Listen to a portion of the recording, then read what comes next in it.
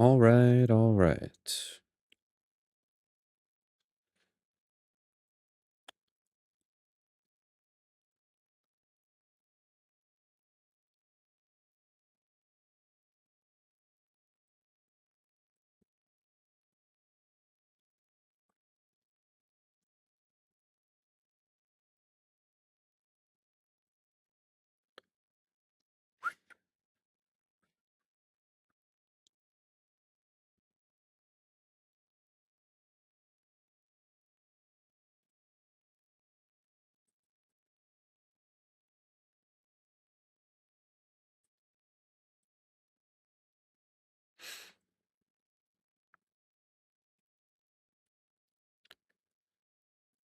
All right, we'll be getting started in just a minute here. We got apparently some Jordan Peterson crashing out a little bit at Jubilee. So that's exciting. I think it'll be quality entertainment. And then we might check out some of the other surroundeds. Or if there's anything in particular that someone wants to go over, we could look into that too. But for the most part, that's what we're going to be doing today.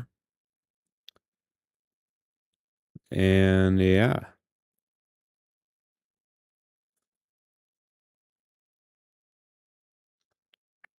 Okay.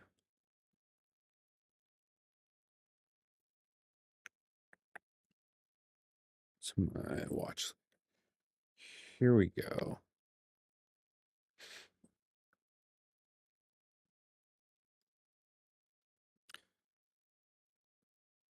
Definitely should be interesting.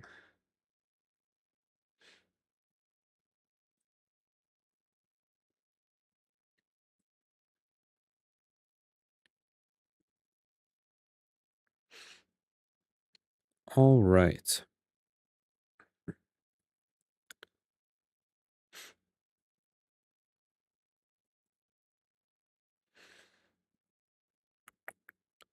All right, let's get into it.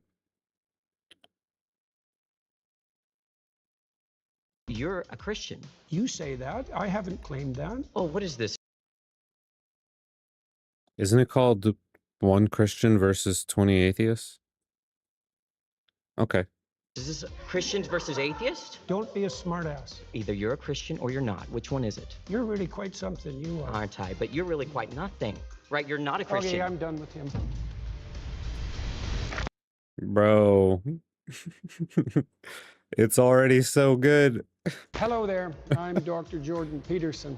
I'm a clinical psychologist, a professor emeritus at the University of Toronto, an author, a podcaster, public speaker, and today I'm surrounded by 25 atheists. My first claim, atheists reject God, but they don't understand what they're rejecting. Okay.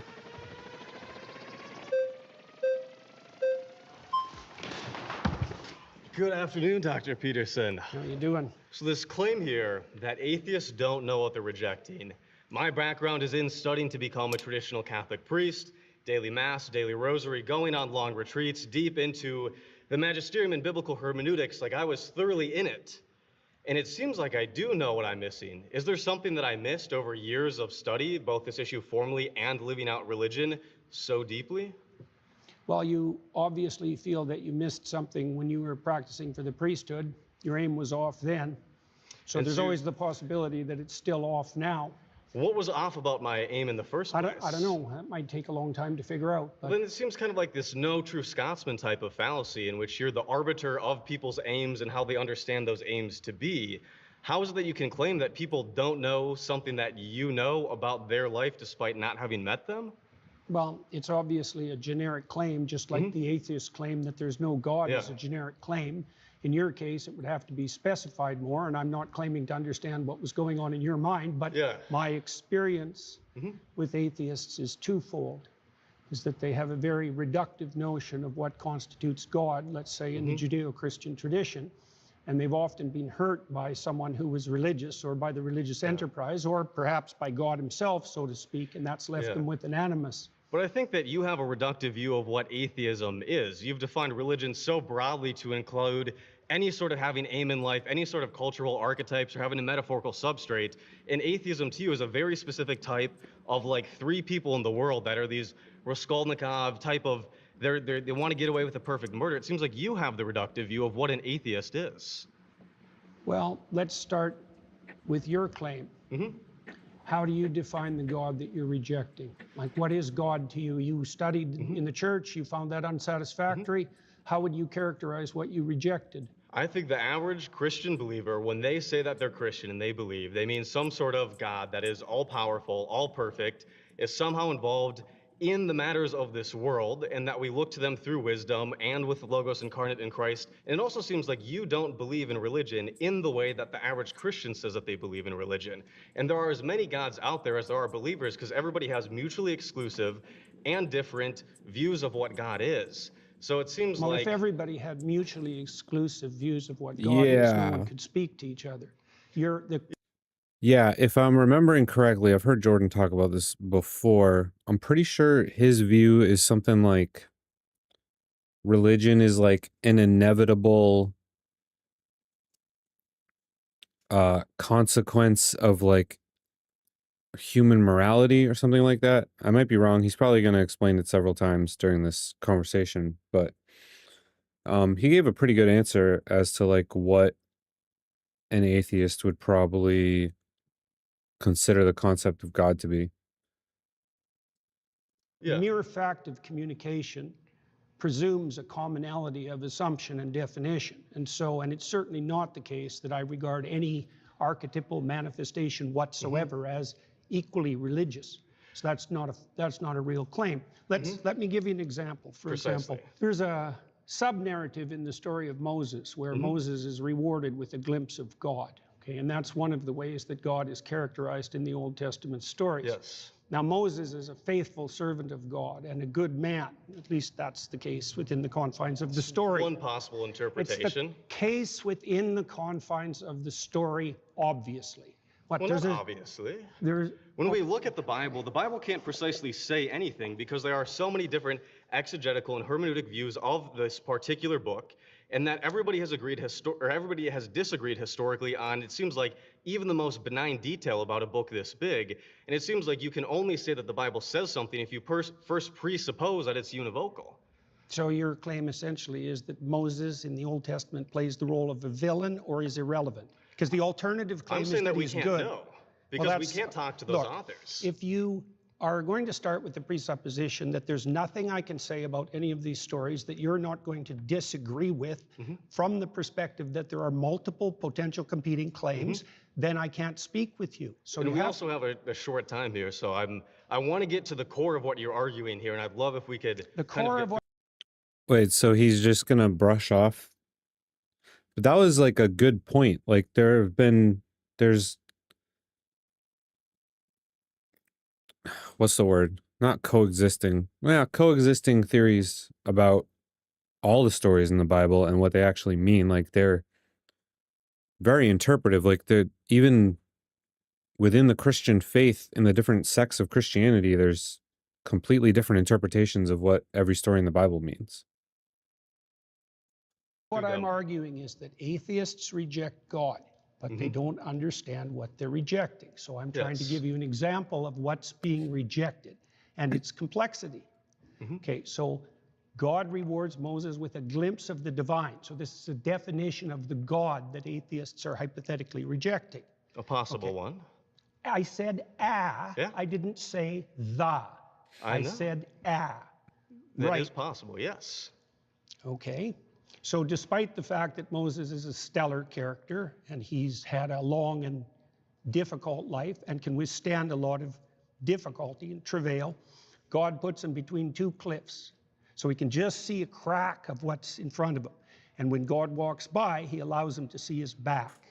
Okay, so the implication of that story is that the divine is fundamentally unknowable. It's a pinnacle experience, and that people in their finitude have to be shielded from a comprehensive vision of the basis of reality. Well, that's not the God that's defined in that manner, right? It's not a simple personification. It's not a simple old man in the sky. It's something that in its essence is unknowable and overwhelming. And that isn't, in my experience, the God that's defined by atheists who are attempting to undermine the story. I mean, it's the same claim, for example, that you're a finite creature and that you face something that in the final analysis is unknowable, and that you have to establish a relationship with it regardless of your inability to perceive or even withstand perceiving the whole. Okay, is there a problem with that? I mean, the problem is that when we look at, famously, when you've been asked, do you believe in God, the question becomes, what do we mean by God? And in the Bible, it's not even clear the biblical authors know what God is, because Yahweh has historically emerged from an early storm god, a deity that doesn't exhaust the category of deity, and that has changed over the Old Testament. Does God have physicality? Does God not have physicality? It seems like, yes, if you define religion to mean anybody that has an aim, anybody that looks at the unknown, anybody who wants to go from chaos to order is inherently religious, then yes. But also in the same way, I could define atheist as somebody who doesn't dogmatically believe in a religion, or somebody who doesn't regularly attend religious services or belong to a denomination. To help especially the audience kind of like boil this down, there was a lot of words there. That the central claim is that we exist somewhere between the finite and the infinite. A central claim. A central claim is that we exist somewhere between the finite. Atheist is kind of a weird concept in general, because like, why is there a ideology around not being part of an ideology? Like, I just don't believe the thing. Why is that like a whole separate ideology? I'm gonna come back to that thought. In the infinite? No, Is that... I said that we were finite and we had to establish a relationship with the infinite. Yeah, then in that case, then we're all religious, but then I can do the same thing and define one particular element of atheism. It seems like we both have a reductive view of what the other side looks like, to the point where a conversation seems incoherent, and not just incoherent, but not in the way that the average Christian understands Christianity to be. Do you have a Okay, problem let's with... pause there. Sorry, you've been voted out by Awesome. the majority.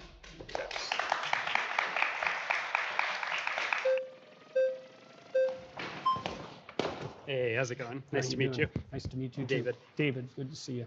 Tell me everything that you know about the Polynesian deity Lono, L-O-N-O. I don't know anything about the Polynesian deity Lono. So you're rejecting something without knowledge of what you're rejecting. I'm not rejecting it. Do No you more be- than I'm do rejecting you believe in anything that Lono? I don't know anything Do you about. believe in Lono? I Do you fail to believe see that the he is a relevance of deity that. that exists in the world? This is vote him out. This is a terrible argument. This is an absolutely terrible argument. Get this guy out of here. You can't accept or reject something that you don't know anything about yet. Like, In the universe, that exists in the existence of everything? Do you believe that Lono I'll is answer a that being? question once you answer my question, which is, do I reject everything that I'm ignorant of? Because that's your presupposition that undergirds your argument, and unless you can prove that that's valid, then there's no point in... My question is quite simple. Yeah, but that doesn't Do mean you it's believe- formulated accurately. Do you believe that Lono exists? Yes or no? I'm not going to answer that question for the reasons yeah, that's a silly question. If you don't know what that's like an absurd. This is a terrible argument. I just described. You already insisted that if I reject something, that if I'm ignorant of something, I reject it. Do you think that everyone in the world has to know everything simultaneously for that to be valid and true? I think in order for your Answer that argument question. to be true, in order for it to be true that we atheists don't understand what we're rejecting, then you need to also apply that to yourself and to Christians and to Muslims and to any other person on this earth, where if you don't understand what you're rejecting the belief in, then you can't reject the belief in it. That's the implication of your I didn't claim. say that I rejected the belief in Lona. I It's- said it's I didn't Lono. know who Lono was. I didn't Right. say anything about rejecting. That's because I've asked you several times and you haven't, but let me get to my Because the question presupposes something that he's never gonna he's not gonna cede that. That's crazy. Like, if he doesn't know, he never said that he rejects things because he doesn't know what they are. He said that atheists don't understand what they're rejecting. There's a difference between knowing about something at all and not understanding something that you think you know about. Those are two completely different concepts. Even greater point. You're saying atheists don't understand what religion is or what God is in order to be able to reject it fully or completely. We have someone over here who studied it in their own way. I've studied religion. I have a degree in religious studies, specialty in Christianity and Mediterranean traditions. And further than that, beyond me, Pew Research studies suggest that atheists and agnostics actually know more about religion and about religious stories, the foundational principles, than believers. That's because they're more religious than they think they are. Okay, you can. They're concerned with deep matters, and one of the defining characteristics of someone who's oriented in a religious direction is that they're concerned with deep matters. Okay. In fact, it's virtually definitional. Right, but they also have to identify with a religious tradition and accept the foundational stories that go along with that. Well, that would mean more that they're sectarian than that they're religious. And most people, for example, in the United States, deny that they're religious but accept that they're spiritual. Let's pause there. You've been voted out by the majority.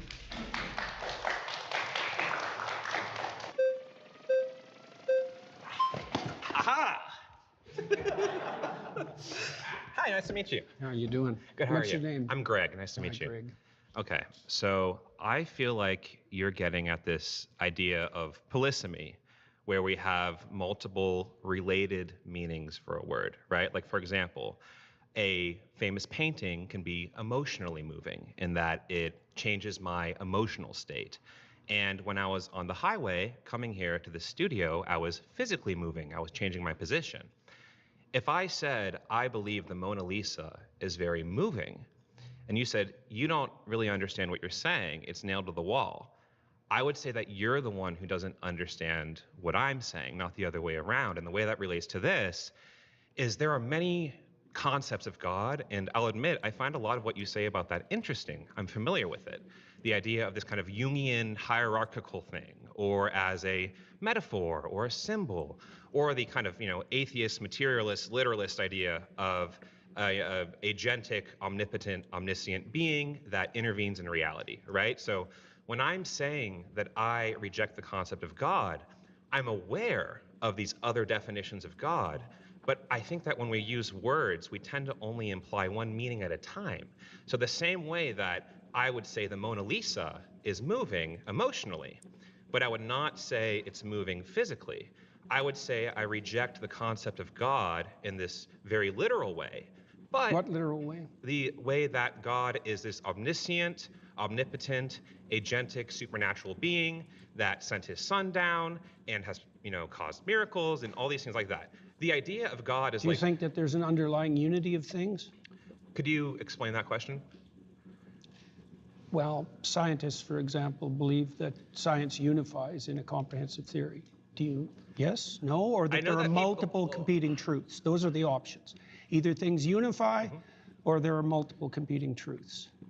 I think that, I know that, for example, like in physics, people are looking for like a theory of everything. And why do you think they're doing that? It's interesting, it's helpful. But they also believe that there's an underlying unity to things.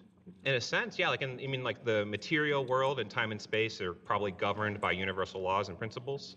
Partly that, yes, yes, but that the same thing might extend to a broader domain that would include imagination and value. Could you help me connect that to the prompt?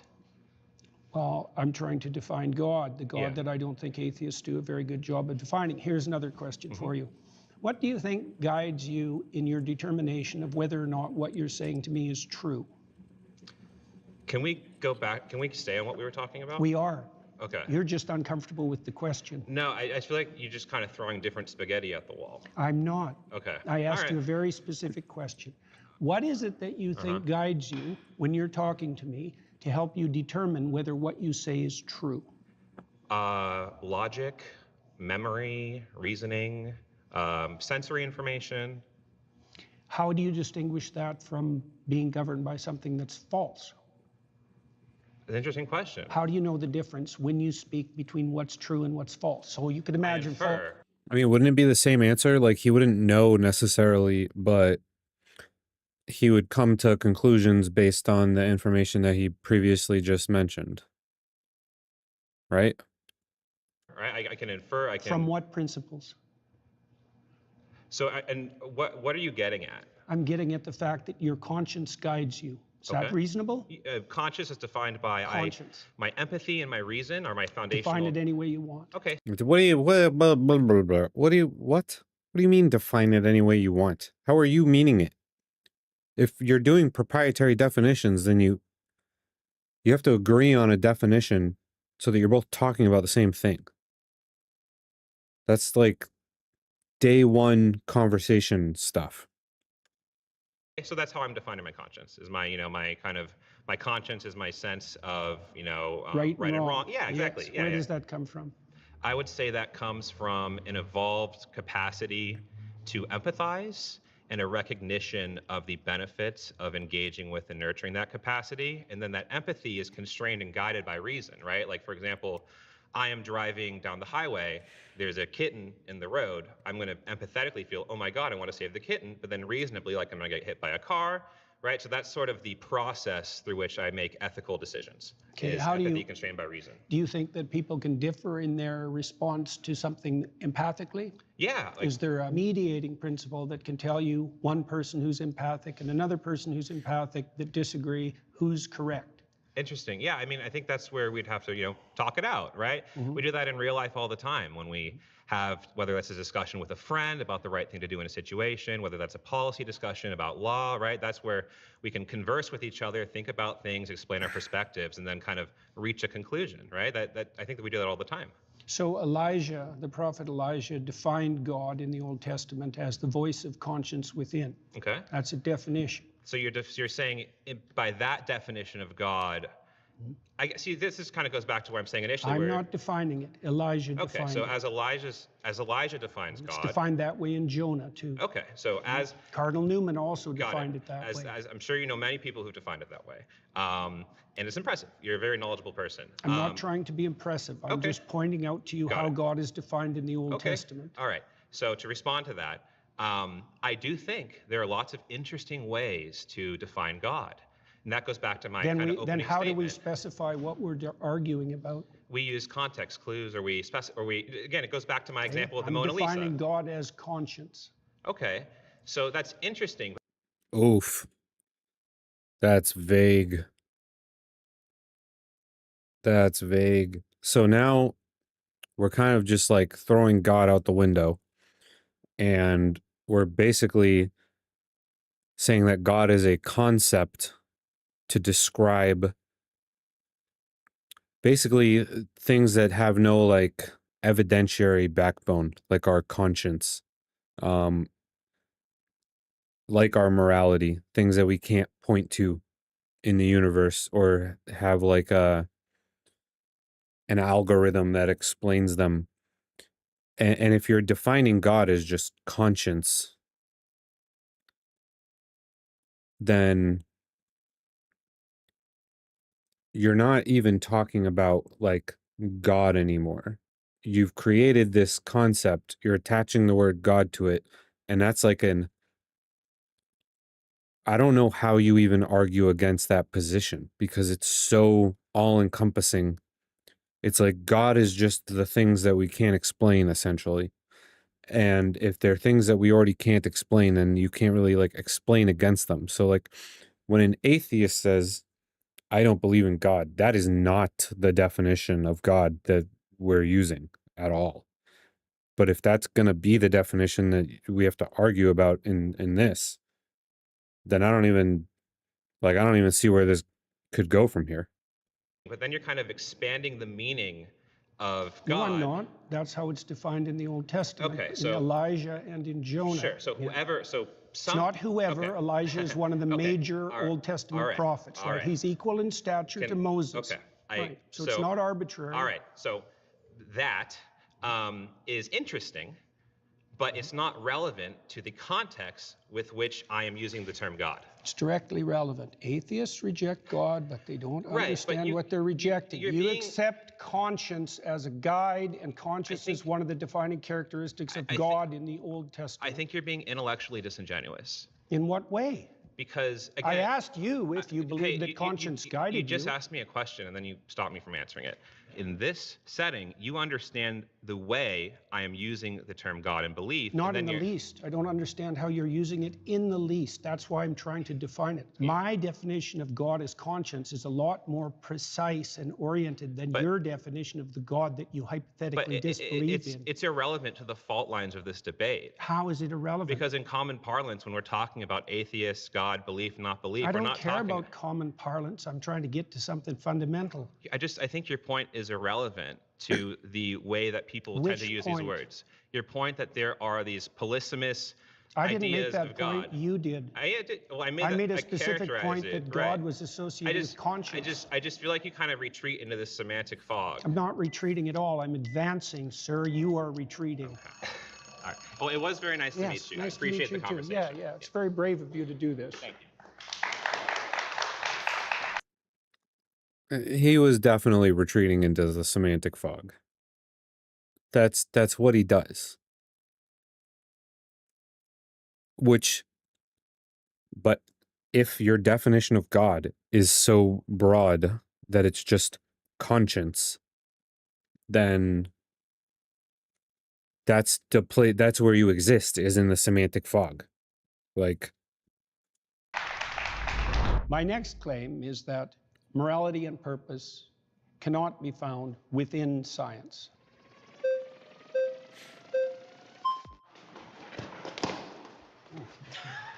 What is up, Mr. Canada? How you doing, man? I'm doing great. What's How are your you? name? Brian. I think it's interesting that you say that morality and purpose can't be found in science. Actually, No, within science. sure. Yeah. Sure. Purpose, I actually grant you, because purpose is subjective, right? Unless you want to boil it down to the purpose of life is just to procreate, right? Sure, whatever. Morality is actually something that we do see.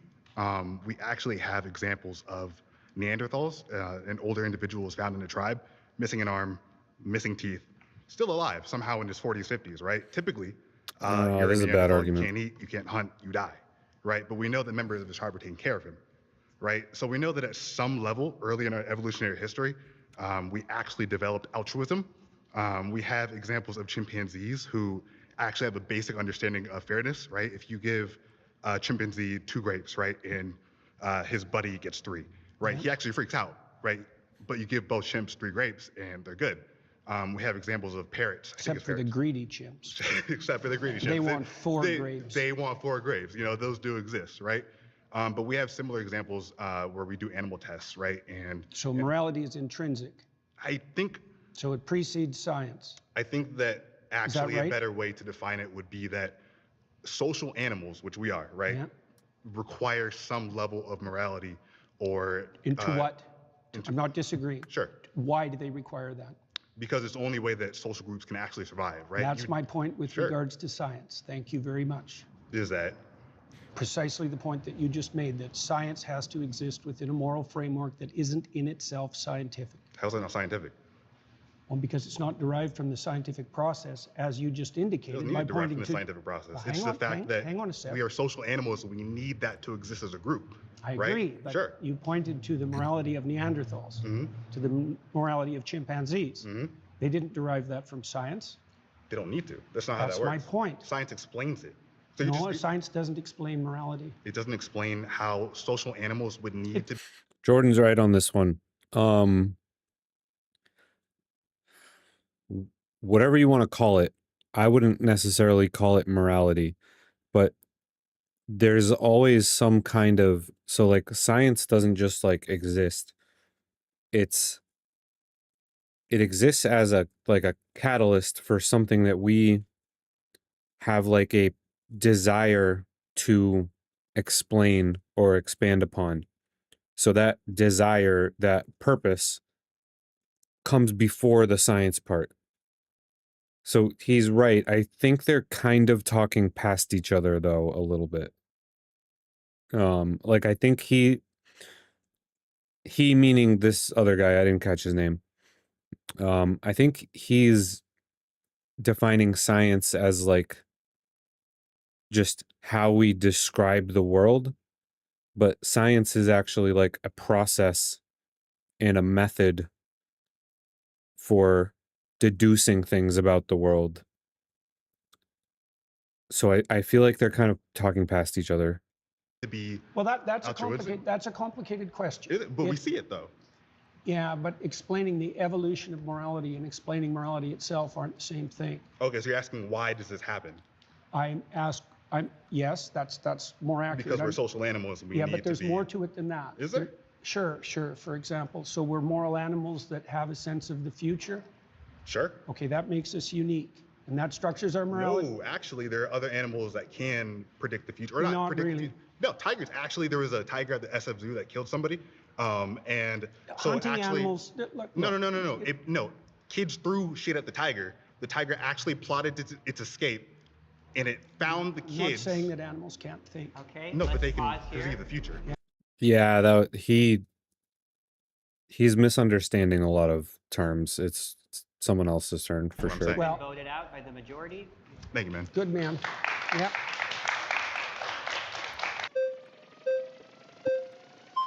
Hey, Jordan Peterson. How you doing? How you doing, man? My name's Luke. Nice to meet Good you. to see you, Luke. So your claim that morality and purpose can only be found in science is a little shaky because I think that your claim is really being framed to be morality and purpose can only be found in religion. Is that how you're kind of framing it? I would say that the domain of religion is the domain of morality and purpose. Yes, Okay. exactly. And also that science is actually structured, at least in part technically, to eliminate such considerations from its purview a priori. Okay. Right? That's why we define science as value free. But that has to be wrong because scientists have to prioritize their attention towards something before they can even engage in observation. Okay. And that act of prioritization of attention is a value predicated act. And so I can continue. There's all sorts of things we have to assume Yeah. about science before it can take place. Okay, so what I'm specifically pointing out here is about religion in particular, since you yourself are a Christian, right? People debate about that, and I generally don't discuss it publicly. Okay, I understand that. And me, myself, I am a former young earth creationist fundamentalist. Oh, yeah. So I have experience in this. I used to run a TikTok channel directed about apologetics about the Bible, specifically in the Is running a TikTok channel like a credit on like your resume? Actually, I don't think so. this type of facet with morality, evolution and such, and going back and forth with that. So in the Bible, it talks a lot about slavery, right? Yes. Yes. So in that, it teaches you how to take care of a slave. Rather than saying slavery's wrong, I think No, it it should says say that in the story of Moses. It says slavery is incorrect. It says Well, it's immoral. that's why Moses leads his people away from slavery. But why does the Bible predicate and tell people exactly how to take care of a slave? Isn't that Well, immoral? Wouldn't you say that culturally we've evolved as a species, as he said earlier about empathy? Yeah, I would say that the reason we evolved, so to speak, away from slavery was because the West was founded on Judeo-Christian morality and the Yeah. presumption that every person was made in the image of God. Wouldn't you And so say that- slavery itself became immoral, and Yeah. that was established by Protestant Christians in the Yes. UK, who then convinced the Yes. UK government for 200 years to go to war on And slavery. wouldn't you say that this is about the cultural evolution of humans in general rather than just No, Christianity? I think it's the 'Cause- flowering of the ideas that were embedded in the biblical texts across long spans of time. I feel like this is just humans editing based on the cultural evolution What do you of mean morality. by just? Just? Yeah, just humans. Well, humans. Editing. Well, yeah. based on culture and history, right? We get better. They and- did do it based on culture and history, but Yes. culture and history have their foundations too. So Well, yeah, but we're talking about slavery. So many people bolstered it based on the everyone, Bible. ex- Based on the that's- Bible, they that's looked at much it less and they true. justified it in the United States and the Deep South. They justified slavery yeah, but based the main on the Bible. thrust of Protestant thought in particular was stringently Yes, against slavery, which- and it was about the only movement in the history Yes. of the human race that Yes. had an anti-slavery direction. Which was driven by humans and their That's understanding one of way of morality. looking at it. Well, it depends. It's the same with women's suffrage. I mean, women's in the patriarchy. What do you mean it was driven by humans? Humans drove slavery too. Yes, exactly. So there's no argument there. If slavery and anti-slavery were both driven by humans, what does your claim that they were driven by humans have to do with it? Evolving morality based on the culture that within the society that they live in. Okay, fine. So with women's suffrage as well happen. as a very similar topic in the Bible, there are denominations in Christianity such as Pentecostal movement, which do bolster women to be pastors, right? Which I think that's a great thing to do. But most like to disregard Where do you women. think the idea that human beings were sufficiently equal to all vote and not be slaves came from? Humans. Yeah, but so did the idea of slavery. So did the idea of God. Fine, but what's your point? Like, you're not making an argument. You're just saying all thoughts come from humans, regardless of the thoughts. It's not driven by a higher power. It's driven on our experiences as humans, which is what is best for all people. Is it driven by conscience? It could be. Which conscience is also something that has evolved over time. And I think that's something that does evolve in morality and empathy. Okay, I don't understand the point that you're making. My point is that God influenced slavery. People looked at the Bible and went, this is moral because God says so. Just like women's suffrage. There's lots and just like homosexuality. All human societies were slave owning. So you can't blame that on the Bible. If humanity decided... Oh, wait, address that first. What, all about slavery? Human societies were slavers. So you can't blame that on the Bible. Well, you can say it bolstered it. Well, not if you look at the broad sweep of history, because it was the Protestant Christians based on the their UK. Interpretation of the Bible. It was the Protestant Christians... Which evolves over time. Let's pause there. You've been voted out by the majority. All right. Well, it was great talking with you, nice sir. talking to you, too.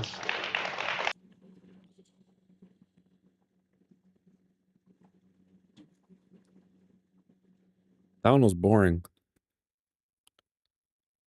That's like...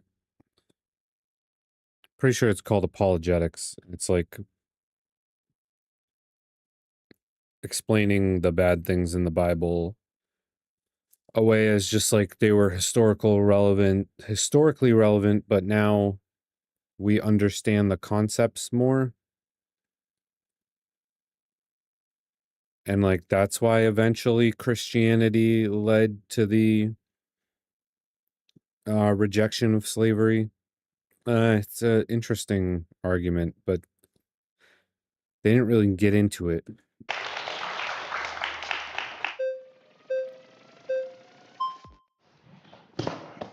Dr. Peterson? Good to see you, man. Pleasure. What's your name? Brian. So the first thing I would like to say is I would like to engage in this discussion in a symbiotic manner. I would not like to engage where there is one clear winner and one clear loser. Emotions are activated and it ultimately comes about ego. So I'm just saying I'm really trying to understand your position, and I would just like you to really try to understand my position. Deal. Okay, sounds good. With that, if you're saying that morality and purpose cannot come from science, is the opposite of that true, that morality and purpose can only come from God? That's a way of defining it, yes. Okay. That's right, that's good. So I would say that with regard to the first... But he would call God conscience, and then it would be conscience that is where we get morality and purpose from, and then from conscience we get science also.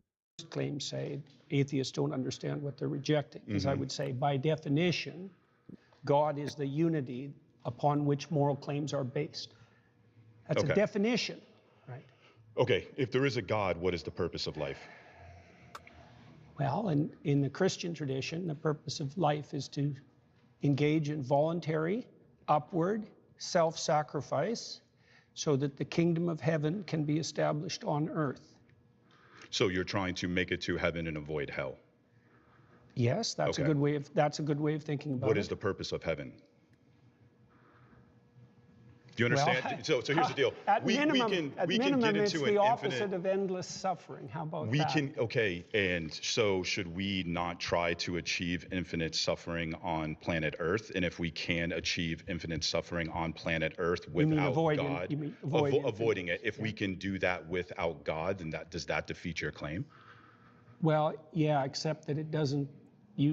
No, but you can't do it without conscience, and he's calling God conscience, so it wouldn't defeat his claim unless you're calling God a specific being, which is how most atheists refer to God. This is it's like a rock in a hard place. This entire episode is going to be like this. Circumvented my initial definition because I said that by definition, God was the unified source of morality. And so if we engage in a moral exercise... And when you're talking about morality, though, when you really reverse engineer it and you get it down to its root, you're a psychologist, it really seems like it just has to deal with motivation. People are saying there is a God, It's more specific than that. Well, so let me ask you this. So if there is a God and there is a moral code and it doesn't come at your benefit, are you going to follow it? It depends on how you define your benefit. If it's going to come at your expense, would you still follow it? If God came down and said, here is my moral code and you should follow it, but even if you follow it, you are still going to end up in hell, are you going to follow it?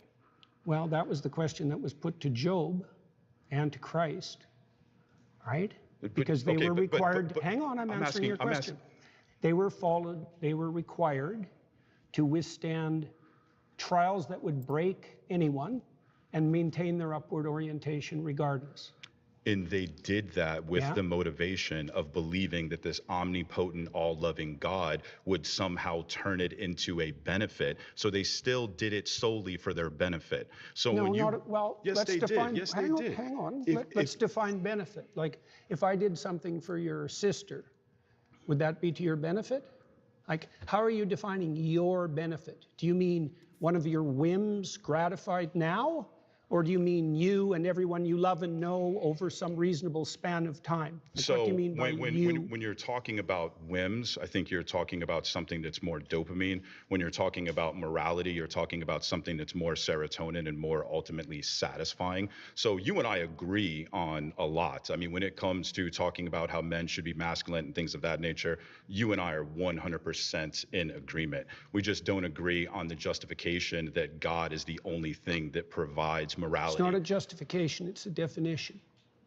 What's the difference then between a definition and a justification? I mean, it's ultimately psychologically the same thing. Well, we have to define what we're talking about before we can debate. Okay, well, right? so here's my position. I said that God, among other things... I'm actually a non-theist. I'm not an atheist. I believe the human condition is one of uncertainty. And what that means is that I don't believe that you can conclude there is a God with certainty, and I don't believe that you can conclude that there is a God without in the same position. Now, with that, I don't care. I still wake up every day, and I have motivation to be a moral person. Define moral.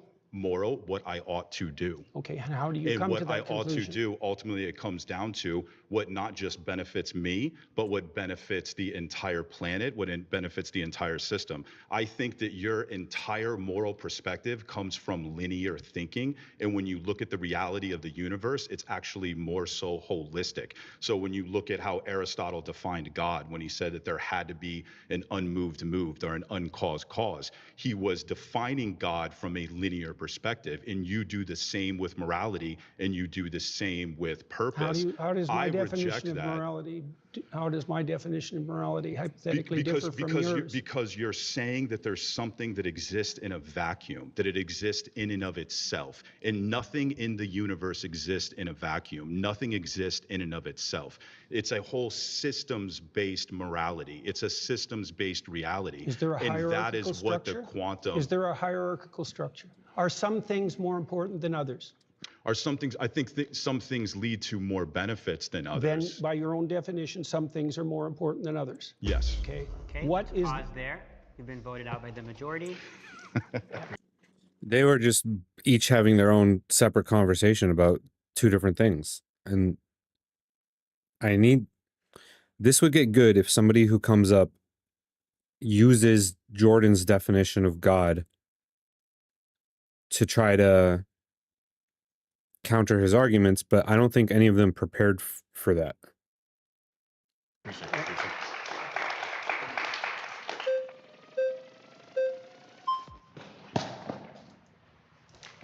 How you doing? Nice to meet you. Nice to meet you. I guess since you said morality and purpose cannot be found in science, It would just depend on like what you're referencing. If you're saying a description of your psychological preferences would be considered within science, sure. But I don't think that you Oh, have to this say that kid. it comes from science in order to be like an atheist. As an agnostic atheist, I don't know if God exists and I don't believe that a God exists. And the only ones that I would really reject would be like the all-knowing, all-powerful, all-good, perfect notion of God that plenty of Christians like prescribe themselves. So I guess How is that relevant to this claim? you're basing a position of morality and purpose in some like notion of God that isn't the same type of notion of God that typical Christians would prescribe. Your notion of God is What typical Christians? yeah, typically when I talk to Christians, they say that they believe in an How all-knowing. about Cardinal Newman, who defined God as conscience? He's a major influence on all of Catholic social theory. How about that Christian? Sure. So do you believe in the all-knowing, all-powerful, all-good notion of God? What do you mean by believe? Do you think it to be true? Oh, come on. That's the circular definition. What Come do you mean on. when How is you that say circular? Parker's bad faith enough. You don't have to be bad faith back at him. Come on. You can answer that question. That's a totally answerable question. believe? How is that circular? Because you added no content to the answer by substituting the word true and believe. I said you think it to be true. All right. So if What's you a belief? believe Hey, Godspeed. How you doing tonight? You're God. Okay. So that would add a whole third definition of God to this argument. I don't know if they can handle that, man. I don't know if they're ready for that. something, you stake your life on it. What do you mean by that? You live for it and you die for it. That's what I mean by that. It isn't something that you say. It isn't something that's associated with logical consistency. It's not declarative. It's not propositional. It's not a figment of your imagination. It's the presupposition of your attention and your action. And you're either fragmented, in which case you worship multiple gods, or there's some unity at the bottom of it that makes you an unstoppable force. Okay, so you're saying that you don't believe something if you wouldn't die for it? Not really, no. Okay. So then, How would you define belief? Something you say? can I explain? Like, I could believe it is the case that this pen exists, but if someone like threatened my life, right, I would lie in order to be able to save my life, right? Like, I think you would do that too. You wouldn't lie to save your Don't life? be so sure. You wouldn't lie to save your life? How much do you know about me? I didn't lie to save my career. I didn't lie to save my clinical practice. Would you lie to like save your children, your mom, your dad? I don't think lying would save them. No, can there ever be a circumstance logically that lying could save someone? Yeah, and if you're steeped in sin, you're likely to live in circumstances like that. I'll give you an example. If you're like in like Nazi Germany, and it is the case that there's like He knows who Parker is. He must hate him. Oh boy. Jewish people in your attic and you're trying I to know protect the them, example. would you lie to like the Nazis? If I they're would have done asking? everything I bloody well could, so I wouldn't be in that situation you to begin lie? with. It's a hypothetical, and it's You not can't answer answerable. hypotheticals? No, I can't answer a hypothetical like Oh, of course you can. Come on. Come on. Hypotheticals are designed to test logic. It's not a gotcha. You can engage with the hypothetical, Jordan. Come on. that because Did it's you eat far. today? Look, Did you eat don't today? play games. I'm not playing a game. I'm just Yes, asking if you you ate are. it today. If you present me with an intractable moral choice that's stripped of context and you back me into a corner, you're playing game. I just told you Hypothetical? I would do everything that I could to make sure that I'm never in that situation. By the time you've got there, you've made so many mistakes that there's nothing you can do that isn't a sin. Being born in Nazi Germany and trying to protect people that you care about, like there could be a Jewish friend that you have and you want to protect them. I think you should have just them in give your up on attic. that line of questioning. Yeah, like it's an easy answer. Yes, I would lie to hide them. What's your point? Like it's an easy answer. He can engage with that hypothetical. It's not that crazy. Give up on just like trying to clarify your position? Because I you don't did like, are you like clarify. uncomfortable with me asking this question? It's just a basic hypothetical. Like I could ask It's you. just a basic yeah, hypothetical like, you where you're, like you if you- put Jews' lives at stake in Nazi Germany. That's just a basic hypothetical. Obviously you would lie. It's not even really a hypothetical. It's an actual thing that happened. It's historically relevant. In that scenario to save their life, but you're like not trying to answer this question for some reason. I just told you why. Are you anti-fascist? Like, so you're Why anti-fascist? are you asking that? I was just asking, just clarifying. But like, okay, again, you're not answering this hypothetical because you know it shows that you clearly would lie to save I'm someone's life. answering it in Obviously, a that's manner not you what truth don't is. find acceptable. Obviously, because I care about truth. I wouldn't be in that scenario. Obviously, right? Logically, because that's No. already happened. Like that's in the past. You don't have a time travel device. We're bringing this logical hypothetical up to show you that in some circumstances that do happen within the real world, you would lie to save people's lives. So your definition of truth isn't actually how we're typically using it. So what you're trying to do is you're trying to muddy the waters when I ask you, like, do you believe this? Do you think this to be true? So that you don't actually have to answer the questions. And plenty of Christians don't like that because they clearly see that you don't really like want to be associated with I can Christianity. imagine that I was in a situation where the best I could do as a consequence of my previous mistakes was to tell the least amount of lie I could manage. But that would likely indicate that I had made all sorts of catastrophic errors on my way there. So Right. you would lie to save someone's Oh. life. So again, you do believe it to be true in that circumstance, even though you like lied in that scenario. So Not clearly that's not without what the you see to be true. context that I put it in. You were not willing to I die for it. You said- were not willing to let other people die for it. So that's not what you see to be true then, seemingly. You're doing exactly what I said you were doing at the beginning of the conversation. You're generating an impossible, restricted, hypothetical with no precursors to back me into a How is corner. it possible? Is there something contradictory about it? Nice to meet you. Yeah, nice to meet you too. Great Yeah, conversation. yeah. My next claim is that everybody worships something, including atheists, even though they might not know it. That one is probably true, depending on how you define worship. That is probably true. Again, it's going to depend on how you define worship. If you're defining God as conscience, then you're probably defining worship as just like anything that guides your existence and your thoughts and your decisions. So under that definition, that's probably going to be true. Hi, Good work. thank you. Hi there. I'm Zena. So I want to start off with like Yo, if you're on the far side of this room, how do you ever get to the chair? Like, this isn't the best setup. defining terms. Yep. How do you define worship? Prioritize. Prioritize. So Oh, thank you. That was good. How do you define worship? And he basically gave the definition that I was expecting him to. almost like having a preference over something rather than the It's a other. hierarchy of preferences. Yeah. And you use it to direct your attention. Right. So whatever you're attending to, you're worshiping. Right. So I've kind of become a little bit familiar with your idea of like this value-laden hierarchy. Yeah. Right. And you kind of posit that at the bottom of this hierarchy, or you could call it top or bottom, I Yeah, right. suppose. At the bottom of this hierarchy, this foundational priority in your life is going to be considered God. That's Is that right. correct? Yes. Right. I'm trying to imagine a situation in which could there be that someone has a priority at their foundation that is different from someone else's? Oh, definitely. Right. So we can have different conceptions of God. That's why we fight. Right. So essentially, there's not one God, but there are multiple gods, and these gods exist in some realm of truth. It's true that this person has one God and it exists. Yeah, probably better to think about it as multiple values, but that there's a hierarchy of values with something at the bottom. Right. But at the Or bottom is top. God, and there That's are a definition, yeah. Yeah, so at the bottom is God, and Yeah. there can be multiple people with different conceptions of God, and they're each valid in being called God. So there are multiple gods that exist.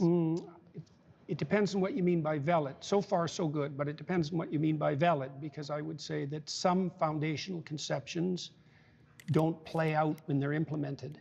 So if you put the wrong thing at the foundation, you end up in hell, for example. That's what happens in totalitarian states. Okay. Yeah. So you're saying So they're not all equal. Like all foundational principles are not equal, even though Right. they might be equally foundational. Right. So what makes one kind of foundational tenet like better than another one? That's an excellent question. Iterability. Imagine that you play a game with someone and you're a kid, and it's fun.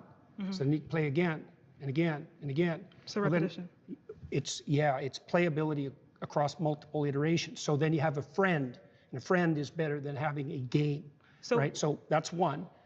Breadth of application is another. So if it's just for me now, it's not as good as something that would be benefit to both of us across time. Right. So we're explaining like characteristics that can be applied to like these types of like foundational values. But why is it that this iterability makes it better, and what does better mean? Well, one hallmark of better is likely to be selected voluntarily. So Right. it's invitational. Another descriptive kind of quality. So we're talking about characteristics that in some type of system with a goal, an output being like, we could maybe say happiness, right? Or some type of harmony. Harmony, Yeah, right? that's better. Not happiness precisely, because it's too short term. Exactly. Mhm. So as someone who is an atheist, right, I can explain that within a system, there are things that we can. Andrew's position is interesting. I do believe he has a more like objective view of God. I don't know if he would just say that God is conscience. I agree with what Jordan's saying here about how we value different foundational beliefs and that they are not all just equal because they're equally foundational. That makes a lot of sense. Now, as far as the last point in your comment, yeah, Christianity generally, I won't say Christianity, I'll say the values that we generally associate with Christianity are generally better for society. I mean, anything's better for society than socialism. Not anything, but it's close to the bottom, for sure. Yeah, I'll go that far. Can see as better or worse to meet this goal or meet this output. But what we're interested in though is what could make these things, regardless of any system, right? Well, imagine that you set up a system and you implement it and it produces the opposite results to which you intend.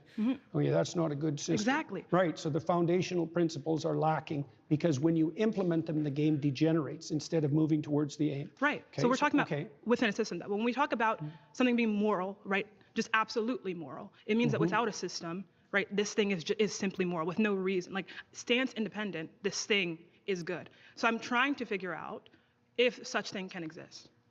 And if so, do you believe that these things are moral in of themselves, like self-evidently moral, or are they moral in accordance with the system? I can't define them any more accurately than I already did, really. Okay. In regards to morality, when we talk about the divine, when we talk about God and religion, these moral tenets and religion, right, and God exists as good because it is God, right? So it's self-evident, right? Without any kind of goal or output, this thing is good. So I want to figure out how. There's an element of that that's true. So for example, in the story of Job, Job is unfairly tortured in consequence of a bet between God and Satan. And so Job is emblematic of someone who's being hurt for no apparent reason. Okay, so Job's response to that is that he refuses to lose faith in himself, and he refuses to lose faith in the ultimate goodness of being. Okay, and those are axiomatic decisions. They're not exactly evidence dependent because he is suffering. There's an arbitrariness in that that's reminiscent of what you claim. So I'm essentially trying to figure out, do you believe that something can be good, like stance independently, something that can be good? I don't know what you mean by stance independent. Okay, so you mean independent of people? Independent of people, we can use that, or more so, I want to be more specific. Something that can be good, right, regardless of any end goal. It's just good. No, I think good is tied up with goal. Goal, okay, I completely agree. So in a sense, this is why. That's why the religious goal in Christianity is the establishment of the kingdom of heaven on earth. It's goal dependent. Okay, right. So it's in reference to a goal. So, or the goal would be the imitation of Christ. Someone's goal, right, can be something that doesn't encompass being in congruence with God or being with God. No, the thing that they want to be in congruence. Oh, right, okay. Hang on. That's right. That's right. That's right. That's good. That's great. The thing they want to be in congruence with is fundamentally equivalent to their God. So what makes someone a Christian and what makes someone not a Christian? What makes like that's what I'm trying to figure out because that's a good question. Yes. Yeah, well, probably the deepest answer to that is willingness to shoulder your cross voluntarily and trudge uphill regardless of circumstances. Okay, so someone can believe in, someone can have. It's just such a broad, vague, well, it's not vague, but it's a very broad interpretation of Christianity and God. And when your interpretation of it is so broad, the way Jordan's is, it's really hard to argue against it. At that point, you would have to just be arguing definitions. You'd have to say, well, that striving for purpose and the putting your cross and maintaining course, etc., that's not Christianity. That's just the thing we've described. And if you're trying to argue against God, against Jordan Peterson, then it's not like you can argue against his definition of God. You would have to just say, what you're defining as God, there's no purpose to calling it God because it is just consciousness and we can just call it that. He's kind of put himself in this position that like you can't get a grasp on. Like he just would keep slipping out of your hands because the definition he can just, it just encompasses like the basic movement of humans towards a thing. But he's describing that as Christianity, and he's describing the motivation to move towards the purpose of that thing as God. So, like, if this is the definition of God, then maybe there is a God, sure. If you're using a more sort of colloquial, like, societal general definition, then that's something that you could argue against. But he's created this thing that you almost can't really argue against. It's very interesting. Have a God, because in your definition, your first preference, that is God, right? So someone can believe in God, right, and not be a Christian, right? Yeah, well, there's a statement that Christ makes in the Gospels. He says, not everyone who says, Lord, Lord, will enter the kingdom of heaven. So not that they're even saying that they believe in God, but they just... I know, but that's why I'm saying this to you, is that Christ himself points out that there's a difference between people who say they believe and people who act it out. And the fundamental issue is the action rather than the stated belief. But he also says that, you know, to be saved, right, you must believe God has died for your sins, or that God has resurrected and... I disagree with God equals consciousness because I've come to believe from my limited understanding of psychology and neurology, consciousness is an emergent property of our brain. I would tend to agree with you, but then Jordan would just say that that consequence of that emergent property of our brain is just what we are referencing when we use the term God. So he would just he just sidestep it. You know what I mean? Some way. So it's like, I don't necessarily think that we can take from the Bible and say that like acting in accordance with God necessarily means, or acting in accordance with, you know, the principles of God, like for example, sacrifice, like you talk about, means that you are Christian. I don't see how you can get that from that interpretation and then, you know, kind of justify it as the truth. I don't think that the fact that you sacrifice is sufficient to make you Christian. So can we repeat once again what you believe makes someone Christian? There's many things, but one of the most fundamental is that you believe that the cosmos itself is founded on the principle of voluntary self-sacrifice. Best founded. Let me offer you a contrary example. So I could assume that power rules. And so that my assumption would be, if I can make you do it, I win. Right, and I can found a whole society on that. Yeah, it's tomato, tomato. It's an argument about like what word are we going to use as a descriptor for this thing that we all agree is a thing that does exist. But Jordan's going to call it God and we're going to call it something else. And it's tomato, tomato. It's like it's not circular, but it's like it's a rock and a hard place. Like there's no, like we agree that this thing exists and now we're just each going to have our own proprietary definition of that thing. And that's like the end. That's the end of the conversation. That happens a lot, by the way. And that's also how societies tend to degenerate. And so that would be a society that was founded on the principle that you get to sacrifice and I don't have to. Right. Now, the contrary to that would be something like you give up voluntarily and with courage all the things you need to situate yourself properly in relationship to the future and other people. Right. Right. So then there's a harmony. That's why I talked about harmony earlier. So you navigate your life, right, in accordance kind of to this principle of self-sacrifice. Can I say it in that way?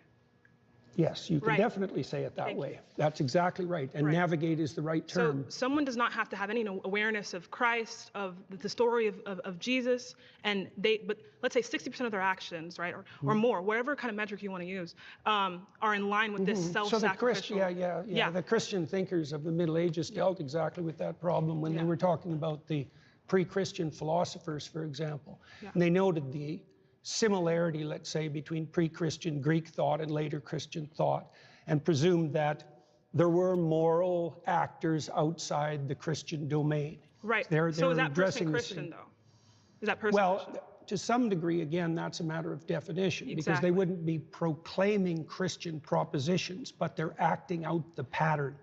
Of Right. So Christianity. so you imagine that full Christianity would involve a dozen things, and you can imagine someone who knows nothing of Christianity, say, acting out 8 of them. Right. Right. So then they'd be 8/12ths Christian or something like 8/12 that. Christian. Well, but to be like a full Christian, how can someone say I am Christian? Like I am Christian, not 8/12, but Christian. Well, don't understand. I hesitate to do that personally, because Okay. I think it's the kind of goal that you be very careful about proclaiming. The technical. But belief is not necessarily, to be mostly Christian, belief is not necessary. 8/12s or, right? Well, it depends on what you mean by belief. See, because I would say that acting out the pattern is the deepest form of belief. Now, you could add to that what you say. So, maybe in the optimal situation, how you act and what you imagine and what you say, they're the same, right? But She's about to get voted out, and she's like definitely the smartest person that's talked to him so far.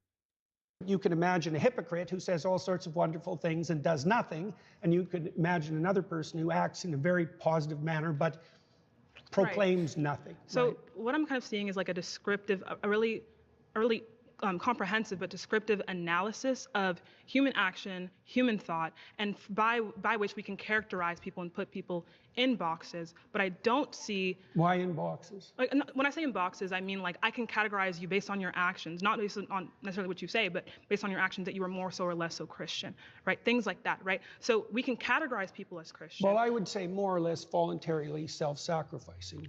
But that's also what we came to, though, is that someone can be like 60% or 70% Christian based on simply just acting in that way. Yeah, Richard Dawkins is like that. I watched that debate. Let's pause there. You've been voted out by the majority. Very good. Thank you so much. Really, very thoughtful. Yeah, she was really good. I'm surprised they voted her out. Well, she did get longer than almost everyone else. They let her stay for a long time. They voted Parker out. Oh, actually, no, Parker didn't get voted out. He got timed out. But he was, I think, in the process of getting voted out also. Hey, Dr. Peterson. Oh, okay. This is the kid from the intro that pissed off Jordan. So we're in for a treat right now, I think. How you doing? Danny, nice to meet you. What's your name? Danny. Danny. You're saying atheists worship things or people or places, whatever. Can you be very clear about your definition of worship again? Attend to, prioritize, and sacrifice for. Okay, that's it. That's your understanding of worship. Well, I could flesh it out, but that'll do for the time we have. Okay. Do Catholics attend to Mary? Yes. Okay. So do they fit that description of worship? Yes. So you would say Catholics and other people that revere Mary, like the Eastern Orthodox tradition, worship Mary. Well, they might not put her in the highest But place. you would put it that way. No. You just said it. Now you're taking it back. There's now? still a hierarchy. Okay, there's a hierarchy, but within the There's something at the top. All right, you can worship things Mary below. is quite a ways up the hierarchy, but not at the top. Let's go over your definition of worship again. What's your definition of worship? Stan from South Park? I concur. Attend to. Attend to. Prioritize. Do Catholics sacrifice for. Do Catholics attend to? Do they prioritize Mary over all other human beings? No, I didn't say overall, did I? I didn't add that to my definition. You understand? I said there was a hierarchy as well. You attend to So you can attend to something trivially, or you can attend to it deeply. Okay, now you're adding stuff to the definition, but your original I definition. added the hierarchy part at the beginning. Are you just familiar? didn't understand it. Are you familiar with the Immaculate Conception? Why is that relevant? Because you go to a Catholic church, don't you? Or you've attended recently. You're interested in Catholicism, aren't you? Sure. All right. Are you familiar with their doctrines? Somewhat. Okay, you're Their familiar. doctrines are very How do they deep. regard Mary? Why are you asking me that? Because you're a Christian. You say that. I haven't claimed that. Oh, what is?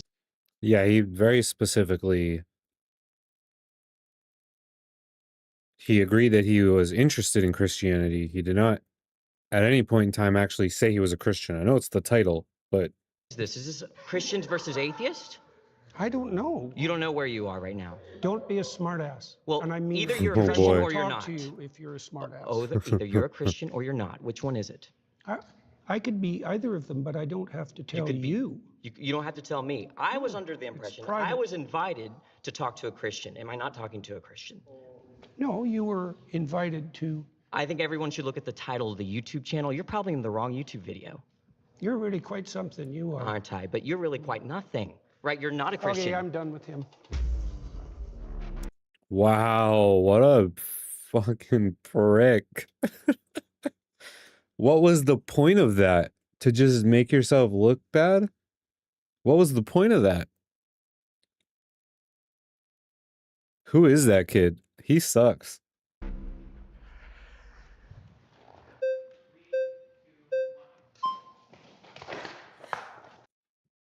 Oh, wait, it was supposed to be Satan. Satan's from South Park, too.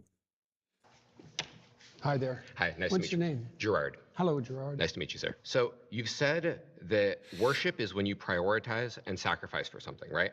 Yeah. Okay. But there's a hierarchy in there. Sure. So I prioritize and sacrifice for my wife more than I would prioritize and sacrifice for a random person on the street, right?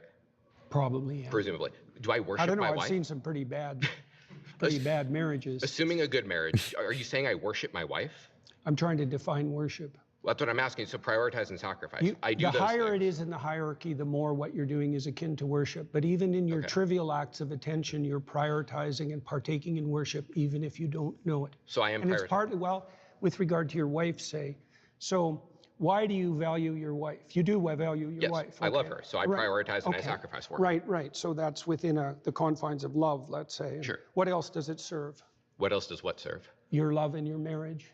I mean, I'm married to my wife because I love her. That's Yeah. also why I prioritize and sacrifice for her. I certainly wouldn't think I worship her, and I don't think anyone else would make that. I'm Are you trying to making make that a claim? definition. Okay. Yeah, that there's a hierarchy of attentional priority, and as you move up it or down it, depending on whether you think about it as a pinnacle or a foundation, you move more towards worship. Right, Okay. so even the small things, I'll give you an example. Imagine you go on a date. Well, imagine that your aim is a long-term relationship like a marriage. Okay, now imagine that your aim is short-term sexual gratification. Your pattern of attention is going to vary during the date, depend on your ultimate end. That's the hierarchy. The way that you attend to your wife is dependent on your ultimate aims, even if you don't know it. So at what point is it worship? Because it sounds like you're saying It's worship is almost a shades. spectrum, right? Or it's not a binary. It's not a. It's kind of quantum. like, that's a good So question. when It's is like when is it worship as opposed to just I love my wife? the closer you get to the top or the bottom, the more it's more like How worship. close to the top? Because I don't think I worship anything. And if you're saying I have to hit a certain threshold for it to be worship, it is possible I don't worship anything then, right? It's not possible that you don't worship anything. What do I worship? Because you wouldn't attend. Well, love.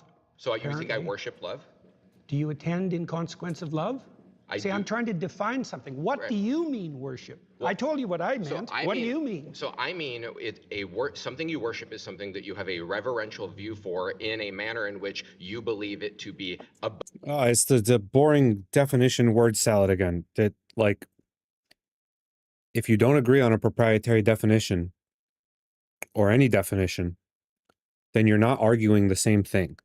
So he's saying, I don't think I worship anything. And Jordan's like, well, do you satisfy the definition of worship that I've put forward, which he does. But now he's just being like, well, I don't worship anything though. But that's because he defines worship in a completely different way. And this has been happening the entire episode, basically. above and beyond normal things you like. Like you So do you presumably have worship that God. attitude towards your wife? I have that Do you attitude. privilege her compared to other women? Of course I privilege her compared to other Okay. women, but I don't. What if my ultimate end is barbecue? Well, then, what do you mean? Is your ultimate end to become barbecue, or is your ultimate end to barbecue stuff? Worship her. Nor does she worship me. By the definition you just offered, yes, you do, because you just offered a definition that involved prioritization and elevation. Well, and thinking that she is divine above and beyond what a normal natural phenomenon can be. Not other women, no, beyond any human being could ever be. I will prioritize her over any other human, but I don't think that she is some You're making supernatural the assumption that only the thing at the top or the bottom has anything to do with worship. And I'm saying that's not true. It's a hierarchy of prioritization. And there's either something at the top or the bottom, depending on the metaphor, or you're fragmented and confused. Those are the only options. So let's say you're either going in many directions, okay, or you're going in one direction. So let's suppose I'm fragmented and confused. Then you agree I don't worship anything. No, then you'd worship multiple things. So what's the threshold when it's worship, right? I prioritize a lot of stuff. I said that the closer you get to the pinnacle, or the closer you get... Can you give me some sort of metric? How close do I got to get to this pinnacle? Do you know the difference between cheap literature and deep literature? Yes. Okay, that's the same issue. And how do you distinguish between them? What's the difference between cheap and deep? I mean, it's really an opinion-based thing, right? Is it? So it's just an opinion that Dostoevsky is better than a porno magazine. Well, I've spoken to people who think To Kill a Mockingbird's cheap. It's one of my favorite books. So, I mean, people will differ on opinions. Well, just because people are stupid about things doesn't mean that their opinion is valid. That's certainly true. I agree with that. Okay, well, do you think there is a hierarchy in literature? Do junkies worship their drugs and the drug abuse? I don't know. He would probably say they worship something else, like the feeling that they're chasing, and that the drugs are like a separate consequence of that. That's my guess. But I'm not sure. Quality. I think that there is a hierarchy to an extent in literary quality, but I think once you get to a certain threshold, it is just opinion. Like, I agree. Dostoevsky is better than a porno mag, but is F. Scott Fitzgerald better than Ernest Hemingway? I don't know. Yeah, fair enough. Why do you think that? Because of what a book is, what literature is. Dostoevsky, he follows what literature is the purpose of more than the porno magazine does. Good. Well, so it's about purpose and definitions. Yeah, sure. Let me give you an analog then. Okay. The depth of worship is analogous to depth of literary significance. And the closer you get to what's deep, the more religious and worshipful your practice. So and maybe you don't know what's at the bottom, but something needs to be, or you're confused. Well, so to use your analogy then, how deep do I have to go for it to be worship? Do I have to be Catcher in the Rye? Do I have to be War and Peace? Or it depends on what you're seeking for. I'm seeking to know whether I worship something. You've claimed I worship something, and I want to know... If you want to have a deep and meaningful life, then you have to go all the way to the bottom or the top, and insofar as you're capable of doing that, because otherwise you'll be fragmented and miserable and anxiety-ridden and hopeless. So I have to worship something to have a meaningful life. And if I There's no difference between those two things.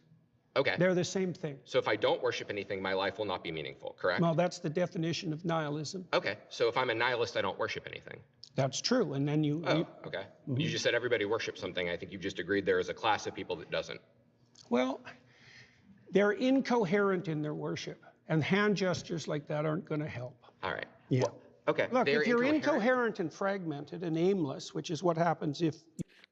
Hand gestures like that aren't going to help. Proceeds to gesture wildly with his hands. Your objects of worship are unstructured and chaotic, then you're going to be anxiety-ridden and without hope. That happens. That's a technical argument. But there's happy nihilists. Oh, How do you explain that there are happy nihilists then? Because well, you just said they the can't mere be. fact that you state that there are happy nihilists doesn't make it true. Like, what's your evidence that, how do you measure nihilism, and how have you associated it with happiness, and what's your definition of happiness, and have you compared them to religious people? Because if you do, by the way, it's clearly the case that religious people over the long run have better mental health. It's a well-documented fact in psychological literature. Sure. So your claim is just a claim. It doesn't stand on anything. So you disagree? Wouldn't a nihilist not even like purport to a concept of happiness. Hey, up three, welcome to the chat. Peace be with you also. Yeah, I don't know. Would a nihilist even have a concept like that? I don't think so. Agree with the claim that there exists even one happy nihilist? I didn't say that. Okay, would you agree there exists at least one happy nihilist? Disguised, welcome to the chat, man. How you doing tonight? He used mocking hand gestures. Yeah, I understand that the hand gestures were different. I just thought it was funny that he, as soon as he said the hand gestures thing, he immediately started doing the sprinkle hands. The universe. It's not a question that has any meaning as far as I'm concerned, because it depends on what you mean by happy, and it depends on the duration that you're trying to calculate over. Now and then there's probably some deluded soul who thinks he's a nihilist who's momentarily pleased with himself. But as a long-term strategy to deal with the future, to get along with yourself and with others, it's sadly lacking. That's why Nietzsche warned that when God died, as he announced in 1850, that people would be flooded with pointless, anxiety-ridden, hopeless nihilism. And that was what would attract them to, for example, to the false gods of totalitarianism, which is exactly what happened, because everybody worships something, even atheists who think they don't. Aren't there unhappy Christians or devoted believers? So worshiping something is neither sufficient nor necessary for happiness then? Well, terrible things can come your way regardless, and that does happen, but it's the case that even when circumstances become deeply troublesome, that how you're oriented makes a big difference. So I'll give you an example. So the book of Job deals with the issue of unfair suffering. So Job is a good man who has everything taken away from him in the most painful possible way. To settle a bet, right?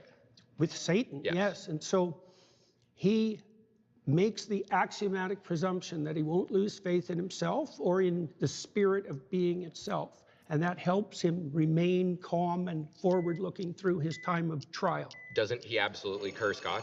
No. His wife tells him to do that. All right, thank you. Thank you, sir. Yeah, good. My final claim is that atheists accept Christian morality, but deny the religion's foundational stories. I don't think all of them do. I think there are a lot of,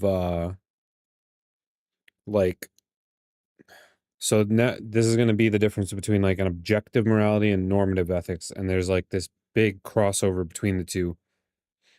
So it would probably look like most secularists accept a similar type of morality in certain circumstances to a Christian. Let's see if anybody can untangle that. Hi there. It's very nice to meet you. What's your name? I'm Ian. Hi, Ian. Yes. So God says that you can own people as property. He says that you can beat them with a rod too. He commands genocide in Deuteronomy, in Numbers, and in Samuel. I mean, they have a goddamn baby barbecue in Numbers. Like, is all of this in line with Godspeed. Is that the kind of barbecue you were talking about? Because if so, I disavow. Christian ethics? No. So then God doesn't fit within Christian ethics? Well, the biblical library is a continuing story, and everything written in it has to be contextualized by the entire text. There's 65,000 hyperlinks in the biblical text. And you can take pieces of it out of context and criticize them, and that's what you're doing. But that's a mistake, I think. It's an analytic mistake because you're putting the cart before the horse. I really don't think so. I think that if we say that something is Christian ethics, then I think that all of the books essential to Christianity would fit with it, especially if it's like the main character. When we're talking about How do you deal with God, the morality of war? So how do you think you should deal with the morality of war? Sure. Because I feel like the morality, like I feel like Christian ethics, like this is kind of, I guess I just think it's like kind of an absurdity to say that God doesn't fit within Christian ethics, but sure, well, we can go on my ethics. That's totally fine. I don't know what you mean by an absurdity. What game are you playing with? Well, I just think that it's an absurdity to say that the Christian God doesn't fit within Christian ethics, that like the Christian God isn't like Christian ethical. I said that the specific statements that you made don't take the context of the stories into account, and so that your analytical approach is faulty. Sure. Don't put words in my mouth. Sure, then let's go through the example. Yeah, so, and I apologize. So let's go through the example. So in 1 Samuel 15:3, God says, go and slaughter the Amalekites, slaughter the men, the women, the children, the infants. What's the justification for that? Is that in line with Christian ethics? That's a good question. I don't really know what to do with the terrible, blood-soaked, saturated history of the human past. I don't know, and I don't think anybody knows. I mean, what you try to do in your own life, as far as I can tell, is to conduct yourself in a manner that makes such things much more unlikely. I totally agree. We're all saddled with the problem of the catastrophes that got us here, aren't we? Yeah, but this one was commanded by God. That's the problem. Yeah, That's what differentiates it from anything else, is that this one, it's God saying, go and do this atrocity. Do you think that there's ever such a thing as a righteous war? I'm skeptical. I'm not sure. It would probably be situational. Well, right, fair enough. Yeah, but this one certainly wasn't a just war. The context for the Amalekite slaughter is that 400 years earlier, they fought one battle, which they lost, and God says, that's it, I'm going to wipe them off the face of the goddamn earth. And then 400 years later, he commands the Israelites to genocide their great-great-great-great-great-great-grandchildren. That's not a just war at all. And also, a genocide is not a war. Well, a genocide can be a war, but... Absolutely not. Look, the genociding of the Amalekites, the men, the women, and the infants, that's not a war. The infants aren't combatants. That happens in war, though. This is a meaningless... Semantics isn't generally meaningless. This is meaningless semantics, though. Look, I already said that it's very difficult to look at the blood-soaked past and to know exactly what to do about it. The answer I gave to the gentleman who was... I'd argue that Hindus and Muslims share several Christian ethics, such as altruism, justice, and mercy. For example, reaping what you sow is just karma. Atheists coming to these values isn't that... No, it's not even like we all sort of share what's called like a normative ethic system. Like most people in society can agree that like killing someone that isn't like harming you is wrong. Like that's like a general baseline normative ethic. And most of us come to most of these normative ethics however we get there. Like there's all sorts of different ways to get there, but we all kind of get there. And now they're just doing semantics over definitions again.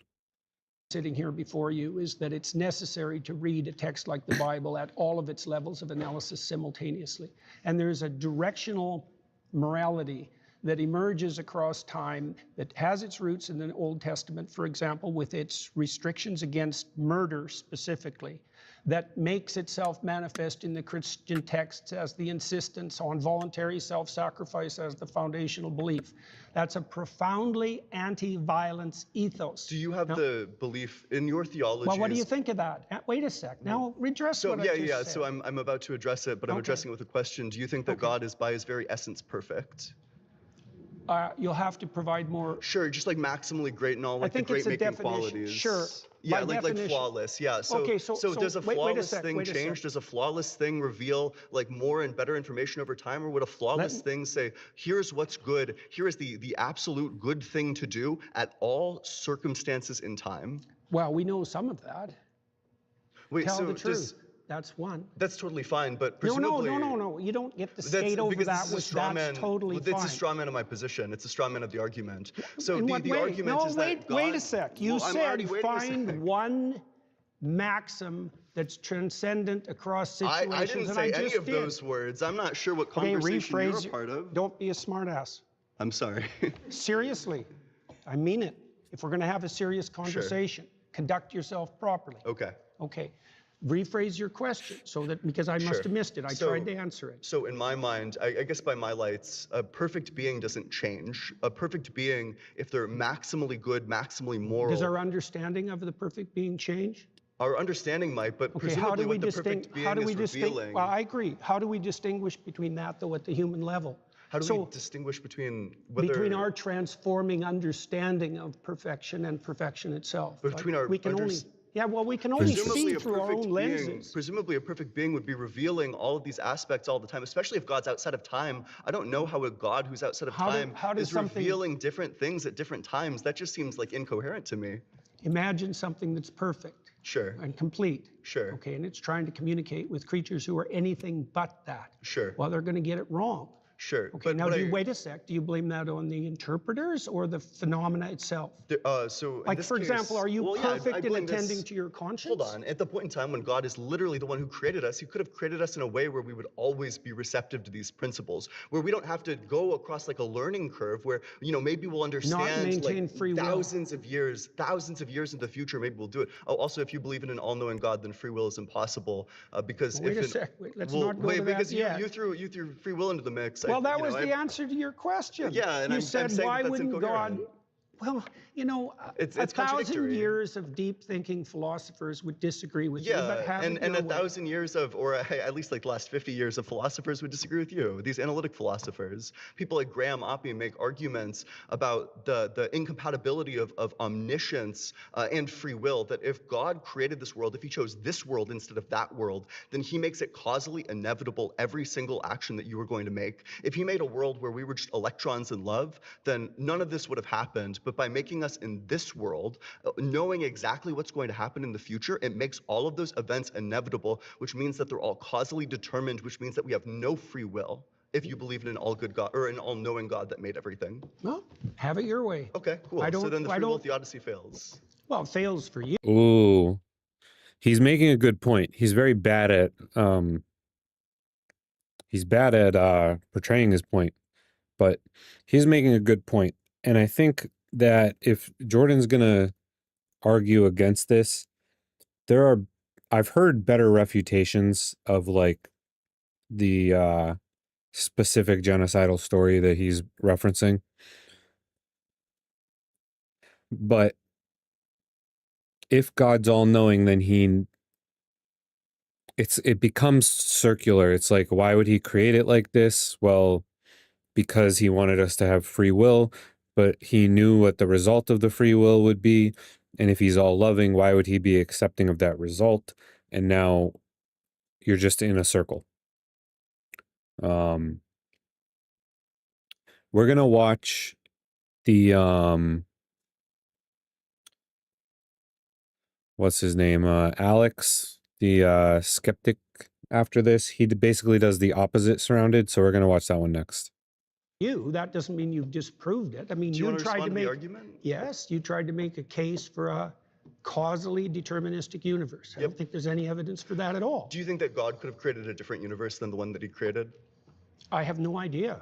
Okay, so then there's going to be a double bind, right? So either he couldn't have done it, in which case he lacks a power, or he could have done it, in which case we don't have free will, because he chose this world instead of that world, making the events of this world instead of that world inevitable with his infallible knowledge. I don't understand where you're headed. Well, it just means that the free will defense fails. Like all this, under your view, if you want to have it fail, no problem. I don't know why it's relevant to the issue we're discussing. Do you discussing. acknowledge that under your view, free will doesn't exist? No. Oh, then do you want to respond to the argument? You'll have to phrase it more clearly okay. so that someone like me can understand it. Yeah, gotcha. So God already knows in advance everything that's going to happen, which means that by making this world instead of that world, everything is inevitable, which means that God's act of causing this world instead of that Inevitable world doesn't mean determined. It's causally inevitable if God chooses this world instead of that world. Doesn't make it determined. Causally inevitable means determined. No, it doesn't. Absolutely, yes, it does. Well, have it your way.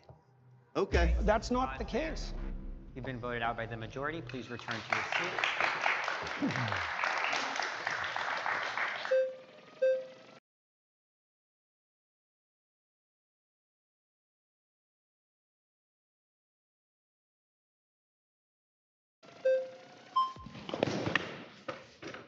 Jordan, nice to meet you. Very zippy. What's your name? I'm Liam. Hi, Liam. How are you doing? I'm doing well. How are you? Not too bad. Good, I'm good. surrounded by atheists. My question to you, let me scoot in, would be, what does it mean to accept Christian values precisely, or Christian morality? It means to aim up as hard as you can, no matter what happens to you. Okay. Okay. So I think that I think that that's a very broad definition of what Christian Yeah, but it'll morality come is. in handy at some point in your life. Right. But I think that many different like disciplines and theologies. Well, you asked for a truncated answer. Eh? I Right. mean, there's other ways of representing the Yeah. situation, but I wanted to give you something that was kind of foundational briefly. Yeah, that makes sense. It doesn't mean it's, exhaustive. Yeah. I could say that you would have to believe that Christ is God and he died for your sins, right? But that's in a very difficult way to understand. That's the same claim. Yeah. If there are other theologies and disciplines that have similar types of values, how then is that definition mean? Like, wouldn't those also be Christian values under your definition? That's a good question. I spent a lot of time studying different religious systems from all over the world and found multiple interesting layers of concordance. Right. So, for example, in ancient Egypt, their god Horus, who was the reviving god of the totalitarian state, the corrupt he was the god of attention. Right, and the Jews hypothetically came out of Egypt, and there was crosstalk between Egyptian and Jewish foundational morality, and then that bled into Christianity. I mean, human beings all over the world have come up with moral systems that fit roughly into a pattern, and they're very usefully studied. I learned a lot about Christianity by studying Taoism, for example, like a lot.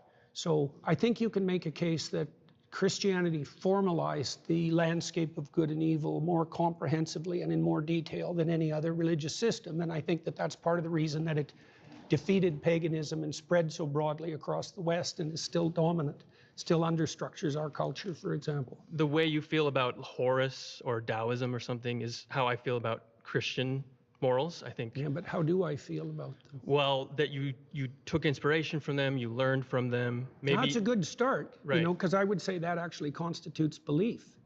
Like you said, well, look. Right. In Noah, in the story of Noah, right?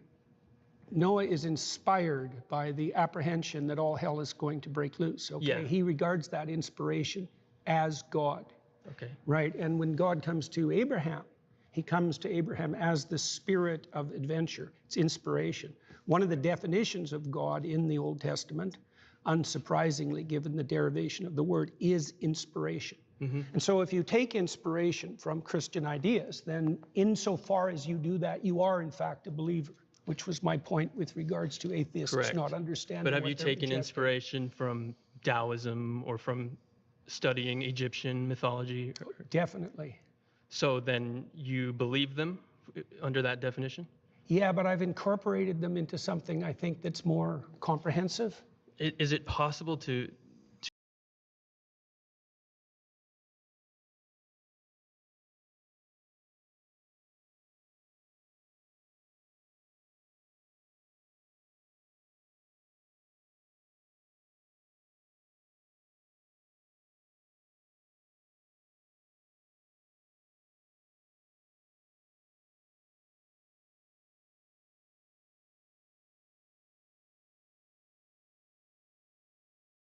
take inspiration and to appreciate the teachings without being a believer in their truth claims? It depends. No, I don't think so. But I think, you see, there are different kinds of truth claims, right? There's propositional truth claims, which are the truth claims of what you say. And then there's embodied truth claims, which is the truth claims of what you do. That should be prioritized.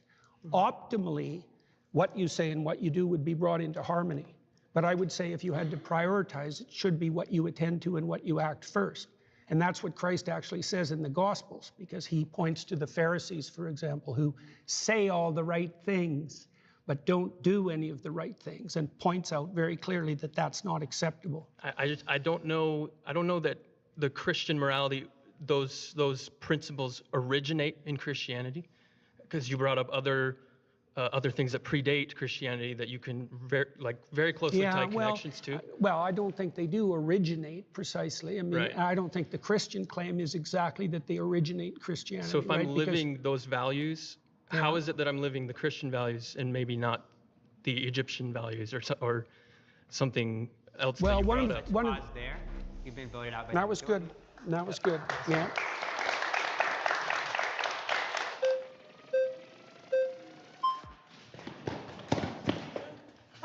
Hello there.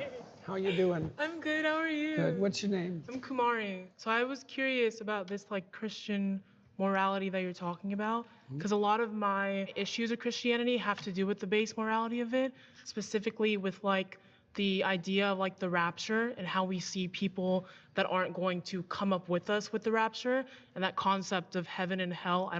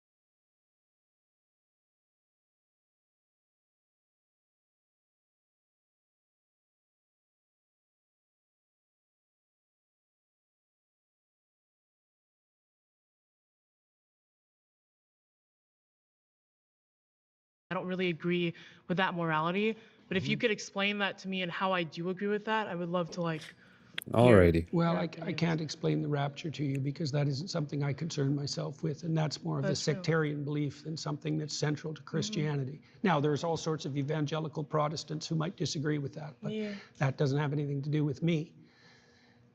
You asked a deeper question with regard to, let's say, heaven and hell and judgment. Yeah. Well, that's a tough one, right? I mean, sin, you could put it this way, sin is what puts you in hell, right? And so then you might ask, well, how do you know you're in hell? How about you do anything to get out of it? Can I ask you How a about question? you know that you put yourself... Wicked001, welcome to the chat.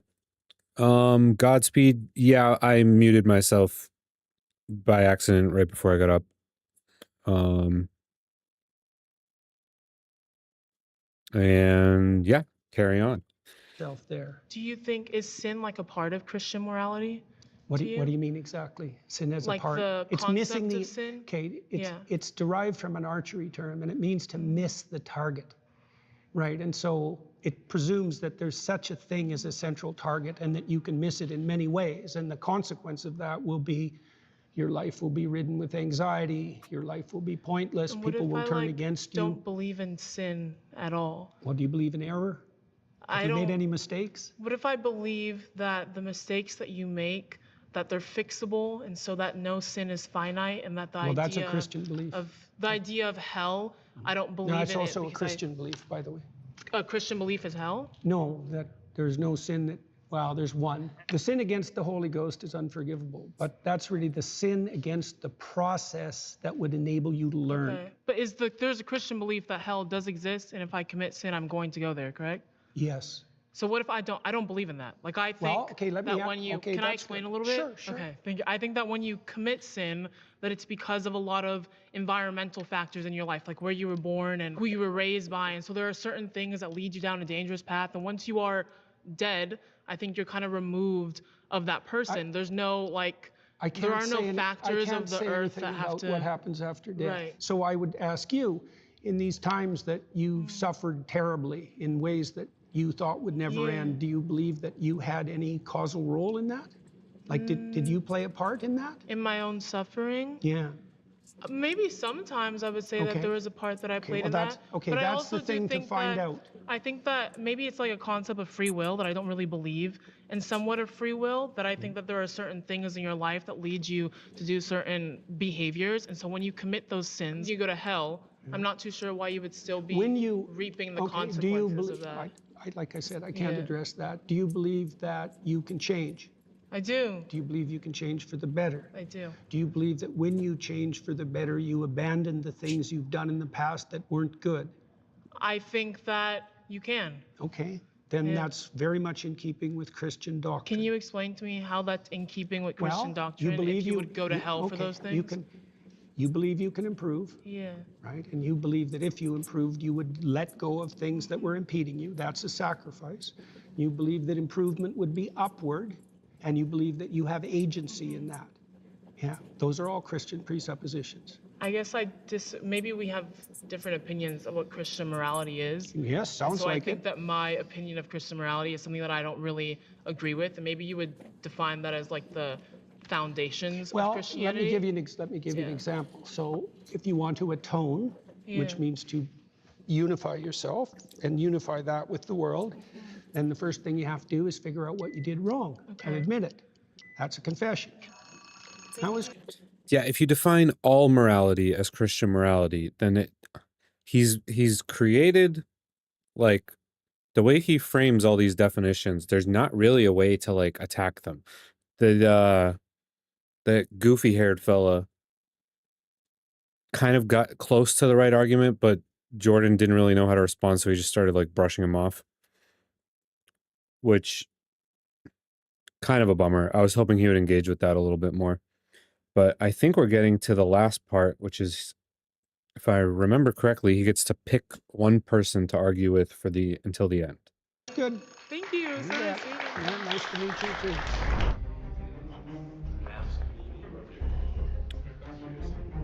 I picked Zena because I think she asked genuine questions and wasn't trying I agree, she was the smartest person that was up there so far. to win. Okay, well, hello again. Hi there. My claim is Jordan Peterson's framework for understanding Christianity is probably not the one that the Bible intended us to use. In regards to the way that you interpret the Bible, I don't see, you have said in some Bro, she's saying what we've been saying the whole time. I like this girl. She's smart. circumstances that there's not a way to kind of say whether or not ontologically the historical claims made by the Bible are true. Like, for example, the story of Cain and Abel. You've said that this story is like a meta-truth in the sense that it exists all throughout time, culturally. And the way that you define meta-truth, I don't see a distinction between that and like a metaphor, right? But and you also said that you cannot say whether this story was true. You can say that it exists eternally, metaphorically, but you can't say that it's true. And if you can't say that there are historical facts being said in the Bible as stories that weren't really said with much ambiguity, how can we say that we can understand the Bible in the way that it's meant to be interpreted? Like, if you cannot make any claims about these stories, right? You don't know whether they're true or false. How do you know that your interpretation is the correct way? See, that's why I picked you. You ask intelligent questions. Thank you. Yeah, that was good. What do they say? By their fruits you'll know them. Okay. Right. Well, so one of the things I look at is the impact of what I'm doing. Mm. Right. And so I know a lot of evangelical Christians, a lot of Catholics, a lot of Orthodox Christians, a lot of people from other faiths. And Hey, now watch it with the simping. I mean, I agree, but watch it. they've told me, like many of them, that they found my interpretations very helpful and that it deepened their faith. And so that's interesting because I wouldn't have necessarily expected that to be the case. And I've also talked to thousands of people who've told me that they came to understand the foundational stories of their culture better as a consequence of listening to me, and that they did everything they could to sort out their lives and that it worked. That's many different pieces of evidence that all converge on something like the practical and conceptual utility of my approach. Now, is it the same? There's a lot of approaches to biblical interpretation historically, and what I'm doing is possibly less new than you think. Yeah, I want to make a claim on whether this evidence is enough, right, to substantiate whether or not your interpretation is going to, you know, be more plausible, right, be the most plausible. Because in regards it's an open question. Yeah, right. You bet. So in regards to how we interpret the Bible and how we see the Bible, something can add value to someone's life. An interpretation can add value to someone's life. Interpretation can connect you to your conception of what your faith is. But if it's the quote-unquote interpretation that God does not intend, that can lead to a plethora. That's certainly the case. That's why the medieval Christians were so. Hey, Fred Business, welcome to the chat. For real, self-control, brothers. Yeah, gotta be chill, guys. Gotta be chill, okay? So concerned about heresy. Exactly. Yeah, because they felt, and that's why the Catholics objected so much to the Protestant Reformation, because they believed that the fractionation of Christianity would result in an indefinite fractionation, right? Well, and that's exactly what's happened. Right. So yeah, that's definitely a problem. I think one of the foundational principles, for example, there's a foundational principle in the Old Testament of hospitality, right? So what you want to do if you set up your local environment properly is to make it welcoming to people voluntarily. And so one of the ways you could judge the validity of the interpretation of a classic story is whether or not that interpretation might be regarded by someone as welcoming.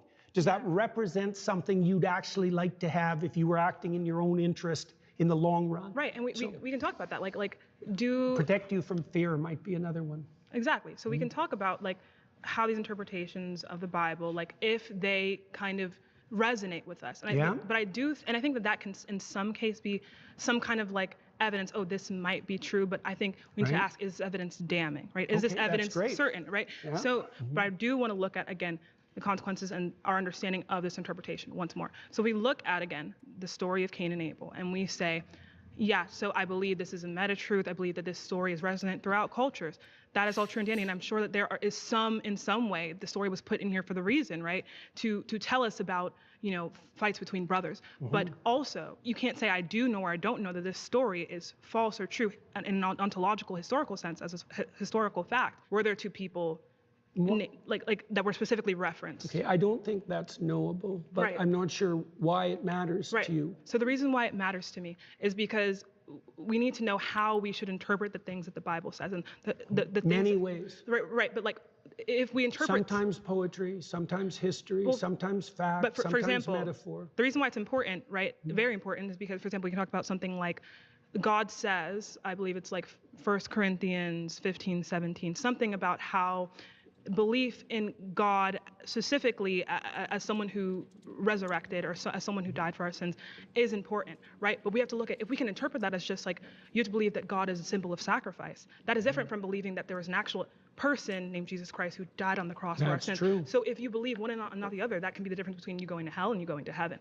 So if we cannot make, like, we cannot say that we know whether or not certain historical facts in the Bible happen, like even as just like events, like because the events matter, because again, God dying for our sins on the cross was an event. If we can't say that we know these things happened, these things did or didn't happen, this then leads us to kind of like the conundrum of how do we know what we are meant to believe, what the Bible intended for us to believe, and this can be very, very important to like our fate. Do you see what I'm saying? I've got no disagreement with any of that. I'm gonna intellectually simp a little bit. This girl is really, really uh I mean, I don't know her position on other stuff, but she is right on the money with this. Really intelligent, really thoughtful.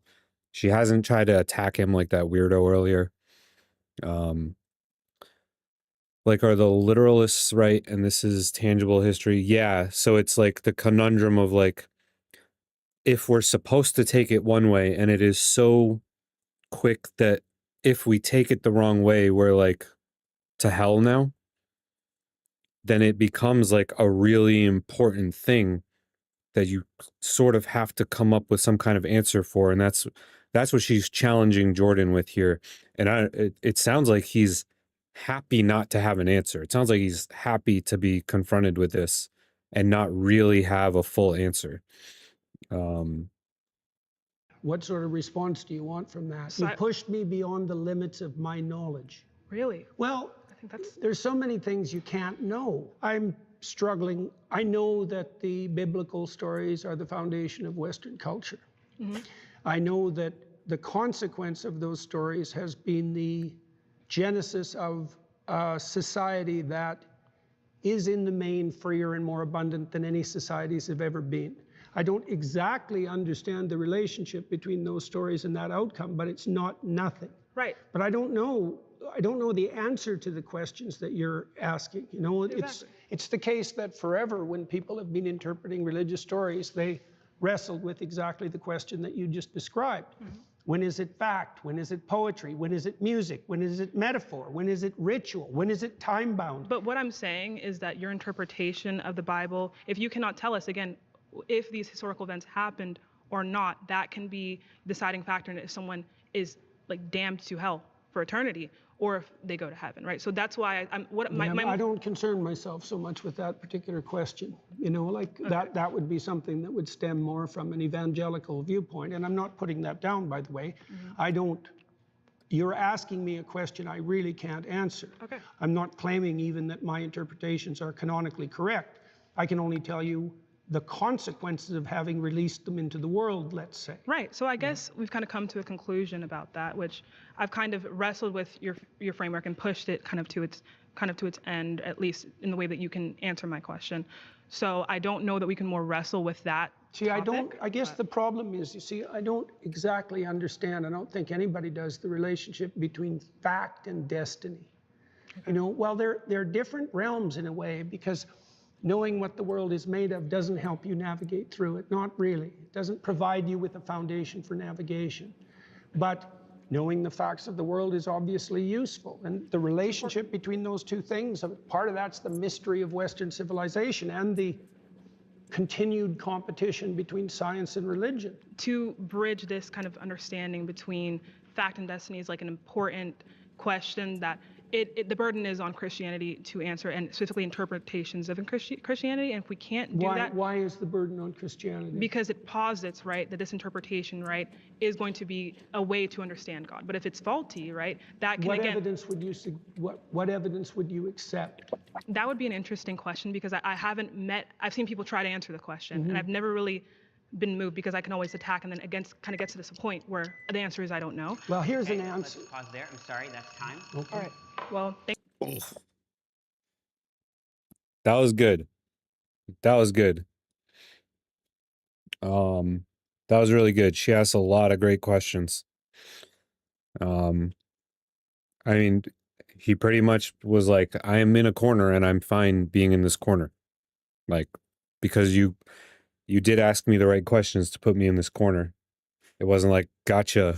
It was like actual pointed questions that really got to the heart of like why atheists would be concerned with this conundrum that doesn't seem to have an answer.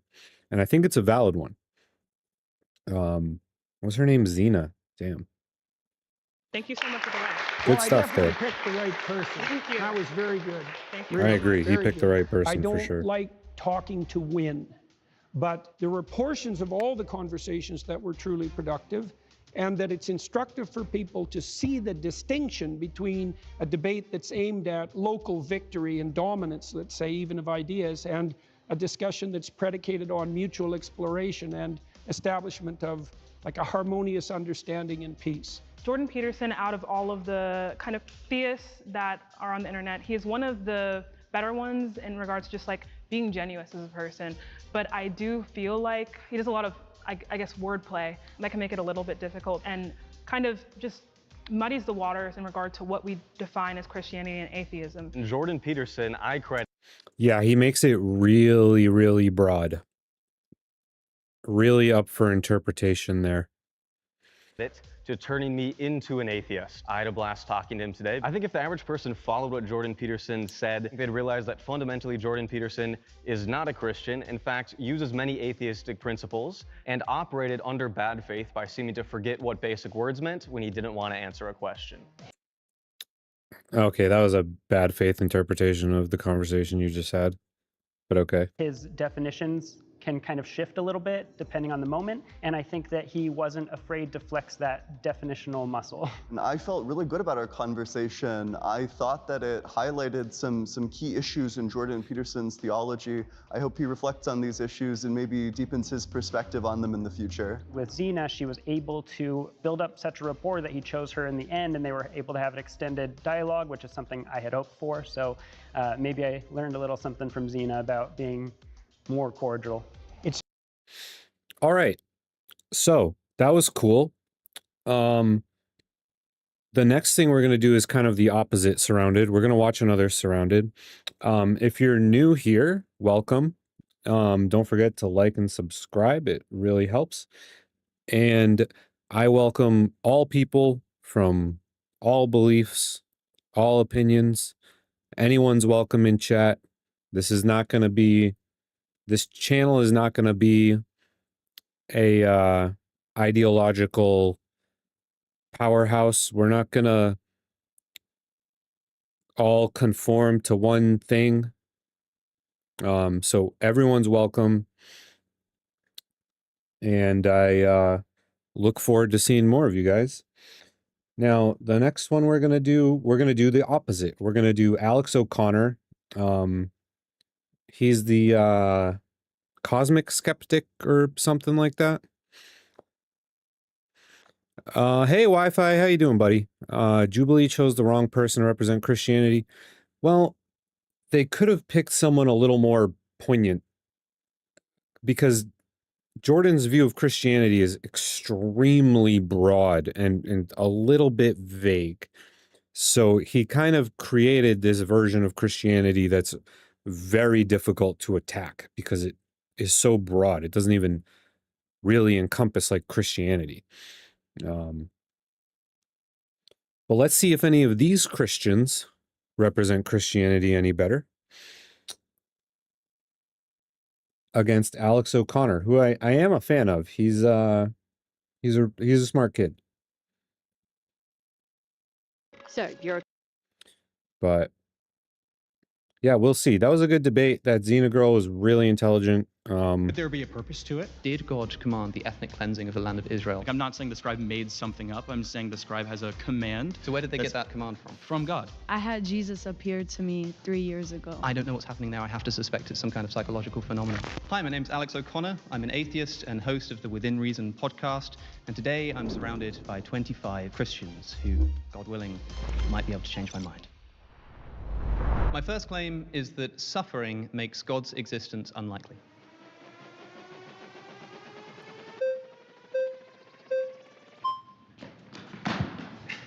Good work. Hey, Alex, how's it going? How's it going? Nice to meet you. Sage. Why don't you just begin? Why is suffering or evil make God's existence unlikely? I think when confronted with two hypotheses, so atheism, naturalism, or theism, we should ask what we expect would occur under either hypothesis. And then we look at the world and we see what does actually occur. And what do we find? We find, I think most relevant here, a system of natural selection, the mechanism by which God apparently chose to bring animals and ultimately human beings into existence. A system which is defined by suffering. Survival of the fittest is the same thing as the death and suffering and destruction of the unfit. I'm told that the very mechanism that God chose to bring about the human species as the ultimate end of his creation was one that is imbued with suffering, such that 99.9% of all the species, let alone animals, that have ever existed on planet Earth have been brutally wiped from existence into extinction.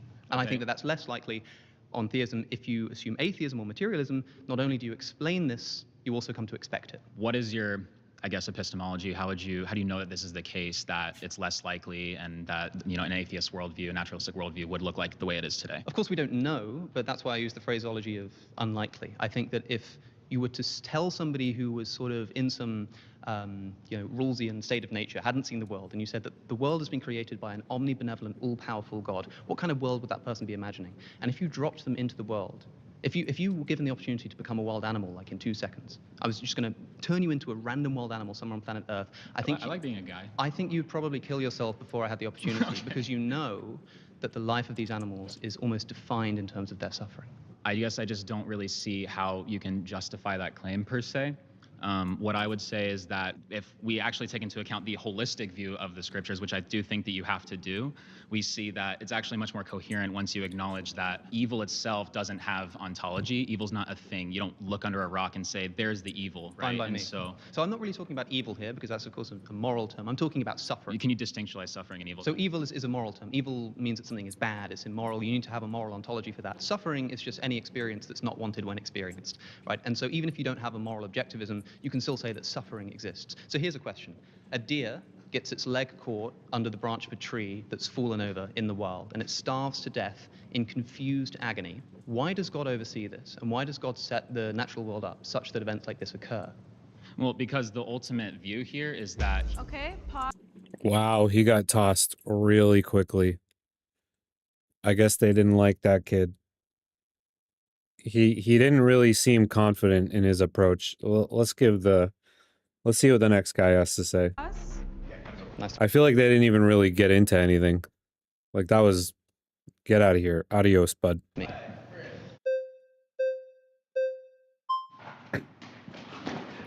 Good work. Allison, man. Good to How's it meet going? you. My Nice to name's meet you Tim. too. Okay, so my first question to start out with is, what exactly about suffering makes this unlikely on the condition that God exists? I think that if God is all-loving, then he probably wouldn't want his creatures to suffer. And so I think that the fact that they do suffer makes his existence less likely.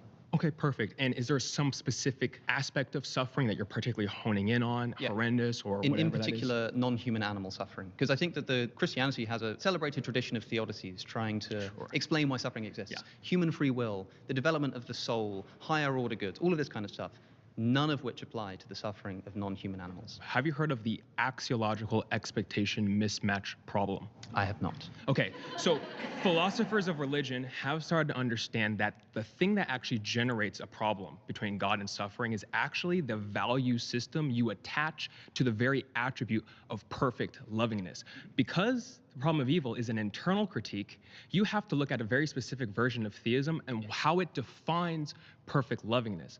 I want to present to you a version where my version of perfect lovingness does not actually constitute a problem and a misalignment, that mismatch between the suffering of animals, let's just say the profusion of suffering of animals and the existence of God. So let's hear it. What kind of God are we imagining that would allow and oversee and do nothing to prevent billions of years of untold animal suffering? Right, so you're talking about non-prevention. Or setting up the system that is natural selection such that it relies upon things like predation and disease. Well, the first part is I don't agree with the whole setting up the system part. So I'm not one of those theists that believes that God does this select and pick idea of creating worlds. I don't think that God actually creates worlds. I think that God lets worlds develop according in a certain way, but because God can oversee an overarching narrative, he knows exactly. Ooh, the audience did not like that answer. It's an interesting viewpoint, though. I don't know if there's a lot of evidence for it in, like, the Bible or just in general Christian theology. We'll see what he has to say, though.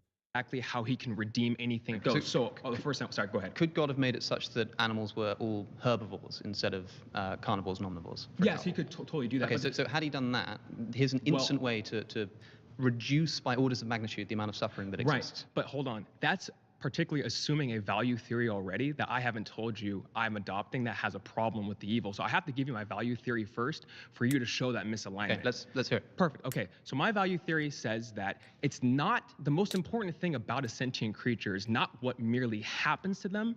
It's about the total timeline of their life and how and where their life permanently ends. Meaning, if you were to judge an author of a narrative, and the first few chapters, let's say, there's a lot of bad things happening, but the end ends with this crescendo where there's victoriousness, there's redemption, there's beauty, and everyone in the story actually endorses their entire existence that they live. They can look at their they can look at their total timeline, and they actually each subjectively come to the conclusion, I'm glad I was made, and I totally see what my suffering was for.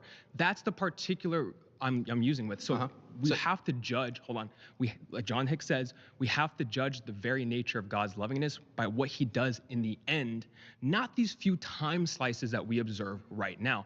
For you to show that there's a problem, you have to show to me that the suffering of animals cannot be transformed, are intrinsically cut off from being transformed into a life that they will endorse. There's a couple of theses on the table, but sure, go ahead. Okay, so are you talking about the That is a convoluted theory.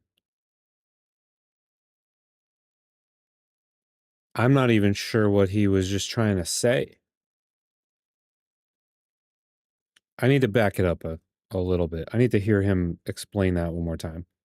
Crescendo where there's victoriousness, there's redemption, there's beauty, and everyone in the story actually endorses their entire existence that they live. They can look at their they can look at their total timeline, and they actually each subjectively come to the conclusion, I'm glad I was made, and I totally see what my suffering was for. That's the particular I'm using with. So we have to judge, hold on, like John Hicks says, we have to judge the very nature of God's lovingness by what he does in the end, not these few time slices that we observe right now. For you to show that there's a problem, you have to show to me that the suffering of animals cannot be transformed, are intrinsically cut off from being transformed into a life that they will endorse. There's a couple of theses on the table, but sure, go ahead. Okay, so are you talking about the end of their life is in their end of life Yeah, listening to it again did not make me feel better about it. on Earth, or are you talking about the afterlife? I'm antemortem, postmortem. Okay, because if you're just talking about life on Earth, then I would say that if you had an author writing a book and a character, if we were trying to figure out the relationship between that author and the person in the book, and that person in the book shows up for 5 seconds in the first chapter and is a child who almost immediately dies of cancer in an incredibly painful way, and there's no development, there's no sort of bringing back to life and suddenly everyone's grateful for it. It is just this miserable, tragic experience. And I asked, well, what did the author not want to do for the story of the book, but want to do for that character? Yes. I think it would be pretty damning. And also, when it comes to animals, we're talking about animals who are predated on from the moment that they begin existence. Absolutely. They sort of have disease. You know, zebras, when they're killed by lions, are often too big to be killed instantly. So they die over minutes with their windpipes caught in the jaws of a lion. How can this be developing a zebra, which, by the way, probably doesn't even have the same kind of first-person conscious experience that humans do in order to sort of rationalize and abstract and learn from their sort of past and morally develop in that way? They just suffer. And what kind of God could oversee this? Okay, so there's a lot of assumptions on the table again. Again, you're assuming a particular value system that I'm not laying I'll tell you what out. I'm assuming here. What I'm assuming here is that a good God would not allow unnecessary suffering to obtain. Okay, gotcha. So we can Do talk. you agree with that? We can talk about unnecessary suffering. We're talking about the justifying norms for suffering. You're saying it has to be in terms of necessity, which is an evil is only authorizable by God if it's in connection to a greater good or prevention of a greater evil. Correct? If there's some kind of justification for allowing that suffering. Yeah, but you're saying it's a necessary connection. Why you say, what's the term of necessity? So perhaps I should say unjustified instead of unnecessary. Okay, so we both agree. I do not believe that God can authorize justified, unjustified suffering. Tell me how that example that I gave you, the deer with its leg starving, is justified. Because it's intrinsically redeemable, and the norms I'm working with is not this necessity condition that you're working with. Mine is about redeemable suffering, redeemability, or we call it defeasibility. If that suffering can be defeated within the creature's life, and I'll define what I mean by defeat, which is that they can retroactively look back at what they went through and integrate it into their life history, where they look at their life. I have to interrupt because the example I gave you is one where the deer dies. Yes, the deer dies. But here's the thing. You're probably talking about this post-mortem example. Sure. I'm going to put one thesis on the table. There's two philosophers that defend exactly what this goes through. One defends that animals will be given a martyrdom status, while God will be able to present them himself in a way to animals in the afterlife, such that in the same way you could give praise to a dog, and the dog emotionally recognizes that he's loved and that his life is worth living, right? To these animals that suffered like that, there's one view on the table, which is that God will give them a praiseworthy status where they will be able to actually see that. Can we talk about that claim? Because these animals are suffering for what? I mean, God might cause them to suffer It's a not bunch. means to ends. This is not means to ends. God might cause them to suffer a bunch and then essentially redeem them in the afterlife. But what for? Like, why do this? If I were to punch you in the face and then give you $20,000 afterwards, you might be grateful for the $20,000. Yeah. But why couldn't I just give you the $20,000? Well, see, so that's assuming. So I saw your debate with Trent. You've been voted out All right. by the majority. Awesome, Please man. return to your seat. Good stuff. That was a wacky argument.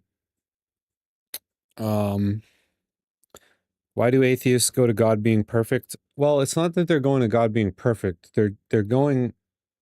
He's going to the idea that God is absurdly imperfect. Like, Alex's whole thesis is that, like, God is so, it's like negligent. Like, the amount of suffering, the amount of all of these imperfections is like overwhelming. And that if anything, there should be some sort of, if you're going to argue for the concept of this God,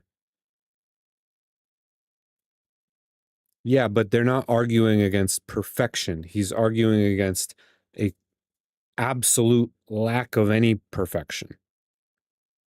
It's like, maybe if God was just not perfect, Alex wouldn't have as many qualms. But in Alex's worldview, it's like the amount of imperfection is like overwhelming. So I think that's just like where he's coming from it.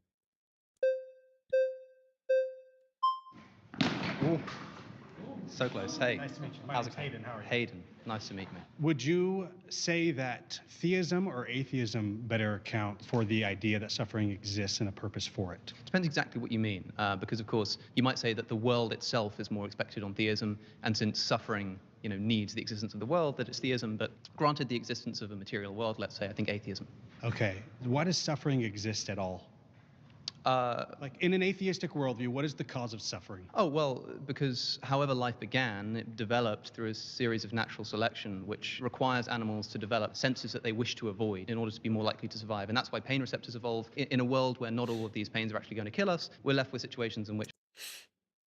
Yeah, they're not really talking about perfect, though. Like, Alex isn't saying that God's not perfect, therefore Christianity is not real. He's saying that the overwhelming amount of suffering makes it seem unlikely that there is some sort of overseer, like, watching over all this. We're in a lot of pain but don't end up dying for it. Would you agree that consciousness is necessary for suffering? I would say probably, yeah. Does atheism account for consciousness? Yes, that's what I was talking about a moment ago. Perhaps not. Maybe theism accounts better for consciousness than atheism does. So if there is no consciousness, there is no suffering. Is that right? That's probably true, yeah. So if atheism cannot account for consciousness, then it cannot account for suffering. Would you agree with that? So I think what we're doing here is we're sort of slightly shifting the goalposts. If you don't want to grant the existence of the material world before we start talking about this, we can do an argument from consciousness. But then we need to debate whether consciousness is explicable on atheism. What I'm going to say is this. Sure. What I'm going to say is this. Consciousness may seem to imply the existence of a conscious creator of the universe. We're here talking about, I suppose we're talking about Christianity, and the claim was about God. But the God that you believe in, let's say, if we grant that there is a creator deity who sort of brings about the universe of conscious creatures, have you ever heard of the evil God hypothesis that Stephen Law popularized or came up with? Tell me it. So the idea is that, like, imagine that there's a God who brings about the world and creates the world, but does it maliciously because he wants human beings to suffer. He brings about a world in order so that human beings will suffer. Right? That seems like a plausible hypothesis. And even if you think that consciousness points towards God, the kind of God that a lot of Christians think is a sort of necessary quality of God, which is to be all-loving, might not have to apply here. Can I ask a question? Yes. If Christianity were true, is it plausible that suffering is necessary for God's purpose, Well, for if his Christianity creation? is true, then I think it must be necessary because there'd be no other explanation. Okay, so we're for not it. talking about whether or not Christianity is true. But if you're asking me if it's plausible that Christianity is true and therefore suffering is necessary, I would say probably not, because I don't Okay. think suffering should be necessary or could be necessary. In an atheistic worldview, I would agree with you. It makes no sense at all. But okay, I would ask this question. So can I ask you Sure. why then, if God exists and wants to come to know everybody and wants to love everybody and does so for the sake of human beings, why he chose to imbue the world with so much suffering that is at least seemingly completely inexplicable? Are you a father? No. I'm a father. I want my son to become just like I am, better than I am, I should say. I want him to become the best that he can be. Is it possible for him to reach his potential without suffering in his life? Perhaps not, but there's Okay, so suffering is necessary. There are a few things I want to say here. Firstly, that kind of moral development doesn't apply to non-human animals, as I've already said, right? That does not account Why not? that does not account for the brutal death of animals in the wild. Also, if I don't want to talk about your son because it's tragic to think about, but somebody else's son has suffered and died immediately as a result of that suffering, they don't get to develop in the same way. I would agree that on a micro level, it's very hard to justify. And we can ask the question, why doesn't God intervene on all So of look, these you might be able to sufferings? justify an amount of suffering, right? But the fact that there's so much gratuitous suffering in the world is what I think makes God's existence unlikely. There are some instances where maybe a certain amount of suffering brings about a certain amount of good in a situation. That, by the way, would count as a justification. But when a child dies of leukemia and they're dead, Could there be a purpose to it? What if the death of the child brings their parents to God? then to perhaps salvation? then the parents should be grateful. I don't like that argument.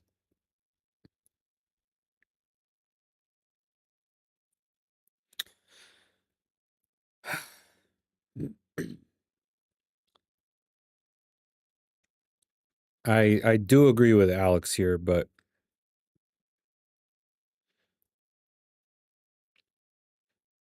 hey, Wicked, caught up with the conversation. Nice. We're on video number 2 now.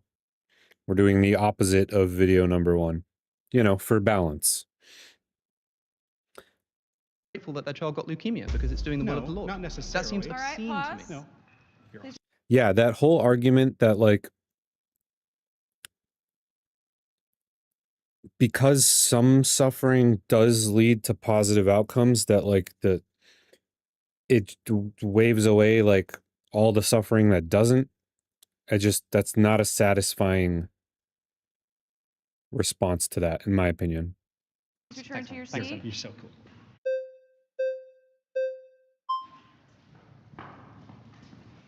Hey, how's it going? I'm awesome.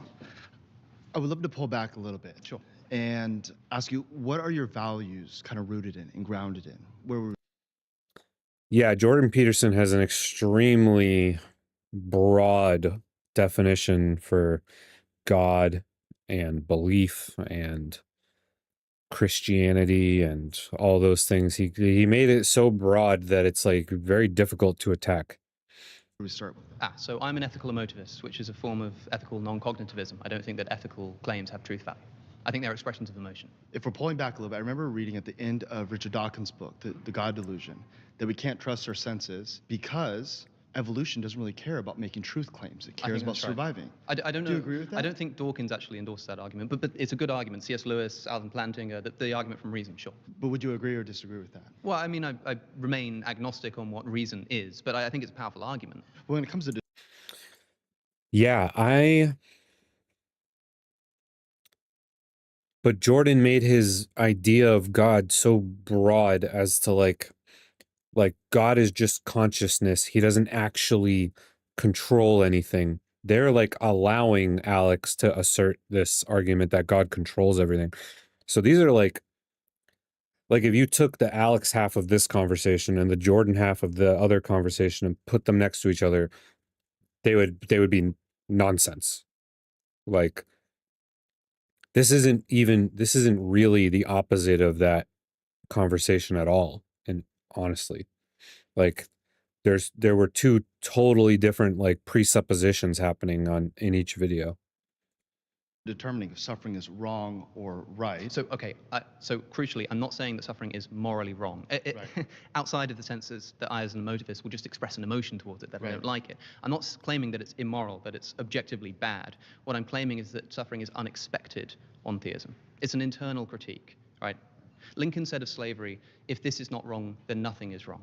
You don't have to believe that something's wrong, but if there is such a thing as objective morality, I don't think that it would consist in a God who oversees the amount of suffering that we have on planet Earth. Timothy Keller does this story about no-see-ums. Have you heard of the no-see-um story? No. Yeah, so he says if you have a tent and you look in there and you say, hey, I think I have some dogs in the tent. Maybe, like, for example, I have a golden doodle. He's a killer. That was just a joke, but we can move on. And if I said, hey, I have a golden doodle inside the tent, you would expect to see one. But if I said, hey, there's some no-see-ums. These little gnats are so tiny they actually go through the screen. Sure. He says, there's some no-see-ums in the tent. You might look in there and go, I don't see any no-see-ums. But of course you don't see no-see-ums because nobody can see them. Okay, so just because there's maybe not a reason that we can identify doesn't mean that there can't be a reason. Now, it's kind of cold comfort. That doesn't get us 100% of the way there, but it gets us part of the way there. That's true. So the existence of evil is not logically, or suffering is not logically incompatible with God's existence. But it's a bit like if somebody came up to me right now and stole my friend's wallet in front of me and shot him dead and ran away, and I was grieving, and somebody said to me, well, hey man, you don't know, that person might have worked for the CIA, and your friend might have secretly been harboring the nuclear codes, and killing him might have been good for the country, and he stole the wallet because that's where the codes were. And I would say, well, what evidence do you have for that? And you say, well, look, just because I don't have evidence for it doesn't mean that there might not be some evidence that I don't know about. I would say, until I see why I should think that's the case, I'm not going to believe it. And I'm certainly not going to be less upset in my grieving over my friend because of the possibility that there could be an explanation for it. There's so much suffering imbued in the human experience that if somebody says, well, look, there could be an explanation, it's like, okay, fine, but let me know when you know what it is. Oh, great. I think the thing that's hard. Pause. Oof, yeah, that was also a very unsatisfactory argument. I don't think this group prepared for the debate as well as the last group did, or some of the people in the last group. You've been voted out by the majority. Please return to your seat. Sorry, Dan, more time. Hey, Thanks. right. I will admit, I'm a little biased on this one because I am a fan of Alex O'Connor. I've seen a lot of his other stuff. I went out of my way not to watch this because I wanted to watch it once I started streaming. But I am a bit biased here, just to put it out there. All right, thank you. Good fun.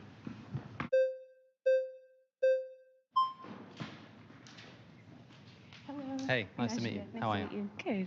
Repeat your claim one more time. That suffering is unexpected if a good God exists. Unexpected. So when you say unexpected, like you're caught off guard by it, or you're expecting like all. Sam Shamoon. I've never heard of him. I will off screen look and see if they've debated, because Alex has debated most of the Christians at this point. All good things to happen over That if I assume that there is a good God supervising, invigilating the universe, that I would not expect to see so much suffering. Right. So much gratuitous, seemingly unnecessary suffering. Right. And you know, the most beautiful thing is that our God is not unfamiliar with suffering as he suffered himself. So would you say that there is like some beauty in suffering in some way? I would say that there can be sort of poetically, you can look at suffering and think that's a beautiful story, but I don't think that the person suffering, especially if they die as a direct result, might think that. Also, I think that if I knew someone whose child died of leukemia and suffered for it, right, and I went to them and said, but hey, there's some beauty in the suffering, isn't there? I think I'd be kicked out of the funeral. Right. Well, I would say like the same thing for a woman giving birth, right? It's suffering, like it sucks, it hurts. Sure. But imagine you could have the giving birth without the pain of giving birth. Right. Would you prefer that?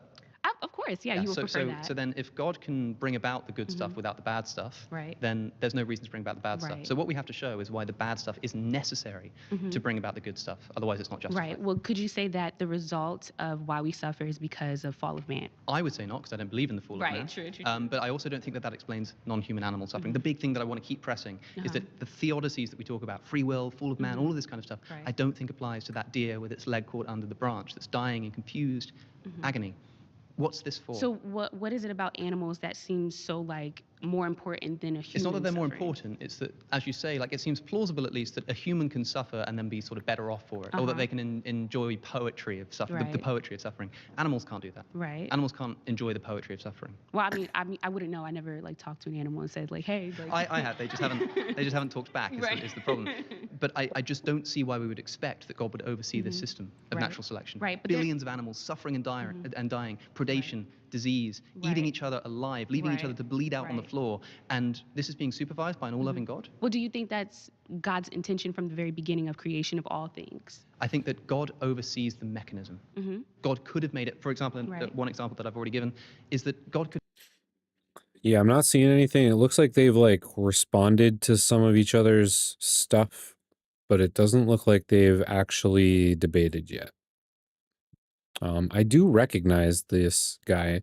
I just didn't know his name before.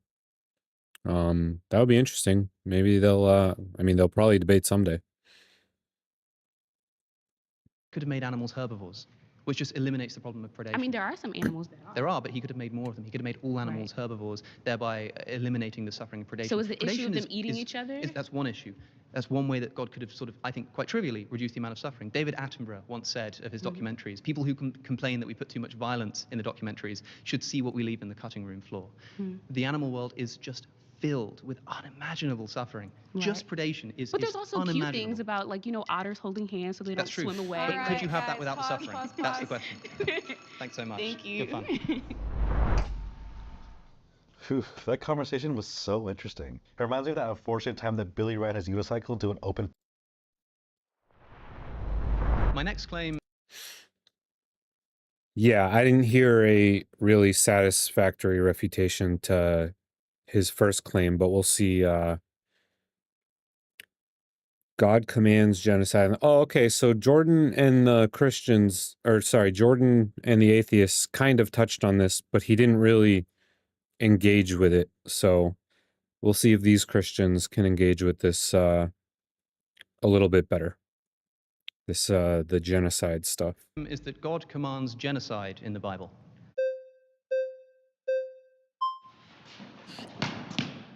Hey, how's it going? Nice to meet you.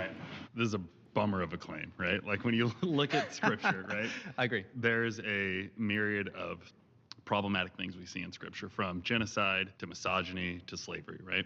And I would say that we find genocide in scripture. I would argue, though. So you agree with my claim? Yeah, I think it's in scripture. Yeah, I mean, I think it's in there. Okay, right? well, thanks for watching, everyone. Yeah, this is good. Yeah, good stuff. So, I mean, but here's what I would say I ought to do with this claim as a Christian, if you're okay with entertaining that idea, right? So we see mass murder in scripture, right? And so one of my greatest friends, Rabbi Josh Stanton, he's a rabbi, the Hebrew scriptures are his. That's where we're finding these genocides, right? And Yeah, so to spell it out, we've got, I think the two most problematic are in 1 Samuel 15, the destruction of Amalek, and in the book of Joshua, the destruction of Jericho and the destruction of Ai. So for the sake of the audience who might not know about this, in 1 Samuel, for example, the Amalekites are a Canaanite tribe. They're in the land that's been promised to Israel. Israel are instructed through the prophet Samuel. King Saul is told to completely destroy the Amalekites, leave nothing alive that breathes, kill man and woman, child and infant, cattle and sheep. And in fact, when Israel does as they're instructed, they destroy Amalek, except Saul decides to keep the king as a captive, and he also saves the best of the animals. The prophet Samuel comes to him and says, "What have you done?" And he says, "Well, we kept the best of the animals in order to sacrifice to the Lord." And it says twice that God regrets that he made Saul king. Why does he regret that he made Saul king? Because Saul didn't follow his commandment to completely destroy the Amalekites by keeping the king alive and by keeping the best of the livestock. Saul says, "We kept the livestock alive to burn as a sacrifice to the Lord." Yeah. And Samuel says, "What pleases the Lord more, burnt offerings or the following of his commands?" Sure. And so we know that we're talking about what I would define here as a genocide. Yeah, so it's in there, right? And I would say this is a great place where things like progressive Christianity serve us quite well, not in the idea that God is progressing, but humanity is progressing further to a greater understanding of God's ethic and justice. I would also say when I look at scripture, I would actually be opposite from most of my contemporaries here. I don't read it as 100% literal. Like, I don't need scripture to be a history book, a literal book. So I look and I have to say, well, what is this telling me? And it's a awful story. Might I say a story for us to have to go through and navigate, right? And I would go back to my friend again, who is a rabbi, who we had this conversation. Why are they voting him out already? I want to hear his explanation because it actually sounds like he's going to make like an argument here. Conversation just in friendship about how he reconciles with the Holocaust. I haven't been a part of this genocide, but he's talking about the one you're referencing in scripture, right? I wasn't around for it, but this is one that is in relatable human history that we can have family members that were a part of, right? Yeah. And for my friend who hasn't had this not compromise his faith, that was the question I asked him, right? Like, this is a genocide that was against your people and your religion and for people that really loved God on a deep and a profound level. Like, how is this not shaking your faith? And for him and for me, And for many others, as you look at Scripture, I mean, I think that God is ultimately always pulling us toward greater levels of justice. And when we look into this story in history, like, I think people are recording a potentially historic genocide that they are trying to make sense of in their religious worldview. And so they're superimposing language for God. Do you think that God commanded this to happen? I am not super interested in that conversation, but I would say potentially. Okay, because for me, the problem is that if you have God explicitly commanding this to happen. Okay, Ugh, we never even got this is like the third person that they just vote out immediately. This is going to be the problem through this whole episode, I think, because they're all going to be slightly different Christians, and everyone who's not that type of Christian is just going to be like, "Oh no, he's doing it wrong. Get out of here." So I mean, are we going to get through an entire argument? I don't know. We'll see. I think you're asking the Bible to do what it wasn't Pause. intended to do, is what I would say. Sure. Hey, thanks. You've been Yeah, it's Dunning-Kruger. It's a little bit no true Christian. voted out. Please return to your Appreciate it. seat. I'm sitting. Okay, if he touched it first. If he touched it first, Oh, yes. I need to overruled. get down the adrenaline just a little bit after that run. Yeah, I think what you bring is interesting. Like, I think, you know, if we were to look at the literal definition of Bible, I think we can see that God commanded a person to commit genocide. So I think we're aligned there. You mean the definition of genocide? Yes. Yeah. So with that being said, though, I think when we look at Christian theology in the full, when Adam and Eve decide to disobey God, technically we're all, you know, subjected to death, subjected to the wages of sin, the penalty of sin. I'm not a perfect person. I deserve the worst, right? And that's because, and the only reason why I'm happily breathing is because, you know, Jesus saved me, right? And so when we look at this pretense, like, because we fell, you know, I know this is a very unpopular. Well, that's not why you're happily breathing. That's why Jesus saved you for the afterlife. He didn't save you for your on-earth life. I'm pretty sure that's the way it's supposed to be, right? Popular thing, God can do whatever he wants, right? Whether it's, you know, genocide, putting us to death, you know, we've talked about suffering and all these things. So can I ask you a question then? Yes. Suppose that you woke up tomorrow and you've been sort of transported into Canaan. And you wake up and you're a Canaanite. Yeah. And you think you haven't done anything particularly wrong, but you're a bad person, you're a sinner, right? And then the Israelites come knocking at the door, and you know that they've been sent by God. And they come to your door, and you say to yourself, well, I know that this is the will of God. Even though it's really horrible, God can do whatever he likes. So you say, please don't kill me, Mr. Israelite. Instead, let me first betray my family to you because I know it's the will of the Lord. Would you allow that to happen? I will contest it with this, right? We all fall short of the glory of God. It says that in Romans, right? So, like, whatever I'm subjected to, I'm not entitled to a good life. Like, Okay. I think even me living is a gift from God. The fact that I can talk to you is a gift. Do you think that applies to, like, infants? Yes. Unfortunately, yes. I know it's an unpopular opinion. So you think infants are deserving of the treatment they're given in 1 Samuel? I think because we all Oh, fell, he's gonna be yes. gone in 2 seconds. That was so fast. All good. No one's ever gonna get to the end of an argument. They just keep voting each other off. This is crazy.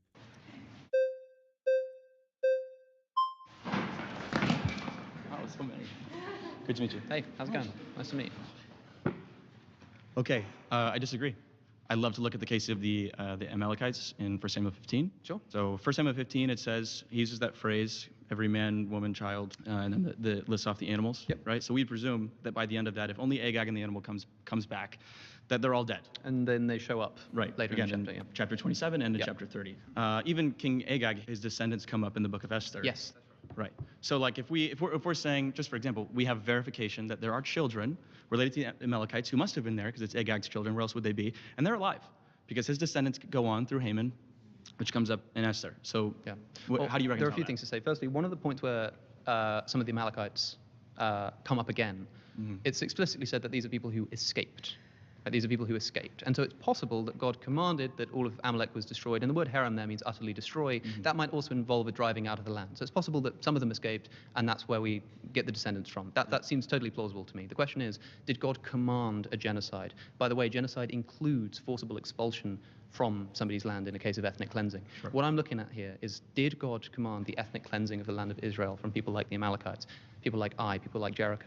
And I think the answer is clearly yes. Like, for example, do you think that any innocent children, maybe let's not use the word innocent, for theological reasons, but do you think that any infants were killed in the destruction of Amalek? I have no idea. I don't think that it's recorded. Okay, but you think that God definitely commanded the killing of... No, I don't think. I think that's hyperbolic phrasing. And I know I've heard you say it before. I heard you talk about this. Oh, interesting. Okay. This is an interesting take. And he hasn't gotten flagged yet. That's good. I've heard that before, that it's hyperbole, but I think you can demonstrate it in Babylonian, Sumerian writings, very similar. Yeah. There's an Egyptian stele which says that Israel was wiped out and their seed was utterly removed. Yeah. It was gone. And so we've got like comparable phrases used in other ancient Near Eastern communities in their historical texts that talk very similarly, but like we know that the Jews persisted to exist in Israel, even though the Egyptians said that they were no more. And that text explicitly says man, woman, and child. That's hyperbolic language that even we use today. Like for example, in World War II, there's those huge posters that were put up. Every man, woman, and child is needed. You know, like I can read that and go, Yeah, sure. But so imagine, for example, I mean, there's a discussion at the moment about whether Israel is committing a genocide in Palestine today. Sure. Now, suppose a lot of people said, but you're killing children. And Israel said, yeah, but that's just a product of war. Imagine if we discovered that behind the scenes, Prime Minister of Israel had said, leave alive nothing that breathes. Kill everyone. Kill man, kill woman, kill child and infant. Kill the animals. Kill the donkeys. Don't leave anything alive that breathes. Even if the he was trying to donkeys sort of make a hyperbolic point. The fact that children are then dying as a result, I think that we could lay some blame at his feet. Here we have God saying that. Those are the words that are recorded. Also, on the point of hyperbole, when we get into the book of Joshua and the destruction of the nation of Ai, it's explicitly said that 12,000 people died that day. All the people of Ai, it says. It does imply that some people ran away, because it says, I have it here in Joshua chapter 8, when Israel had finished killing all of the men of Ai in the fields and the wilderness where they had chased them. And by the way, earlier it says, not a man remained in Ai or Bethel who did not go after Israel, because Israel sort of draw them out of the city and they pretend to run away, and Ai runs after them. It says, not a man remained in Ai. It then says, when Israel had finished killing all of the men in the fields and the wilderness where they chased them, and when every one of them had been put to the sword, the Israelites turned around, returned to Ai, and killed everyone who was left. If there was not a man who was left in Ai who hadn't run out and been killed in the wilderness, when they turn around and kill everyone who's left, who is it that they're killing? It's the women, it's the children. We're then told that 12,000 people fell that day, all the people of Ai, and it says 12,000 men and women. So we know that women who were non-combatants were also killed. Yeah, this is a reasonable refutation. And they're not voting him out, which is nice. So we actually get to hear the entire refutation. That it wasn't really a direct command, it was more like hyperbole. This is a more satisfactory explanation than the other people were trying to give before. Even if there's hyperbolic language being used here, we know that we're being told that specifically 12,000 people died, including non-combatant women. Okay, so I think, for example, in 1 Samuel 15, these are ancient texts. You know, it's literature. So we don't like go over and above like how interpreting literature works. So even though like the text can be saying this is what God said, well, it's still in a literary form. Do you think God said that? Do you think it's accurate? Well, I mean, I wasn't there. I didn't hear it. I think that the Old Testament scripture is inspired, and I think that it doesn't fail in its representation of revealing God. Like, for example, like we've talked about in the New Testament, right?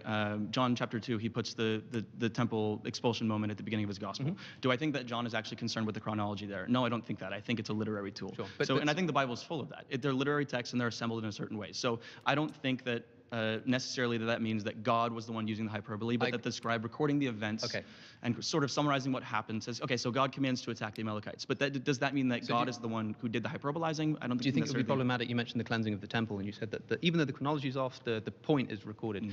If we had a story of the cleansing of the temple, if we discovered some early manuscripts, some version of John, where Jesus goes into the temple, he starts cleansing the temple, flipping over tables, and then he starts beating up children, just starts punching them because he's so angry, right? What would you think of that?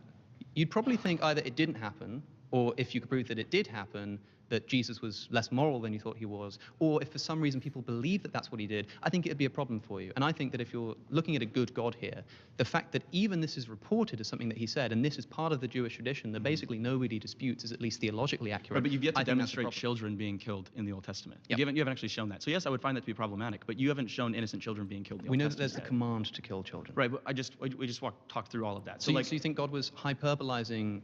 I think the scribe is hyperbolizing. I think the scribe is hyperbolizing God's command. Okay, fine. So you think that the scribe has inaccurately recorded the command of God, therefore the Old Testament is unreliable? Right. So like that's not the same thing, though. I'm not saying the scribe made something up. I'm saying the scribe has a command. So where did they get that command from? From God, delivered through a prophet. So, but did God say to the prophet Samuel, leave alive nothing that breathes, kill every man and woman. I don't necessarily know that I would think that. Okay, because if he did, then we've got the command to kill innocent children. If he didn't, then we've got a problem of the accuracy of the Old No, Testament. I don't agree with that at all. Like I said, it's literature, right? So God can say something, and then the recording of the event can employ literary devices like hyperbole, what I think is happening. I want to go to Jericho and what you're talking about there, because you talked about that a lot more. I think, for example, like with Jericho, we have all the reason to believe that Jericho is a military stronghold. I think that's the case. I think that's historically accurate. And so we're not like just looking at Israel going in and just sort of like killing I've heard this for too. no reason, right? It's a military conquest. I think you'd be hard pressed to find a single nation in all of human history that was founded without violence. I agree. I don't, right, totally. that's never happened. I understand why you would say it's problematic that God is instructing that, which I get. God would not instruct that. I mean, my country is thought of as beginning in 1066 with the Norman invasion, right? And it may be, I can imagine there was some report that said that, the king was shouting, kill them, and then go and kill their wives, and then go and kill their children, show no mercy. I can totally see someone saying that and them not being taken literally. But if God says that, this is still part of the eternal scripture of God that people have in their pews, that's in the hotel rooms. I don't know so much anymore in secular America. If you open it up to a random page, especially given the undertones of what's happening in the world right now. Yeah, honestly, I'm not if I'm going to be completely honest, I think in the book of Genesis, when God leads Abraham to the promised land, he says to them, I'll bring you back here in several generations when the Amorites' sin is filled up. Like that language when the bucket is all the way filled. Yeah, so they're sinful. They're sinful people. Right. So I understand why that can be problematic, but when I read the text, I believe that God is allowed to judge people, being that he created everything, and he's allowed to use human beings to do that. Including sinful human beings. Okay, pause. You've been voted out by the majority. Please return to your seat. Interesting argument. The kind of it's Aesop's fables. It's not a history manuscript argument. I wonder if he would apply that to every passage in the Bible, though. I'm not sure. At least they let him get all the way to the end of his argument. We'll see if that trend keeps up.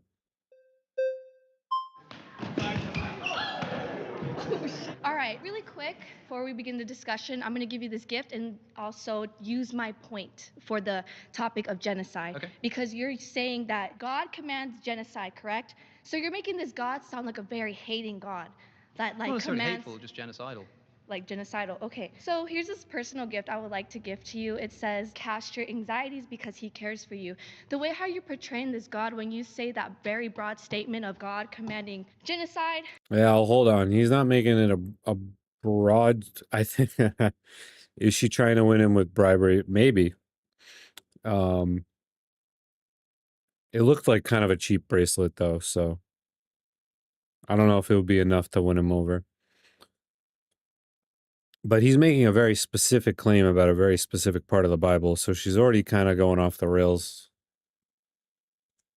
I disagree, because in the beginning of the Bible, God is love. At the end of the Bible, God is love. Our fellow peer, he stated that our God is a very just God. So can we argue that or say that even though this God perhaps in the beginning of the Old Testament, that's where the genocide occurs a lot. We can also say that... So do you think genocide does occur? If it did say that in the Bible, I just want to say that these people also went to heaven. It's not like they're getting killed and punished in that moment. He's also taking these souls of the women and children and taking them with him, if that's the case. But the whole argument is about God, Okay, I have a question then. Do you think it's okay to kill people because they'll eventually just go to heaven anyway after you kill them? It's not about killing, it's just Are people who get abortions doing their unborn children a favor by killing them in the womb, therefore giving them a fast track to heaven? This is a different approach to genocide, but I just want to say I don't think you get to inflict a genocide and then sort of just make up for it with the fact that you send them to heaven afterwards. I mean, maybe you do, but the problem is that the Israelites are also sinful people. And when the Israelites are sinful, they get the prophet of God with literal stone tablets telling them how to correct their path. The Canaanites are sinful people, and when they're sinful people, they get the Israelites coming in and wiping them out of their own But our land. God is a just God, and I feel like even that's though what they're I'm critiquing. That's what if I'm they're critiquing. sinful All people, right, they have pause. You've been voted out. Yeah, I knew she was going to get voted out. That was a terrible argument. She was just like, I know that thing happened in the middle, but forget about that. Just look at the first sentence and the last sentence. Those were cool. Return Thanks. to your chair. Hello. Hi, Alex. Nice to meet you. So you pointed at several passages, but the prophets through and through condemn Israel in much harsher terms. And in fact, God dispersed them in much greater judgments because they were, and in fact, in Ezekiel it says that because you were supposed to be the light of the world, you are judged all the more strictly and are more responsible. So God was just with Israel, and in fact, he placed more of a burden and a mantle and a responsibility on them and judged them for it than he did the nations. And case in point, what's already brought up was the number of generations that passed before the Amalekites were judged and the Canaanites were judged. Yeah. But we can come back to that point. Okay, but can I ask you then? Yes. How do you define genocide? Right. If I may, I actually have a question I wanted to ask you first. I think it's important to know what we're talking about. I understand. Right? What is a genocide? Based on the word genome, obviously etymologically, we understand that you're taking it as a tribal seed line, which is fair. I it could be understand that. tribe, religion, Sure. ethnicity, So I can race. understand And we're that. talking about the destruction or attempted destruction But here's the problem. or Here's the problem. expulsion Right. of people based on those characteristics. So here's the problem. Genocide, the way especially the way it's used today, it implies that it's based on the race. And that is categorically against the command of God to conquer the Canaanites. It had nothing to do with their race. It had to do with their sin. And in fact, this is... So you know that when... Okay, we're bickering over the definition of genocide. I mean, just it's a bad thing. Bad thing happened. Explain it, please. Amalek is attacked. Right. Israel first warns another tribe that they're coming. Yes. And says, get out of here, because you were good to us when we came out of Egypt. Right. Amalek battled them when they came out of Egypt. Yes. He says to this other tribe, you guys get out of here. They warn them, right? Right. They don't say, hey, you get to stay here. They say, you've got to go, but we're going to warn you first that we don't totally destroy you. That's right. In other words, absolutely. it does seem to be, I mean, why is it that Israel are going into this land? The nation, why are they going into this land? Because it was the land promised to them by God. Why does it need to be cleansed? Because there are people in that land Deuteronomy who chapter aren't 7. supposed to be there. Deuteronomy chapter 7, chapter 9, he says, do not think that it is because of your righteousness or because of anything that has to do with you that I brought you into this land, but it was because of the sins of the nations that I gave it to you. This is Deuteronomy chapter 9. So it's not because he promised them based on some sort of ethnic requisite. In fact, the whole premise behind the destruction was the prototype of Sodom and Gomorrah. So then a question which I think deuterotype, because Noah was a question which I think I know the answer to. Then, do you think there was not one sort of good person? No, exactly, and that's the point. Right. And if that's the case, that's why I brought up Sodom. Let me ask you a second question. Well, hold on. Let me answer your question a little bit more fully. Were there any good people in Israel, in the nation of Israel? Right. So let me answer your question. Because if the answer is that there were bad people in Israel too, so this goes back why to is it that they don't get killed as well? The slaughter of the children. If it's not about nation, the slaughter of the children has the same problem because it has to do with innocence. Okay. So let me address that problem. No, nobody's innocent. But my specific question is. No, but you're saying the children in the land of Canaan are innocent and they're being slaughtered. No, I'm not. That's not what I'm saying right now. You said that what earlier. I'm saying is that I retracted the word innocent because I know it can be a bit tricky. Okay. But what I'm saying specifically here is that if the reason why Canaan is destroyed is because they're immoral, there's all kinds of immorality happening within the Israelite nation. Hold on. Yes. Happening within the Israelite nation as well. If it's not about nation, if it's not about tribe, then why is it that Israel aren't told to kill the immoral people in their tribe, but only people in the other tribe? No, they are. And in fact, that's what they do. And in fact, that entire generation that was promised the promised land died out without seeing the promised land because of their sin. But not at the hands of the Israelites. Okay, fine. Right. But the Israelites are not told to expunge their own nation of the sinful people by killing them. Let me give you an and killing their Let me give you children a thought and killing their animals. Sure. Why kill the animals? Let me give you a thought. Yeah, perfect. I'll give you a thought experiment. Let's suppose that tomorrow we find out that the pedophilia rings, that conspiracy theory is somehow true. Like, just imagine, like, V for Vendetta style. Like, imagine, like, hackers just broadcast everything that was going on, all the blackmail tapes, the Diddy files, the Epstein, whatever. Okay, you get the point. So you have this sudden revelation of this grand conspiracy, and it's on a scale that no one ever imagined. Okay, would you say that there is justice in bringing those people? Obviously, no one would disagree. In fact, the public opinion on execution might change at that point, and even the guillotine might come back. Who knows? Right. But I wouldn't kill their children. No, right. Okay, so I'm getting there. So we'll get there step by step. Let's start with the men and the women. So let's suppose this. Oh, buddy, you got 9 flags already. You don't have time to get there step by step.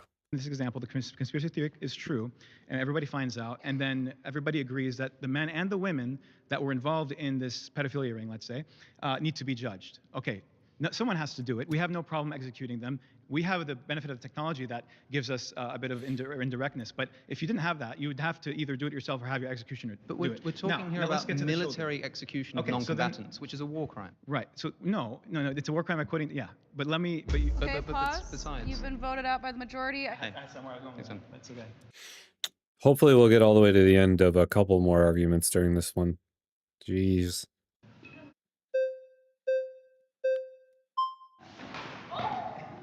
It's great to see you. Let's hear it. One more time. Well, okay, one thing, when it comes to exegesis and actually trying to understand what Scripture's saying, I feel like we're playing an impossible game right now. One of my friends, Elijah, is bringing up these great points about how there's intermarriage, talked about, not to do that. After we're driving out people from so land. crucially on that point, sure, it says totally destroy them. Do not intermarry with them. Yes. Do not. And I can totally. People say, well, why would they be told not to intermarry if they were told to destroy them? Because you can imagine that there's a bunch of people who want to invade a land and take their daughters as wives. And God says, no, destroy them completely. Don't marry them. Don't interbreed with them. Don't take them as captives. Kill them all entirely. This is not inconsistent with the command of Herem, of utter destruction. My point is, though, we're playing an impossible game because we're reading this, or at least we're talking about it right now, like modern readers and not like ancient readers. I mean, it's almost like if somebody were to pull out the book of Revelation right now and say, hey, look, the Bible says that he's going to pull people from all four corners of the earth. That must mean that the earth, I mean, I would just be going, that's not exactly how we interpret All right, Scripture. that's time. I'm sorry. Really? Oh. I'm sorry. Sorry, man. I'm sorry. Oh, okay. Sorry, man. Thank you. Well, I guess that one's over too. My next claim is that there is insufficient evidence to believe in the resurrection. I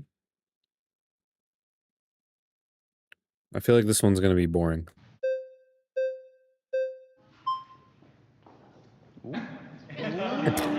Yeah, nobody even wants to get involved with that one. Wow. Okay. Nice to meet you. How's it going? This is a really interdisciplinary question for the resurrection of Jesus. And in my experience, it kind of boils down into two categories. The prior probability of the resurrection of Jesus and the data itself. So what I'm really interested in is the historical case for the resurrection of Jesus. Okay, I want to ask a clarifying question because I would love to talk about the data. But if I were to give you a model of the Gospels that I would call like the historical reportage model, which would say something along the lines of the authors of the Gospels were close to the times and places of the historical Jesus. They rooted their historical work in eyewitness testimony and did not feel the freedom to make up historical facts. Because of that, we can extract all the testimonies from these Gospels, and we have access to what the original eyewitnesses actually said and did. Okay, so who do you think are the eyewitnesses that the testimony is being based on? So this is where I'm not a walking encyclopedia, but I would say if you looked at all the testimonies, we have 21 unique testimonies that are going to be polymodal in nature. They're going to have semblances of independence and interdependence and some dependence because of the synoptic problem, all that stuff. If we were to get there, would that be enough for you to say the probability that the resurrection happened relative to any other countering theory is higher? No, I don't think so. So that tells me then that, one, it could be the prior probability still. That's an issue. Because if that's not enough evidence. It's not that. I think that the authors of the Gospels, specifically on the resurrection, can't be trusted to be giving an accurate account of what happened. Yeah, that's why I'm asking if we had this historical reportage model, and that was true. Sure, well, if it were true that they were reporting historical events, then it would be a historical event, yeah. So let me clarify I don't think that they are. Yeah, I get where you're coming from. Let me clarify one thing here. The historical reportage model does not entail what the reporting actually happened. All I'm saying is that we can extract from there is that these were the actual eyewitness testimonies to the risen Jesus. Okay, so I have a question for you. Yeah. Do you think that Jesus is the only person, outside of the people that Jesus and the apostles rose from the dead, do you think that he's the only person in human history that's risen from the dead? Yes. Okay, so Matthew's gospel, in Matthew chapter 27, says that at the time of the death of Jesus, the graves of Jerusalem opened, and the holy ones got out of their graves, and then, interestingly says, then after the resurrection, appeared to many. Many of them walked around appearing to many. Do you think that that happened? So I would just say that if the historical reportage model is true, then yes. So you think... But, hold on, the problem there is those are also talking about resuscitations most likely, not resurrections. Yeah, but what we're talking about here is the graves of Jerusalem opening and many people getting out of their graves, walking around Jerusalem and appearing to many people. If I say yes, what's at stake If this happened, this would be the most extraordinary event that's ever happened in human history. And yet... And then you're going to make an argument from silence from there. Some arguments from silence do work. It is not understand reported, that, but then that's only one piece of evidence that you're going to use. It's not reported anywhere else. It's not reported in any of the other Gospels. I understand. It's not in Josephus. It's not in Acts. That's one data It's not point. anywhere. Let's just... Well, but hold on, let me finish this thought, because this is important. Most Christian scholars, I think, so people like Dale Allison, for example, believe that this didn't actually happen. Well, I'm not interested in what Allison's going to say. The door that this opens. What I'm interested in is what the data says. So if we have the historical reportage model, right? But you keep saying we have this model. That's fine. Let me give you some evidence for the historical reportage model. Sure. If this model is true, one of the things I would expect to see would be things like undesigned coincidences within the Gospels. Yeah. Tiny little interlocking Okay. For the sake of time, I understand what you're saying. So I think that a lot in the Gospels is historically reliable and a lot is not. Things like undesigned coincidences So are are you really taking a pericope by pericope approach to this, or how is what methodology? I'm taking are a you story by story. I don't think that the I graves. I don't think that's a good methodology. I don't think that the graves of Jerusalem were opened. I don't So, think that there were people that's walking fine. around I the city of understand where you're Jerusalem. coming But if from. that's the case, then that means that at least the author of Matthew is willing to invent I don't stories think that's the of case. resurrection in Well, order hold to on, make you're a making theological big point. inference there, right? Well, hold on. because Okay, I know that you like to, for instance, you like to talk about the flight to Egypt, and you like to say that Matthew invented the flight to Egypt. Luke. No, Luke's the one that doesn't mention it. Matthew's the one that mentions it. Sorry, Matthew. It's okay. Yeah, It's okay. Sorry. Yeah, Matthew, and then typically the way you run this argument is Matthew invented the flight to Egypt. Luke doesn't mention it. The reason why Luke doesn't mention it is because it didn't happen. Matthew mentions it, and he tells us why, to put Jesus into prophecy. Here's a counter hypothesis. Sure, for this. What if it's just the case that Matthew is not making up historical facts, and he's doing some sort of midrash?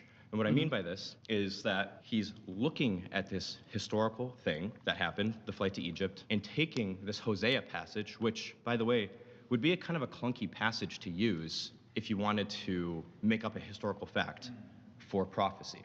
Because that Hosea passage is not inherently... I think we Well, might let be me land getting the plane here. slightly off, but I have to be allowed to speak here. I think we're getting slightly off topic. The problem with the birth narrative story is not just that a story is being invented to fulfill prophecy, although we're told that that's why it's done. The problem is that it contradicts the other account. That Well, the I'm family totally go, fine with the that. family So stay in if you Jerusalem. look at the birth narratives altogether, I think there's room for one discrepancy, and that is That is that Egypt and Luke Jerusalem? doesn't mention it.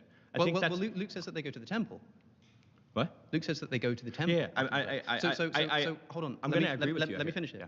Luke says that the family go to the temple and present Jesus in Jerusalem. Matthew says that they go to Egypt. They're very far away from each other. And we're told that they stay in Egypt until Yeah. after the death of Herod. This is a contradiction. So again, I actually agree. Okay, pause. You've been voted out by the majority. Please return to your Sorry. seat.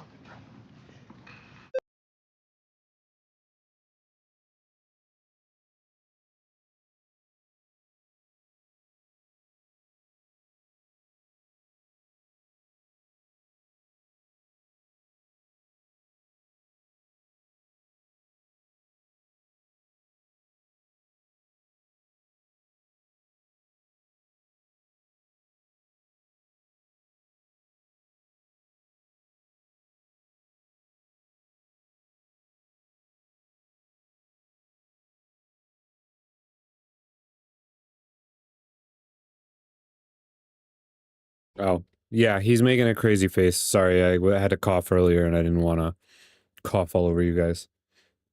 I've been getting better about muting the mic when I have to make human sounds, but I haven't totally gotten back to unmuting it when I'm done. But so what I was saying was this whole format is like, it's cool, but it's also a problem because if the people in the outside ring so severely differ from each other in opinion, they just keep kicking each other before a whole coherent argument can be made. And it sucks. Yeah, mine's literally the only difference is like there's a white ring around not the volume knob, the input knob, and it turns red when it's muted. And that's the only difference. So if I don't like notice that it's red, it's like a very subtle difference. But let's see if they let somebody get through an entire argument. They let one guy get through an entire argument. Oh, he's going for it. Good to see you. Okay, so historical case for the resurrection. Well, before we get there, my main contention had to do with the example that was just brought up about the flight to Egypt. I mean, we can talk about it, but what I really want to know here is how we know that the resurrection of Jesus historically happened. Right, okay. So can I start with the question for Yes, you, for please. example? Do you believe that the graves opened and that the holy ones were walking around the city of Yes. Jerusalem, appearing to many people? Yes. Why is this not reported in any other Gospels, any other historical account, anywhere, I given that understand. this is the most extraordinary thing that's ever happened in human history? Right. So Also, sorry, I don't mean to interrupt, but also crucially, Matthew says, at the time of Jesus' death, there was a huge earthquake, the second earthquake, the graves opened, and that then the holy ones appeared to people after the resurrection to many. So there's this very, very strange passage, which seems strange on the surface, but also says that the graves opened at the time of the crucifixion, but they weren't walking around and appearing to people until after the resurrection. It seems confused, it seems contrived, unless they were like hanging out dead in open graves for like 3 days until they got up or something. It's a very, very strange passage, which I think has no historicity behind it. Sure, but that's not the same as the claim you originally brought up, which is the resurrection of Christ himself. Yeah, so what I'm trying to say is if that's unlikely... So if I were to, I understand. So if I were to connect the two, what I would say is the historicity for the resurrection of Christ has the same type of data that the historicity of the resurrection of these holy ones in Matthew, because the appearances of these holy ones and the appearances of Christ correlate.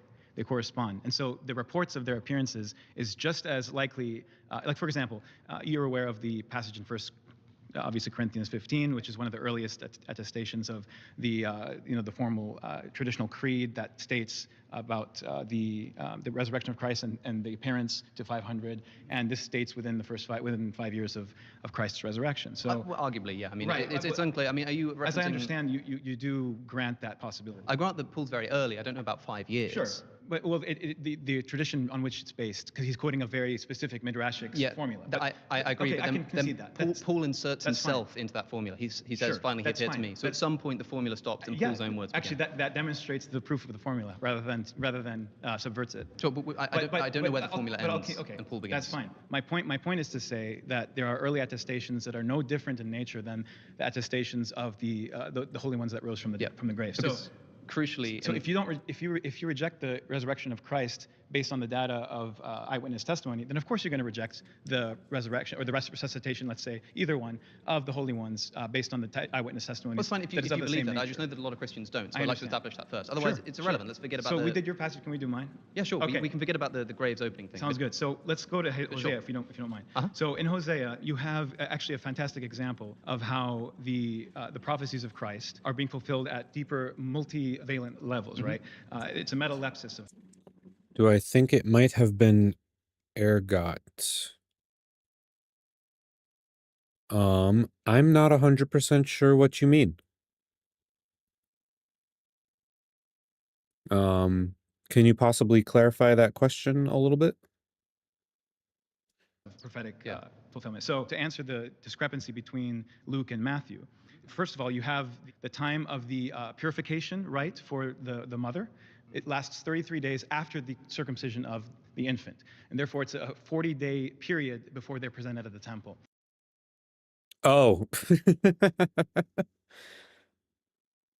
Maybe. I'm not... So, like, I'm not a Christian, but I did go to a Catholic high school. And if I'm remembering correctly, there are a few examples of hallucination in the scripture, but none of them are making that argument. And it still wouldn't explain why it only comes up in one gospel. Like, wouldn't they all have heard about this story of the mass hallucination? Maybe a bunch of them were like, oh no, it's hallucination, so we're not going to talk about it. And only one of them was like, maybe it was hallucination, but I'm going to talk about it anyway. That might be true.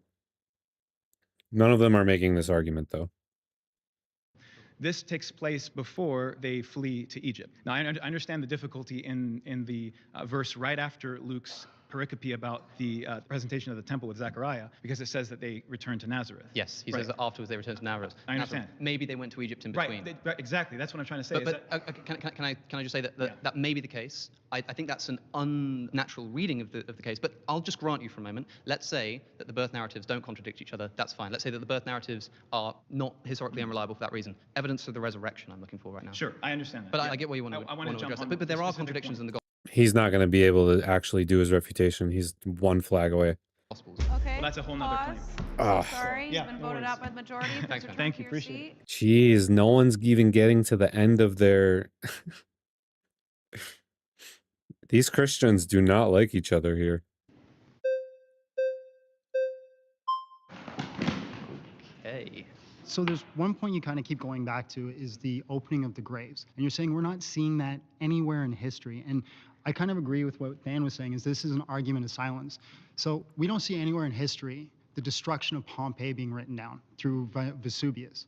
This is a huge event. Sure. Why don't we see that? But if we had accounts describing Pompeii around the time that happened and they just didn't mention it, you don't think that would be a bit suspect? Well, we don't see anything talking about the destruction of Pompeii. Sure, but if we had accounts that were written about Pompeii at the time of the destruction and they didn't mention it, do you think that would be weird? Yeah, I do think that would be a So little we have bit odd. accounts written about Jesus in Jerusalem at the time that this extraordinary event was supposed to take place, and they didn't even think to mention it. So, Can I tell you why I think the story's in there? Sure. Because Jesus is supposed to be the firstborn of the dead. And Jesus is an apocalyptic prophet in the Synoptic Gospels, predicting that the end of the world is going to come soon, the general resurrection of the dead, and Jesus is going to be the firstborn of the dead. So I think Matthew invents this story so that these people rise from their grave, but they don't start appearing to people till after the resurrection, because Jesus is the firstborn of the dead, and this is the general resurrection. The reason it's invented is because, of course, after Jesus dies, there is no end of the world, there is no apocalypse, and so Matthew invents this story in order to fulfill that. I think that's, that's one hypothesis. But I think when we're looking at the Gospels, we have another hypothesis. We have this fact that, we mentioned the undesigned coincidences. You're familiar with that, right? We have the fact that they go through a lot of historical information so they get geography right. You agree with this? Oh, yeah. So would you say that we have authors that are located within this area during this time period? I don't know if I can say that with confidence, and I think it depends on which Gospel you're talking about. Well, let's just go like the Synoptics. The Synoptics. So who do you think is the author of, say, the Gospel of Mark? I would say it's Mark. That was John Mark, the author of... Yeah. Now, why do you think that? Well, I think you're just kind of brushing off my question, though. Do you think the authors were in that time period during that, in the location? I think even if that's the case, I think that the events were written down decades after they happened. Okay, but we are saying... But I'm happy to... Let's say that I granted it. Okay, so these accounts are at least based on eyewitness testimony. Fine. So what? Well, if we have people who are recording true information off eyewitness testimony... Then why does that true information often contradict itself? In what way does it contradict itself? What's the date of Jesus' death? The Synoptics say that it was on the Passover. John has it before the Passover. So there's a long, convoluted answer to that. It's how they use idioms in the language. I don't want to get into that What right now. time did Jesus die? So I don't want to Mark get in... says that it's 9 in the morning. John explicitly tells us that he's still standing before Pilate at midday. So here's the thing. I'm going to grant you contradictions. Is that not what we would expect to see from people recording real events? Not on these matters, I think. Why not? Now, I've made this argument myself. It's like, okay, yeah, maybe we'd expect people to sort of misunderstand the points. But if it's clear that the reason why John is putting the death of Jesus before the Passover is to present him as the Passover lamb, then I think we have reason to suspect that it's been done on purpose. In other words, if we can explain why these contradict each other because the authors have different intentions, I think that proposes a better hypothesis as to why they contradict. So specifically on Jesus' day, I don't have off the top of my head. I know there's an explanation for that, and maybe we could talk later and I could show it to you, but I don't have the top of my head for Okay, that. when Jesus is on the cross, there are two thieves next to him, right?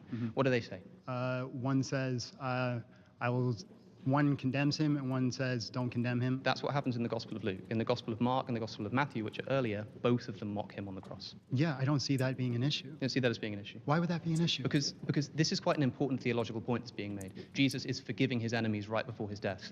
This seems to me, if the earlier Gospels, Mark and Matthew, say that this didn't happen, and explicitly says that the people who were on the cross next to him were mocking him, this is a story that Luke has invented. But what is why would Luke invent a story like that to make a theological point, which tells us that the Gospel writers are willing to invent things in order to make a theological point? I think you're just assuming an invention. Pause. Oof. They just... We're never going to get to the end of another argument. I don't think we're going to. Voted out by the majority. Please return to your seat. Sorry, we don't have more time then.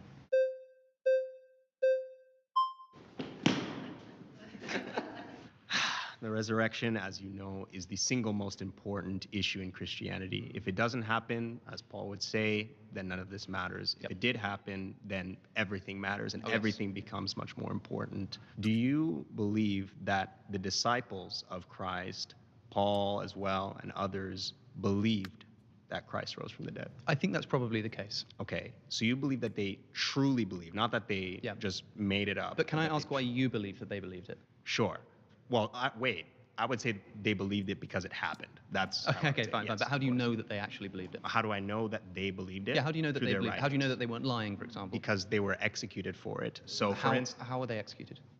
Some of them were executed by being sawed in half. Some of them were executed by being beheaded. How do you know that? Well, through obviously the tradition and the historicity of the church. Well, those are two things. There's tradition and there's historicity. Well, no. So the tradition of the church, the idea is that when you say church tradition or holy tradition, it's not just this idea that, oh, we're just saying things and making things that are in line with Christianity. Sure. But it's actually this idea that we are following the trail and the lineage of Christianity. What I'm looking for is evidence of the apostles' martyrdom for their claim that Jesus had risen from the dead. Only 2 disciples' deaths are recorded in the Gospels. That's Judas, who hangs himself, or there's another contradiction. He either hangs himself in Matthew, or in the book of Acts, he's described as falling over in a field with his headlong and his guts spilling out. Right? It seems to be a difference. So Judas, also James, the brother of John, who's beheaded by Herod. We're not told precisely why. Every single other death of the apostles relies solely on church tradition. There is no historical evidence that they were martyred, and certainly not that they were martyred for their belief that Jesus was resurrected. In fact, even according to church tradition, the only person, the only disciple, the only apostle that was not martyred for his faith, do you know who it was? John, the one who makes the most theologically fantastical claims of all of the apostles. But obviously we know that also by the tradition that they tried to kill John by boiling him in oil. I don't see any evidence that this actually happened outside of church tradition, and I don't trust that church. But so for instance, what type of evidence would you be expecting to hear by people who do not?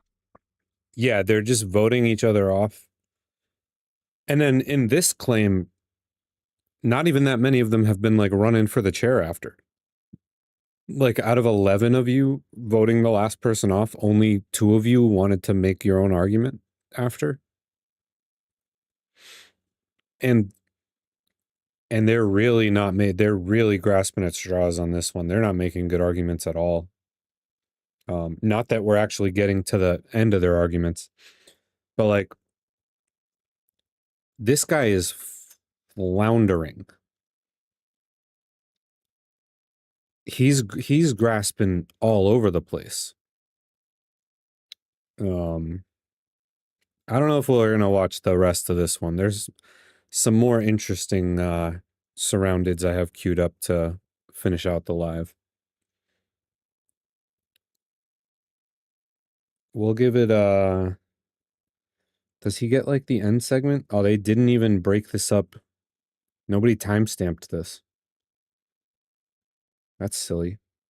Who does he choose at the end? He chooses this guy? Is there one more claim?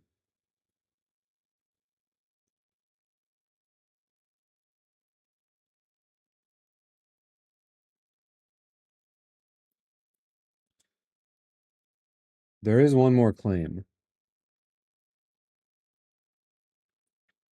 All right, we'll let this not care about play those out a Christians. little So for longer. instance, the people in power in Rome, why would they be writing some, incredible long tales about we are going to kill the Christians because of this, and this, so that we this can goes both now ways, right? Why would the enemies report this? Well, they're humans. We write incredible long tales about stuff all the time. I mean, it's what we do. These martyrdom stories. Right, I could say, why wouldn't Christian writers be motivated to make such stories up? What I'm saying is that goes both ways. We don't know what actually happened. All we have is a tradition, a biased tradition that seeks to establish their martyrdom that tells us that that's what's happened. But we can know that they wouldn't want to just make this up because some of them also were killed. And when we now track that time later, there are saints in the 200s, 300s, 400s that are killed for having this thing. But crucially, they're not the eyewitnesses. They're not the people who supposedly saw this happen. So they could easily just be mistaken. Agreed. But what I am saying is that if those people in the 200s, 300s, 400s are saying that the eyewitnesses were killed and they are holding to this same faith and they are willing also to be killed, do you not think that this says something? If indeed that is what happened, it means that they heard that the disciples died for their beliefs. That's all we can know. We don't know whether that's true. We don't know whether that's accurate. Yes, but by the way, I'm not saying that they didn't. Right. I'm just saying that we don't know. In other words, I'm happy to just grant that the disciples did believe in the resurrection of Jesus and that they died for their beliefs. What I'm saying is that when people throw this out as if it's a historically attested fact, it's simply not. So what happened on Easter morning? I don't know. There's only one other option other than obviously that Christ rose from the dead. I would ascertain, and you can disagree if you feel free. It would be that his disciples, people who truly loved him, stole his body and somehow disposed of it. Well, it could have been somebody else who stole the body. But what motivation would they have to steal the body and dispose of it? Grave robbing was quite popular in that time. But there were guards, around remember? that area. Well, there are guards that are only reported to Matthew. And what does Matthew say about the guards? He's the only person that reports the guards. And what do the guards do? They say that Jesus has disappeared, and the high priests pay the guards to tell people that the body's been stolen. Now, what does Matthew say? He says, and this is a rumor that they went and spread that persists to this day. So the author of Matthew knew. Yeah, that is kind of funny. That happens in a lot of the whatever podcast clips too. There'll just be like this phantom hand in the bottom corner of like the other screen. That there were people who were saying that somebody stole the body and intentionally puts these guards there, has this story of the high priest paying them off to spread this rumor in order to combat that rumor. So we know that people in the early church, before the writing of the Gospel of Matthew, weren't in the impression thought that the body was stolen. There's even, Tertullian talks about, this is amazing, Tertullian talks about a theory that some people were spreading that the gardener had stolen the body of Jesus because he didn't want people to come and spoil his lettuces when they came to see him as a shrine. And I would agree that both seem illogical. But if we're just going to say that it was robbed, and then these disciples, this group of people, now are just not looking for the body, or that, again, which I would say is even more unlikely, that it is people who someone who did not care about Christ, that now would steal his body, I feel like this would be also very illogical. Well, there are theories that are suggesting, for example, that the authorities either... Well, if they really wanted to believe that the body resurrected, I mean, would they look that hard for it, actually? Or what if they did it themselves and then wove the story? There's just so many alternative explanations. I don't know. The Jewish or the Roman authorities didn't want this to become some kind of shrine to believers of Jesus to go to after his death, and so they disposed of the body. There are all kinds of theories. Some people think that the body was eaten by dogs. Like, there's all kinds of things that could have happened, which seem pretty spurious and unlikely. But to me, if you're trying to tell me that a man rose from the dead, you're going to have to do a lot more in the way of getting rid of these other... It would be the only clause that has an external force. Every other clause is also extremely illogical, but the clause where Christ raised from the dead has that external force, and that external force is God. All right, pause, guys. That's time.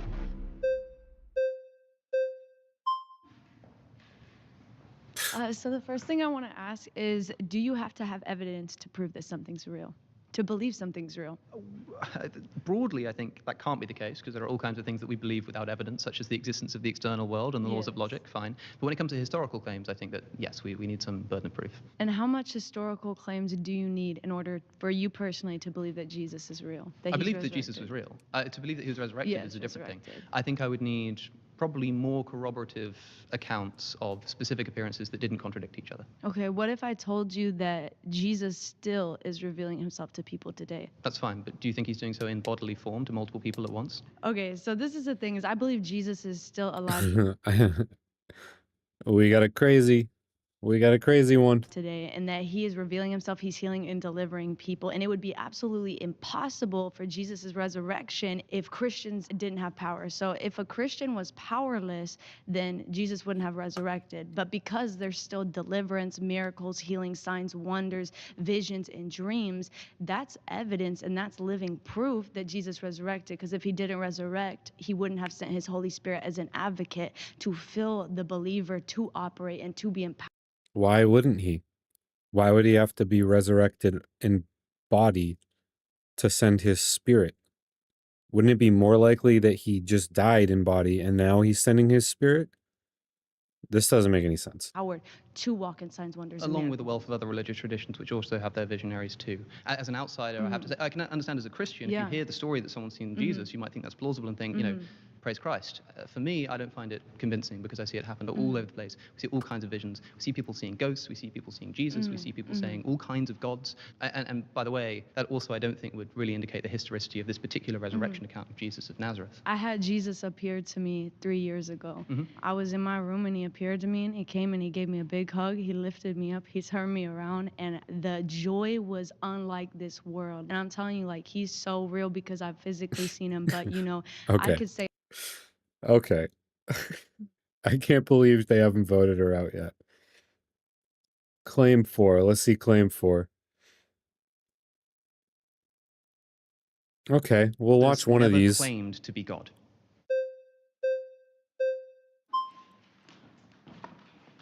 So, man, Coley. So, talk to me. Where does Jesus claim to be God? Yeah, so I'm curious, when you say that, are you including the book of John? So I think that the book of John is probably the least historically reliable in this case. So I'm talking about the historical Jesus. Yeah. I do think that there are a number of instances where Jesus appears to claim to be God in John's gospel. Okay. But even if we think that he actually said that, I still think that there's reason to believe that he wasn't claiming to be God in the sense of being identical with Yahweh. When you talk about the historical Jesus, what else do you pull from other than the Gospels of things that he might have said? The things that he might have said, we only really have the Gospels, but Okay. there are multiple sources within the Gospels. What do you date it at? Around 70 AD. Okay, yeah. I sort of go with the scholarly consensus. And so you have also a bunch of sources, the unique sources to Matthew and Luke. Yeah. You also have this potential source called Q from the German for quell, right? All of this kind of stuff. John comes in the latest. Sure. And so when we're trying to figure out what the historical Jesus actually said, if we've got multiple sources all claiming that he said the same thing, then I think we have good reason to think that he actually said that. Claims like, before Abraham was, I am, I and the Father are one, anyone who's seen me has seen the Father, only appear in the Gospel of John, not in any of our other sources, which I think makes them less historically reliable. Well, I like the claim. I got to come at it a little bit different approach because I think that the gospel writers are claiming that Jesus is God. Sure. Let's just go with Mark. As Mark starts, he talks about John the Baptist preparing the way for the Lord. Right. What is your response for that? Because ensuing Jesus comes. I've no problem saying that Mark is intending to portray Jesus as God. It's not entirely clear, but I have no problem just granting that for the sake of this conversation. I think that the belief that Jesus is God is something that develops in early Christianity after Jesus died. I think there's nothing that Jesus said himself that can make us confidently say that he was walking around claiming to be God. What do you need in order to believe that Jesus is God? Because even if we take... Oh, hold on. So they agree. He's saying Jesus never claimed to be God, but he's here trying to make a totally different argument. I wonder how long he'll be here. Probably not kind of long. this development in the Gospels. We can go before that. So would you say Paul's letters like Philippians and Colossians, would you say they were written before the Gospels? Yes, they were written before the Gospels. So if we're going before the Gospels, we have Paul claiming that Jesus is God in Philippians 2, where he's saying was in the form of God, or maybe like a better translation would even be the essence or the nature of God. Yeah, the problem I think with sort of quote mining in this respect is that there are quotes that point us in either direction, even in the Gospel of John. So Paul, for example, says that there is one God, which is the Father, and one Lord, Jesus Christ, seeming to separate them. Jesus says things like, my Father is greater than I am. He says things like, nobody knows the hour, not even the Son knows the hour, but only my Father in heaven. He says when he's crucified in the first two Gospels, Eli, Eli, lama sabachthani, my God, why have you forsaken me? I could point to these and say, these are Jesus claiming that he's separate from God. Well, there is a distinction from the Father and the Son. So we're not, but instead of quote mining, I could just quote the whole thing. That though he was in the form of God, didn't count equality with God a thing to be grasped, but emptied himself by taking the form of a servant, being born in the likeness of men. Sure. So I also have no problem saying that Paul thought that Jesus was God. Okay, but so my assertion is that Jesus that's actually claims to be super God. clarifying for me, because then my question is, what piece of evidence do you now need in order to believe that Jesus claimed to be God? Like, what is it for you that you would be like, you know what, that convinces me? Jesus, in his own words, saying that I am God. Right, but he does that in John. Where? Before Abraham was, I am. Sure, so before Abraham was, I am. For a start, as I've said, it only appears in the Gospel of John. We don't know if the But historical he at least Jesus said it once, and the claim is that he never did. If he actually said that, if he was going around claiming to be God in explicit terms, that's a great... Why is it that none of the other Gospel writers thought it was a relevant detail?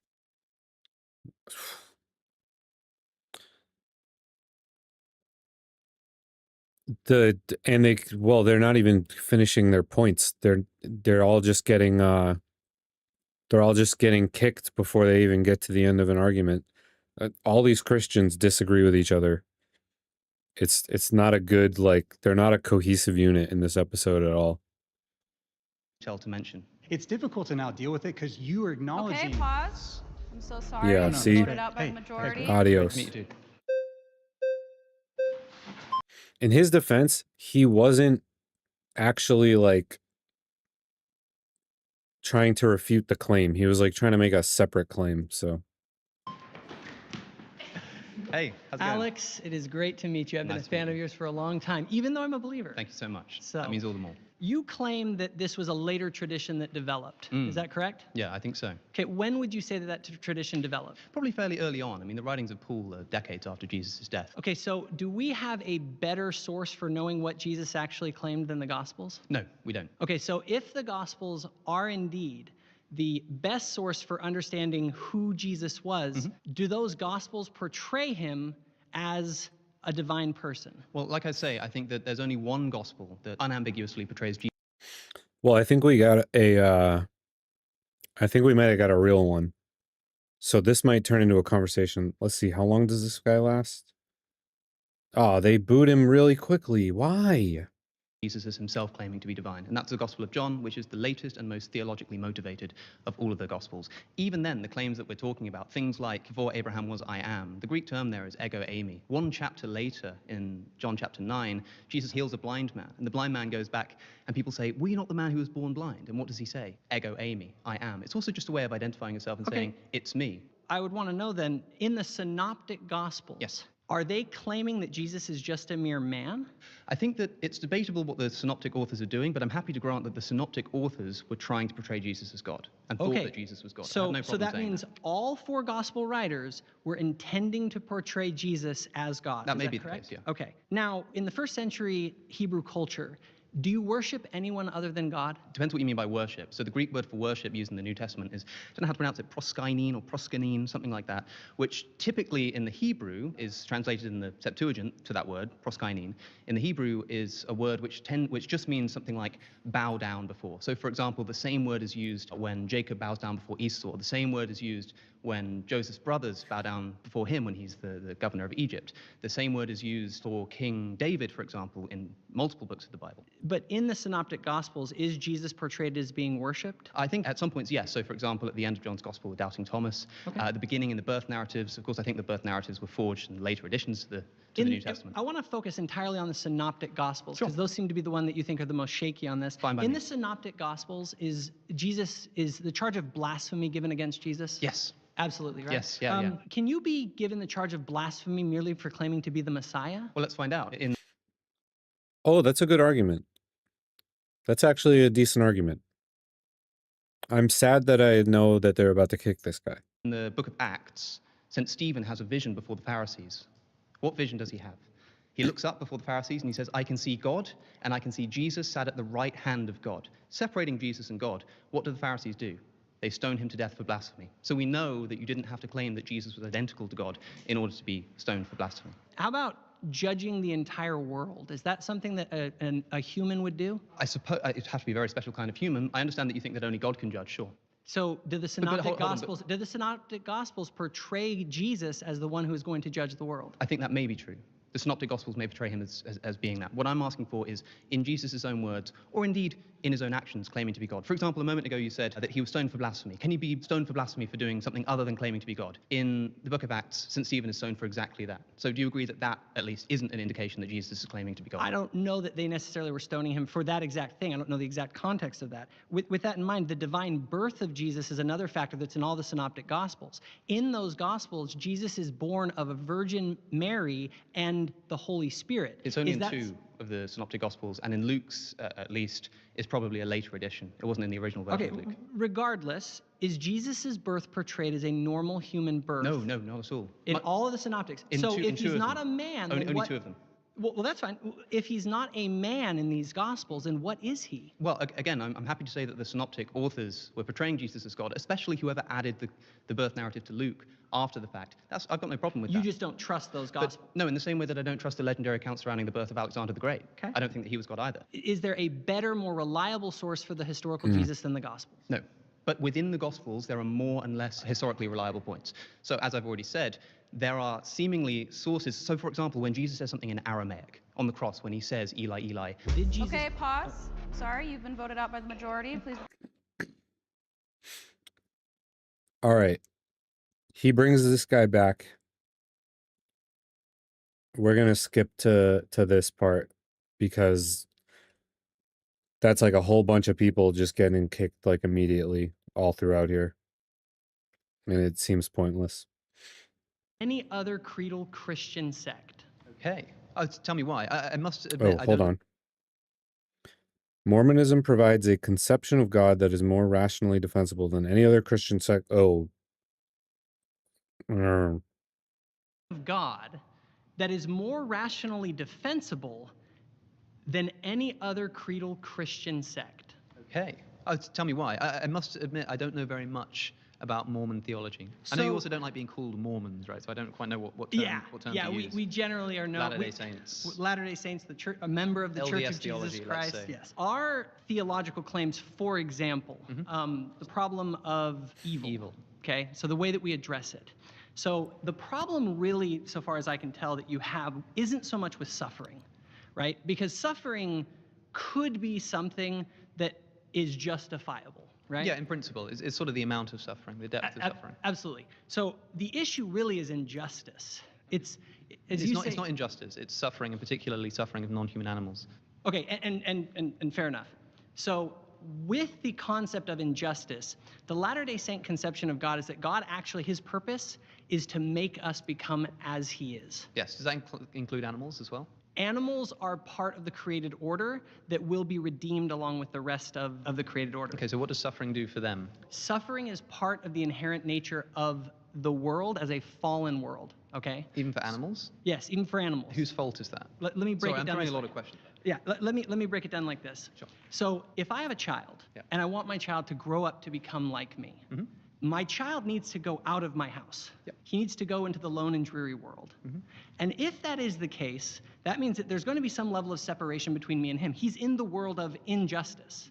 It's a world that is unfair. Why is that world unjust and unfair? Because I understand what you're saying. You want in this analogy, you want your child to become like you. And what that's going to involve is encountering suffering, developing as a person, getting thicker skin. But the only reason that you want that for your child is because they're going to live in a world where they're going to have to encounter that, and you want them to be better at dealing with that, right? If you were given the opportunity to give your child a life that was separate from you, where they went about and did their business, but there wasn't that kind of suffering, and you chose the one in which there was suffering just for the sake of it, I think that would be problematic. Well, it's not that I chose to put them in that world. See, this is a difference in Latter-day Saint theology. Sure, that's what I'm interested in. In Latter-day Saint theology, there is a pre-existence, and human beings, knowing the unjust nature of reality, have the choice. Oh, they choose to, They choose to enter into the mortal state, to pass through. The way to look at it is there's this realm of injustice where anything can happen. I can go out tomorrow, my kid can get cancer, all these things can happen.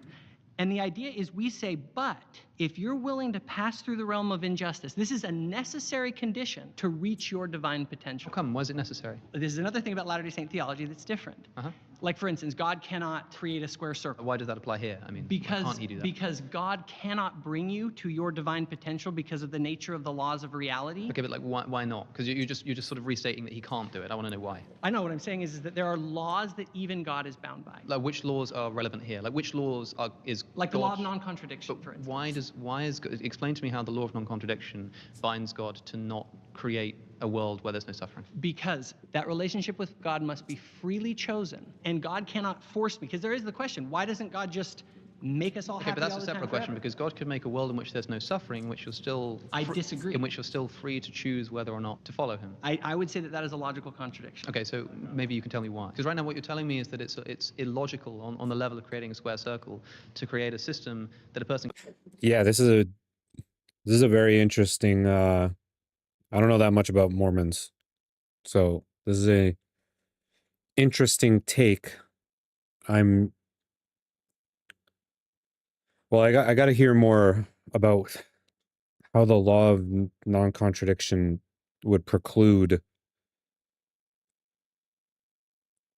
the preconditions that Alex just set forth. I'm a little confused by that.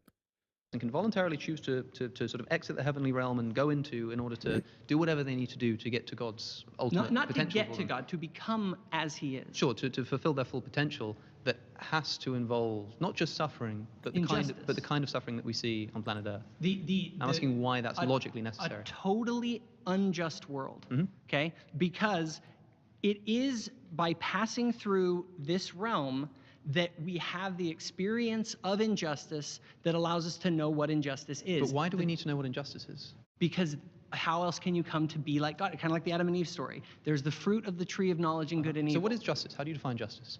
Off the top of my head, I would say that justice is getting what you deserve. Yeah, right. Okay. And so the problem is that, like, Okay. you can imagine a situation in which there was nothing wrong, nothing bad, nothing evil, and therefore no need for this rectifying force of justice. It's a little. No. We say justice is a good thing, but justice is a good thing insofar. Can you know- Hold on. Justice is a good thing insofar as it overcomes injustice. That's what it's there for. In the same way that chemotherapy is a good thing because it tries to overcome cancer. If I said that I was going to create cancer so that we could have the good of chemotherapy, and you said, why would you do that? And I said, because there's no way for us to achieve the good of chemotherapy without creating cancer, you'd look at me like I'd lost my mind. No, it's like saying, this is the better analogy. It's like saying to my son, son, the only way that you can become the way I am is to go out into that world where anything could happen and to persevere. Okay, so I still have a qualm with this, but for the sake of time, I want to ask you about animals. Do animals consent to go into this? The animal kingdom is part of the fallen world. They are part of the fallen order. Do they feel pain?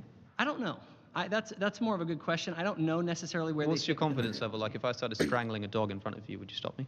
Yeah, I think that I have an obligation to prevent the death of living creatures. Not death. No, I'm not going to kill it. I'm going to Well, sort of even to prevent the Deadpool suffering style of keep an it animal. alive just Yeah. so it can suffer more. Yeah, Will sure. you stop me from doing that? Yeah. Right, why? Because I believe that God. Yeah, he lost me. He lost me now. I always got the impression that the Mormons were a little out there. Like they're just automatically part of the fallen world. I don't know. I mean, it's kind of like a hand wave to me. I don't know. God wants us to protect the created order. Okay, so and to create goodness, light, and truth. So in would the that world. be similar to like, you know, me stepping on a plant or something? You're just like, hey, don't do that, man. It's the created No, order. you could Or do you say think that- it's because they're suffering? Yeah, I think it is probably because they're suffering, but I don't understand that suffering in terms of the way that humans suffer. Okay, because you said that the reason why it's not so much of a problem for humans to enter the Vale of Tears and have to suffer is because they consent to do so before they're born.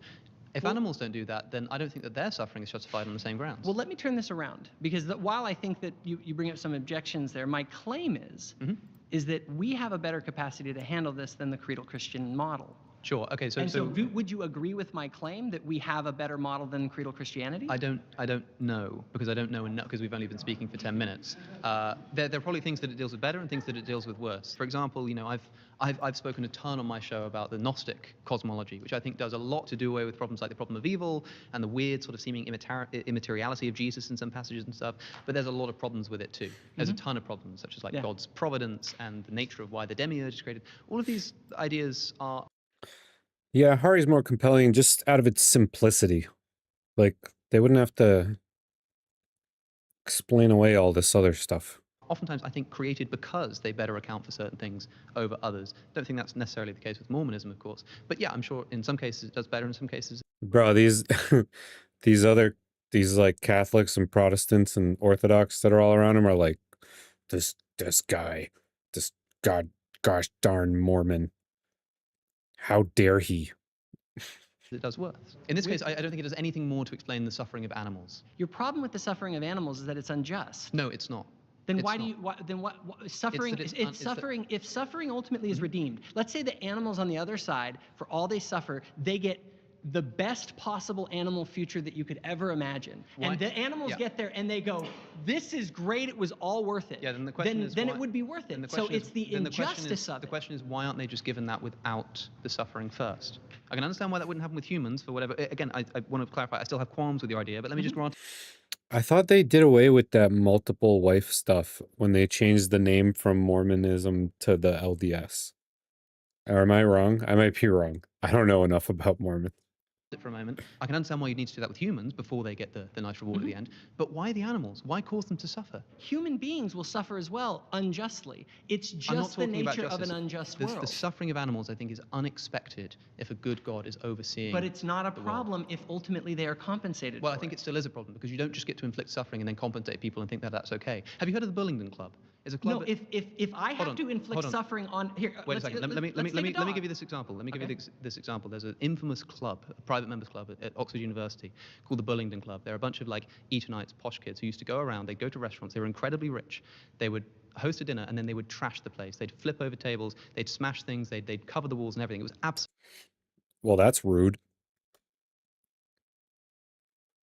Sounds like a party, but rude. absolutely devastating, just horrible behavior. And then when the owner came up and said, what the hell have you done? They just paid them off. They said, hey, have a bunch of money. And not only that, they paid them way more than the repairs are worth. So they could get away with it because if anything, they've done those people a favor. No, it's still terrible, awful behavior because even if you've compensated someone for it, if you've caused them for suffering, which by the way, still hasn't been explained real quick, I got why 30 that suffering seconds. I got exists, 30 seconds. it doesn't seem like it's worth it. Let me do this. Or if it's not worth it, it doesn't seem like it's It justifiable. can be worth it, though. For instance, a dog that's getting a shot has no idea what's going on. He's just thinking, this hurts and is so terrible. And the thing is if it ultimately saves its life, it's worth it. Yeah, but imagine so if you had there the is a compensatory reward for the suffering that's there, everything can be redeemed. understand and what you're in saying. your view, is life even worth it? Because if life is mostly suffering, even for the animals, then isn't the logical conclusion to end this project altogether? That's a separate question. But if you had the opportunity to not have that dog need the shot, and you gave them the shot anyway, you created the need for the shot, and then gave them the shot and caused them to suffer, But then in you didn't need to LDS give them the need for it in the first cosmology, place. God would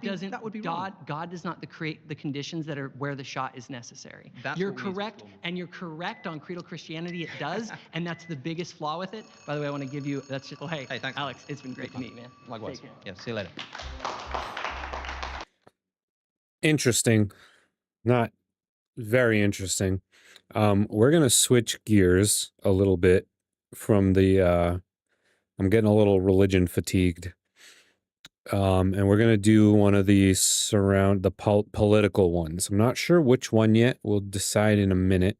I'll be back in about a minute. Just gotta take a quick trip. I'll be right back.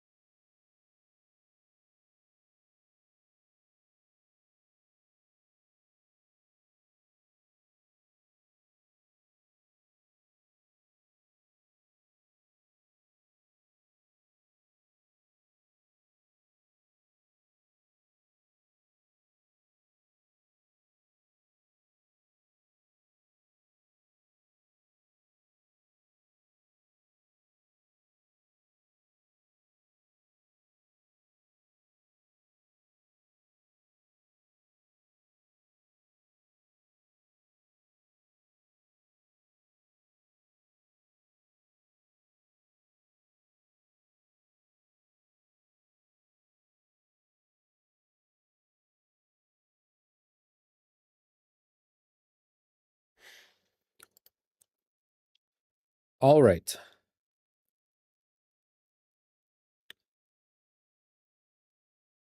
Ben Shapiro or Destiny? Which one do I think will be more interesting? Bacon versus 25th. Is that one of them? We're gonna do this we're gonna do this one. I don't think you know what We're gonna American values are. I don't think you know what We're gonna do this one.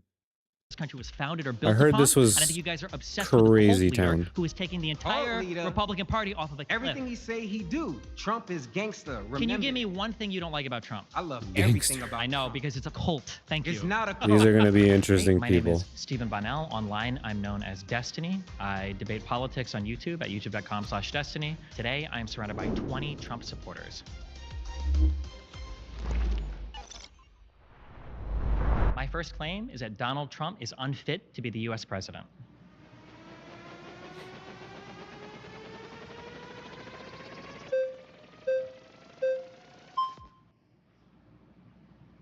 Pleasure to meet you. Yeah, pleasure to meet you. All right, so you say that President Trump is unfit to take the presidency. Why is that? Oh, I recognize this guy. I don't know what from, but it might be a clip from this. I don't think we've had someone who's fit to be the United States president in a very long time, including now. But let's see. I would say that one of the most important I'm pretty sure this came out slightly, like just before the election. values that we have as Americans is our form of government and things like respecting the peaceful transfer of power. I think that being able to concede when you've lost an election is really important. So I would argue that the events that took place leading up to and on January 6th are in and of themselves, among a whole bunch of other actions, immediately disqualifying for the office of president.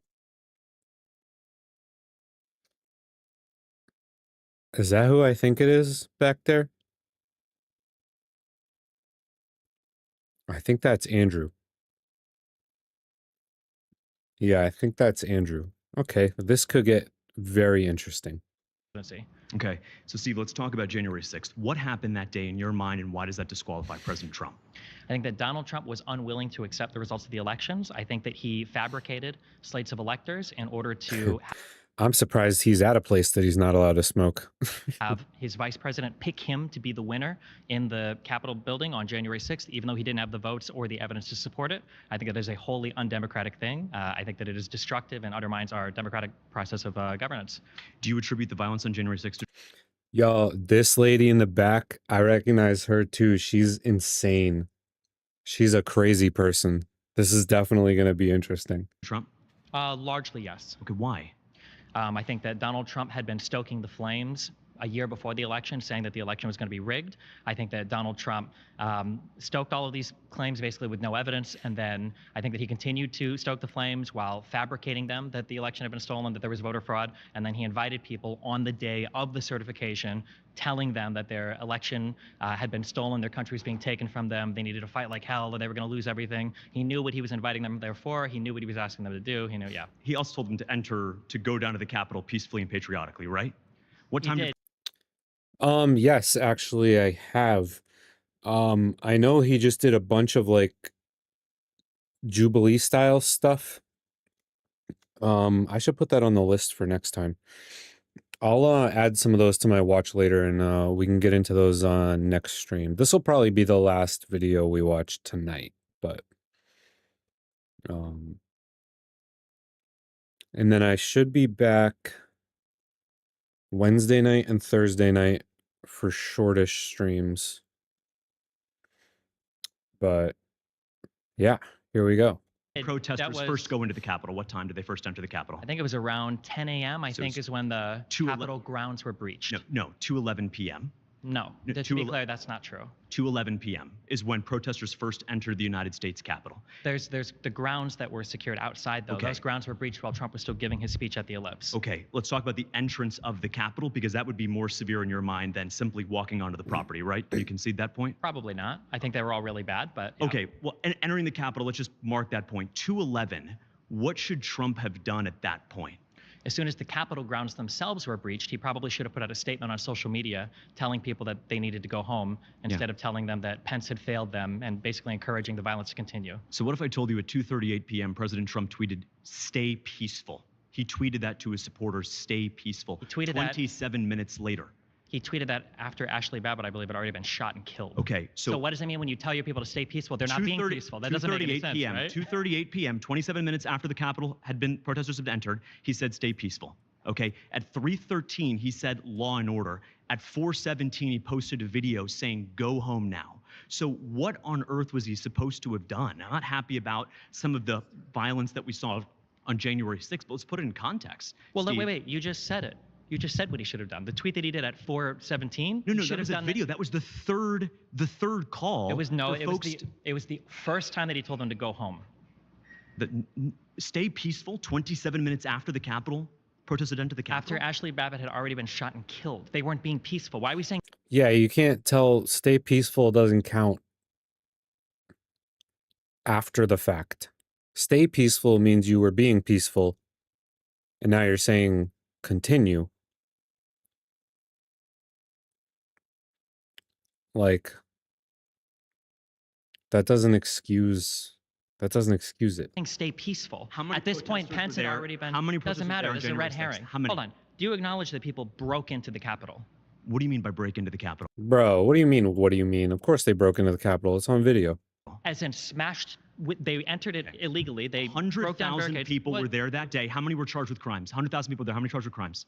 Do you acknowledge that people How broke many into were the charged with Capitol? crimes then? How many people in the BLM riots were charged with crimes? This is a red herring. No, it's How many not. people who You said they're violent. Did How many they- were there that day? 100,000. How many were charged with crimes? It's the largest FBI investigation history. 1,553 It's not relevant at all. have been It's charged not with crimes. relevant. How It's can you not say they were all relevant. violent? It's not relevant. How can you say they were all violent? The first people Okay. that got into the Capitol, did they break? I don't think he said it's all violent. He's just saying that it was bad. And that there was violence. And both of those things are true. Is break in? January 6th your only Did they reason break why he's in? unfit? Wait. Did the first people into the Capitol break in? Is January 6th the only Why won't he answer? That's a simple question. Just answer it and move on. reason he's unfit? Are you unwilling to answer that question? Is January 6th the only Are you reason? unwilling to answer? You can say yes, you don't want to answer it, and then move on because you know the implications are terrible for you. That's Listen, fine if you want The reality to. of the situation is The reality of the situation is people What broke is into the the number Capitol. one voter They for delayed. voters? What is They the number? delayed the What is certification the number of the one vote. issue for They voters? delayed the certification. No, actually, they were not waved into the Capitol. They were led to parts of the building that there weren't senators and congressmen in, that were empty so that they couldn't do more damage or hurt people. What is Of the number vote. one Did they issue for not? voters? It doesn't. The vote was certified. Was it not certified? Was there a delay in the certification? Was there not? Was there a not delay in the certified? certification? It's It was absolutely because the certified. National Guard showed up and they kicked the people out after Donald Trump was forced to tell them they were going home after watching them is- break in for 3 hours what and is do the- nothing. By your own Let's admission, just have a they let's said. have a productive No, conversation. we're not having a Steve. productive one because you're not answering my questions. Keep going. Okay. Yeah, I asked you a very simple question. The first person that got into the Capitol who wasn't allowed in, how did he get in? They walked into the Capitol. No, they broke in with a riot shield that he's stolen from an officer. Okay, and that makes President Trump unfit for office. Do you acknowledge that that happened? Are we living in the same reality right now? Do you There even wa- acknowledge that there that was happened? violence on January 6th. I acknowledge that. There was You 100,000 see how I'm protesters. making a specific claim? 1,500. Do you know what 1 + 1 is? I do. What is 1 + 1? I think it's 2. Okay, good. Okay, I think. We can answer a But question. math Okay, is let's get racist. Math is racist. first Yeah, person- they're not gonna get to the end of this. He's gonna he's gonna get voted The out first person that got like into any the second Capitol now. building, how did they get in? You are arguing that Trump is Hey, let's unfit. try this. Do you know what 2 + 2 is? I 4. well, Who I was the think- first person into the Capitol building? How did he get in? Why not just Listen, say he broke in? Is your entire argument about January 6th yes or no? Well, my biggest argument right now is that conservatives are delusional and they don't exist in the same reality that we Why do. must So you any other attack? Why conversation- must you attack Pause. 75 million voters? Pause. You've been voted out by the majority. Please return to Bro, that smile is so creepy. Like, just have the conversation. Why are you doing like the smiley shit? Oh, that is definitely Andrew. Now that his face isn't blurry. your seat. Thank you. Yeah, thanks.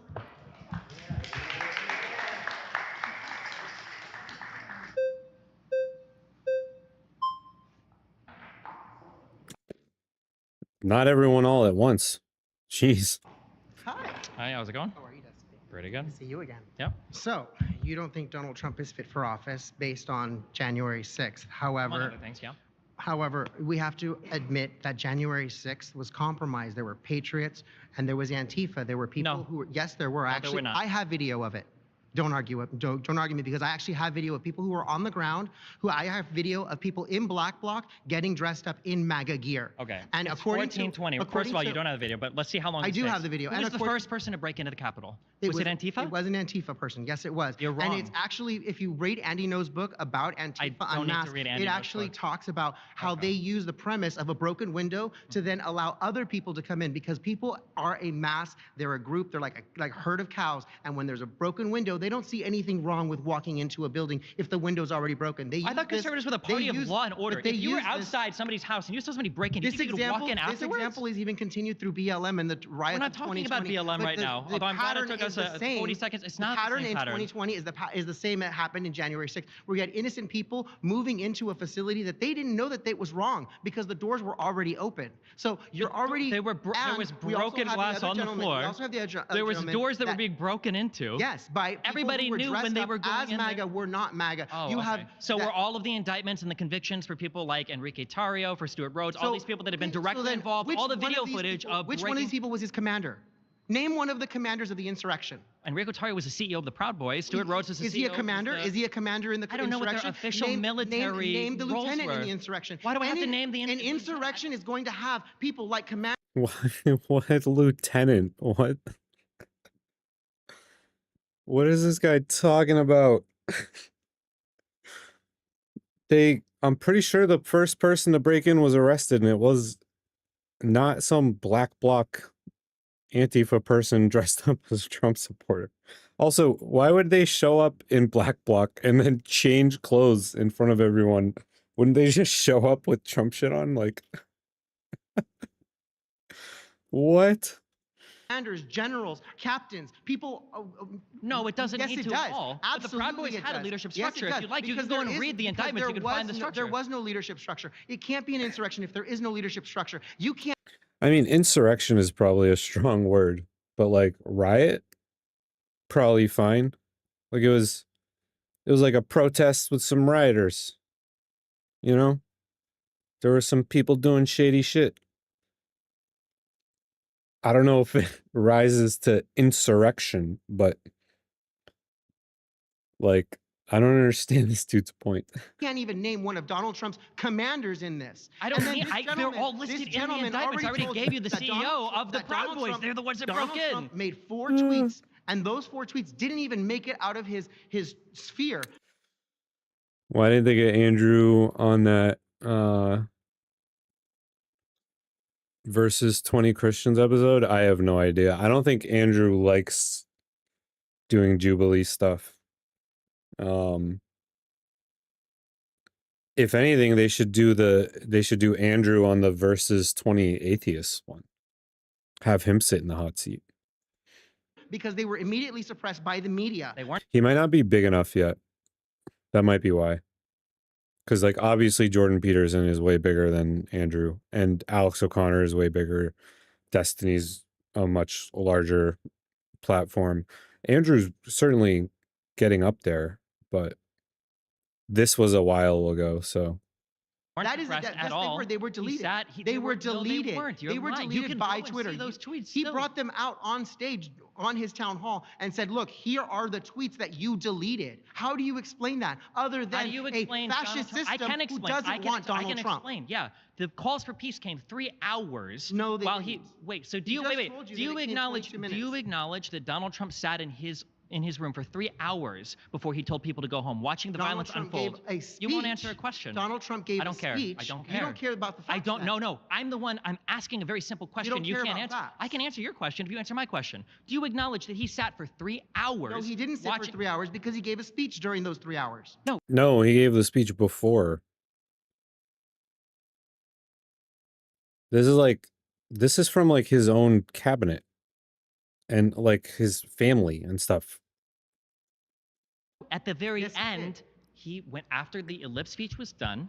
He went back to the White House, and then he sat in a room with a Diet Coke, and he watched the violence unfold. How do you know this? Because it's accounted Were you for there? by like testimony. Were you there? How do you know what's happening at the border? What's happening in China? Are you there? What do you mean? Oh, that is such a bad faith question. Jesus. Were you there? I mean, were you there when the Earth was created? Yeah, they had already breached. They had breached the grounds. And then I think the speech was over by the time they breached the actual Capitol building. And then from somewhere in between those until 3 hours later, he apparently sat in a room drinking Diet Coke or something. There's like a meme about like he had a specific soda. I can't remember what it was, but Actually, this gentleman is actually. Hold on. Are you? I'm sorry. Is your claim that the only way that you can know something is if you personally But you're witnessed making these claims that he sat there. And I'm did making this nothing. claim based When on I'm telling you hundreds of that he hours tweeted of over and deposition over again, testimony tell his by people supporters that have been to in go front home of a number patriotically of courts, in front of the J6 committee, in front of the media, in front of the. Okay, there are so pause. many different people that are willing to testify to all of this. Pause. You've been voted out by the majority. Please return to your seats.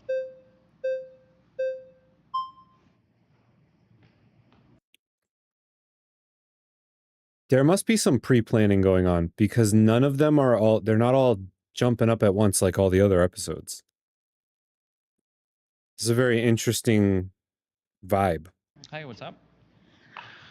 So I think that, we've been talking about January 6th. I'll be the first to say that, and I think a lot of people here would agree that there were bad actors that day. I'm someone who comes from a family of law enforcement, family of military, so I believe in law and order. And so I do believe that there were people on that day who took things way too far. And I think most Republicans understand that. From people that I had talked to on the ground, I think that the media blew it up into something bigger than it was. Again, I'm not saying that people who broke into the Capitol shouldn't have, but I do believe that there's a lot of people who are misled. There's evidence that's coming out with all the tapes that are coming out from January 6th, showing police officers were actually escorting people through the hallways. So to say that every single person who entered that building is, a criminal, I think a lot of people. Just to be clear, that's never been my claim. That every single person entered was the building is such a boring and uninteresting. I would never waste my time making it. Okay. The reality was, I do agree with you on your fundamental. There were a lot of people that were misled. Correct. I do agree with that, and I think that Donald Trump was behind that misleading the entire time.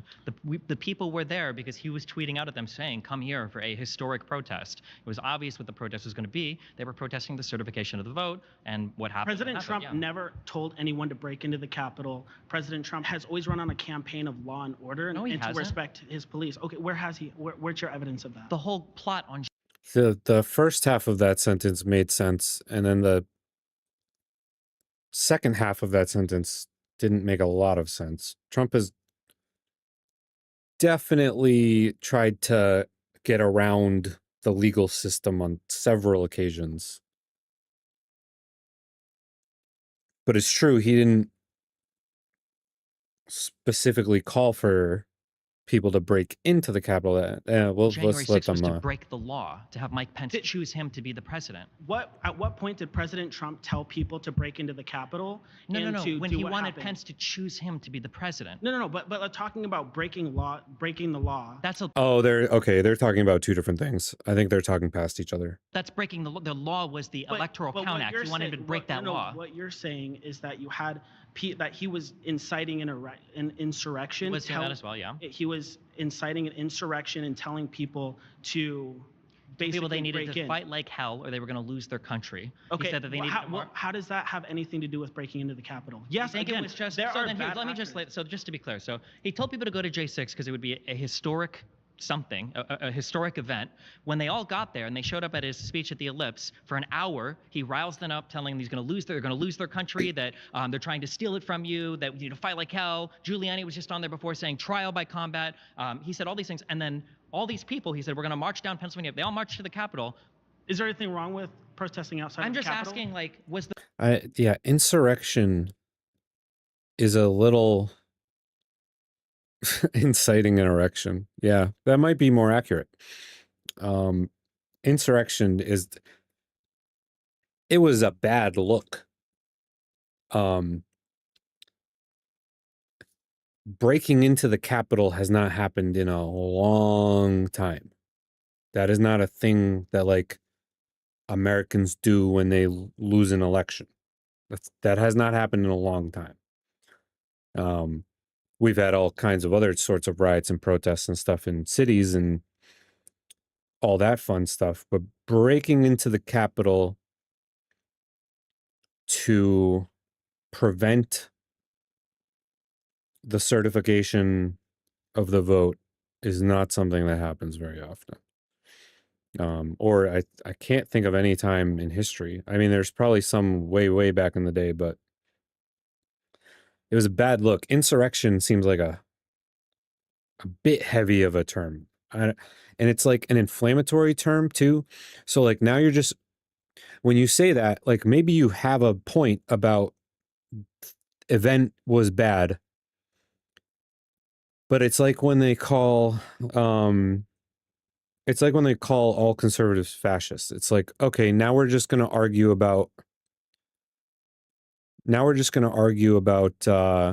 like the definition of insurrection instead of actually talking about the event. Like it's not, even if it is true that maybe by some definition it was an attempted insurrection, just saying that isn't helpful or useful. The fact that there was a break into the Capitol, and for the first time in U.S. history, the vote certification was delayed. Was that just a coincidence? Okay. Is that, Okay, was that, so- wait, so was going that a, back- I just so- want okay, to know so- that. I just want to know that before you ask a bunch of random questions. Was it just a coincidence that a break-in happened and the vote was delayed? Was that a coincidence? Because people broke into the Capitol, that can't be blamed on President Trump. He is always, So it was a coincidence. President Trump Can has you say that? Can you- I President just need to hear you say it. President It was a Trump has coincidence. always ran on It was law a and order coincidence and for then. people. And So- Yeah, the definition of fascism is a very confusing thing for a lot of people because it when they say it, they really mean authoritarian, because fascism is very, very specific. That's a very specific word that refers to like a very specific formulation of the government and the economy. And it really doesn't apply to anything going on here. So they just use it interchangeably with authoritarian. It's annoying. Yes, there were bad actors. But let's move to the certification. insane. No. You understand this is Let's crazy, move to right? You're nothing about you okay, is law and in order. 2016, You said your family is in law 2000, enforcement? in 2016, I've already said that there were bad actors. In 2016, Democrats questioned the election of President Trump. Yes, they did. Sheila Jackson. Concede. He's not going to answer this question either. Sheila Jackson. Won't answer it. I'm going to ask it again when you're done. Sheila Jackson and two other Democrats had spoke and said that they were going to question and to hopefully delay the certification in 2016 when President Trump was elected. And when did Hillary Clinton concede? And look, the answer is that night, right? The answer is that night. Was the certification of the vote delayed? Okay, so the answer is no. There are questions. Was there a riot at the Capitol? The answer is no, right? So none of what you're saying is relevant here. Yeah. I am from Arizona. I was in the middle of the elections in 2022. I've been there. I saw what happened in 2020. There are serious questions about what. No, there aren't. There are. You think there are okay, hold on. Okay, I'm from Arizona. Arizona. I've worked in this. From Arizona. I don't care that you worked in it. I've worked in politics. Every single court case on this failed for good reason, okay, right? It's failed on standing. No, that's not true. A lot of them are tossing evidentiary. Number one and number two. Wait, do you agree that standing is important for a case? Let me get to my point. You have no point. Yes, you're fabricating information in real time in 4K. There is serious. Or maybe 1080p if that's what they broadcast in. Okay, pause. Serious question. You've been voted out by the majority. Yeah, once you start doing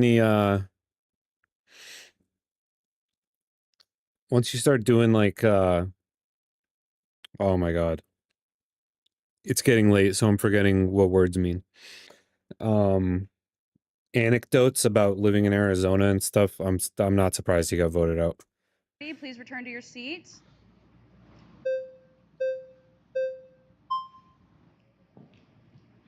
Okay, they are all in cahoots. They have to all be in cahoots because they haven't fought over the chair one time. They haven't fought over the chair at all. They must be in cahoots. I'm way behind you, so I just see the back of your head. Okay. I'm sorry, nice to meet you. I just have questions. Oy, this chick looks crazy. I like to ask people questions. I'm interested in hearing how people think. So when you're talking about the insurrection on January 6th, what would you describe during when Kavanaugh was elected to Supreme Court and you had all the protesters at the Capitol? They were banging on the Capitol doors, they were screaming, they were yelling. How do you feel about that? I would have to know the specifics of the event. I don't recall like any proceedings being delayed. I don't recall there being a top-down call from the president to lead these. You don't remember that they had to stop the congressional meetings because people were banging on the door and being so loud and trying to break into the doors? Proceedings for. If they did, then it's bad. Yeah, just to be clear, just to be clear, this is the difference between me and you, okay? Is that if everything you're telling me is true... I'm a female. I'm a female, You're so that's Make America Great.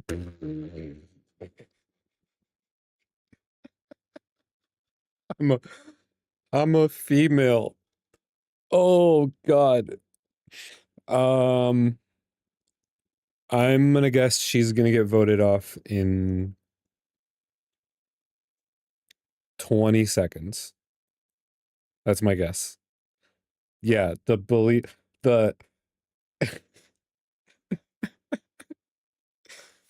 Okay, let's see. 20 seconds. That's my guess.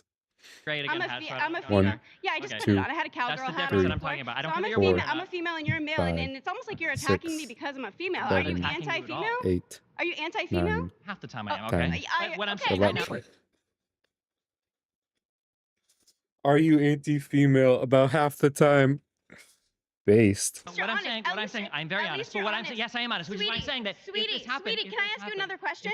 I didn't even answer your first question. No, you said that you didn't know the specifics. Yes, but answer, so what I'm not I'll going to tell you is force you. that I'm not going to force you you're into not a yes or forcing no. me. I promise you can't force you to do anything. Okay, I'm not. If that All the happened, numbers and going up. It wasn't 20 and seconds. you know what? The people I agree involved with should you. be arrested. You're still yelling, would and say I that's not agree good. with you. I'm not yelling. I I'm not even agree. close to yelling yet. I can if you want me Well, to. I'm glad you are projecting your voice because I couldn't hear you before. Okay. So I can definitely hear you now. You could do the maybe hair behind your ears. Go ahead. You want my hair behind my ears? If it's inhibiting your ability to hear me speak, yes.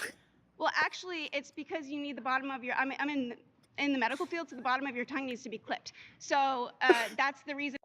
What? What is she talking about? Oh God. Why you have a list when you're talking. Okay. Anyway, if you want medical advice, I can do that, but it's better to be private I'm on good. that. If So I need I have another another question. psychiatrist So we advice, yeah. agree that during the Kavanaugh trials, if people were trying to break into the Supreme Court, It would be a that's bad bad. thing, I yeah. agree with you on that, Uh-huh. sweetie. So, and the next thing is, I have a question There's that sweetie again. for you, because you also brought up the border and immigration, right? Well, I what would haven't, you but say? I'm see you want Actually, to, yeah. you did. They can play it back. So anyway, what would you say if the Biden-Harris, we have the Biden-Harris administration right now, if our border was filled with neo-Nazis with tiki torches, what would happen? You'd probably sell a whole lot more lighter fluid. I don't know. What do you mean?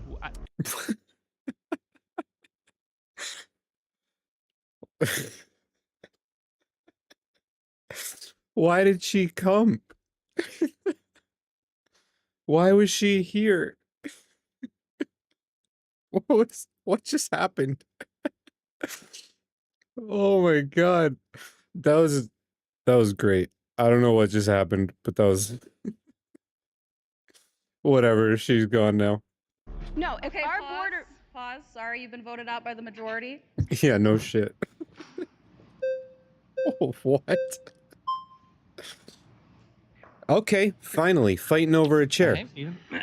Micah. Okay, I want to talk about the alternate slate of electors and how historically that has happened before on the Democrat side. Yes, it has.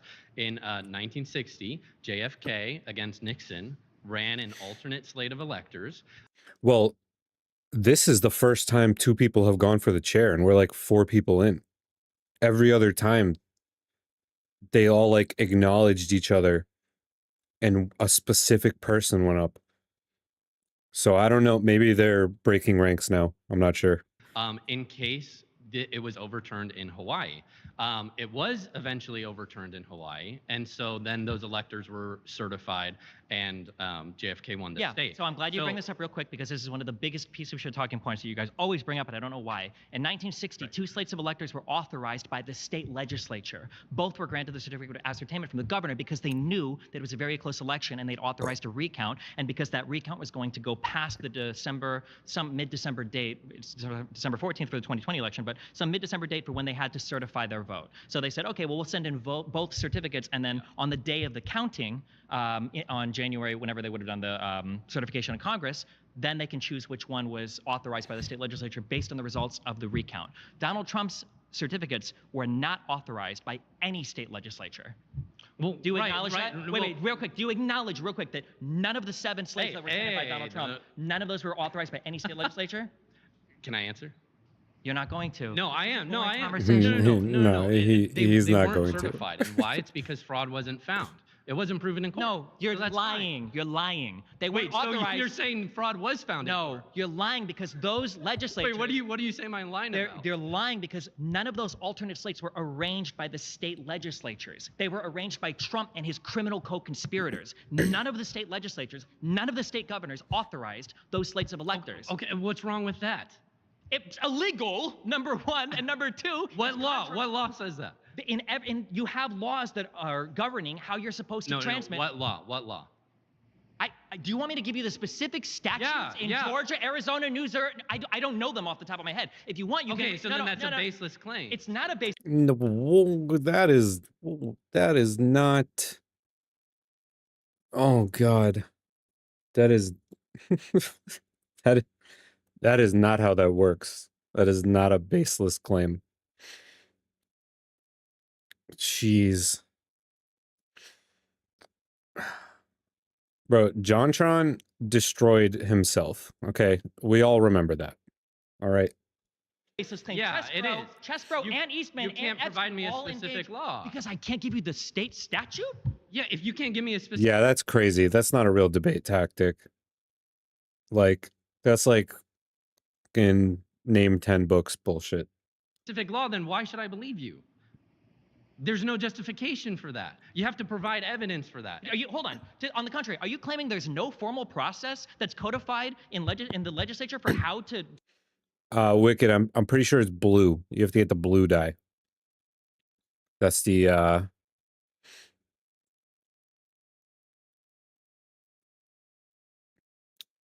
No, there's laws in every state that if you're going to have alternative slates of electors, all slates of electors have to be certified by the state legislature. So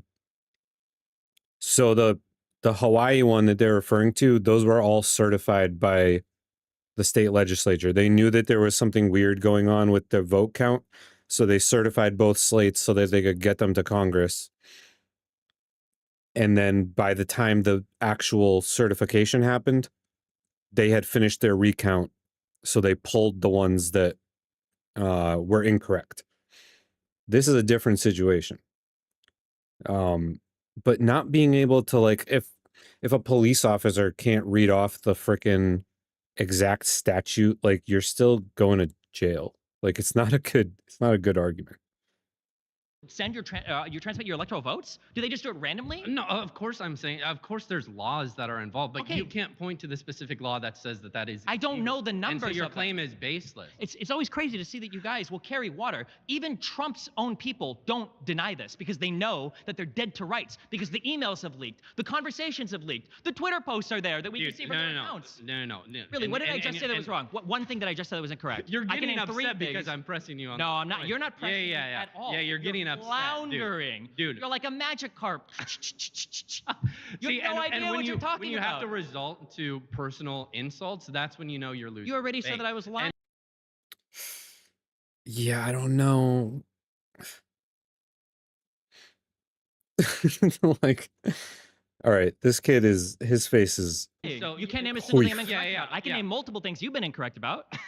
You were incorrect and in then now comparing you're it not to letting me get a word. 1960. I think go ahead, I think you're just speaking for yourself. You're making yourself look foolish. In Okay, this case. go ahead. But okay, yeah. I mean, there's 10 seconds. Go. Give me your hardest claim. Again, it was for the same reason. You can compare the election of 1960 to 2020. It's the exact. No, you can't. They're completely different things.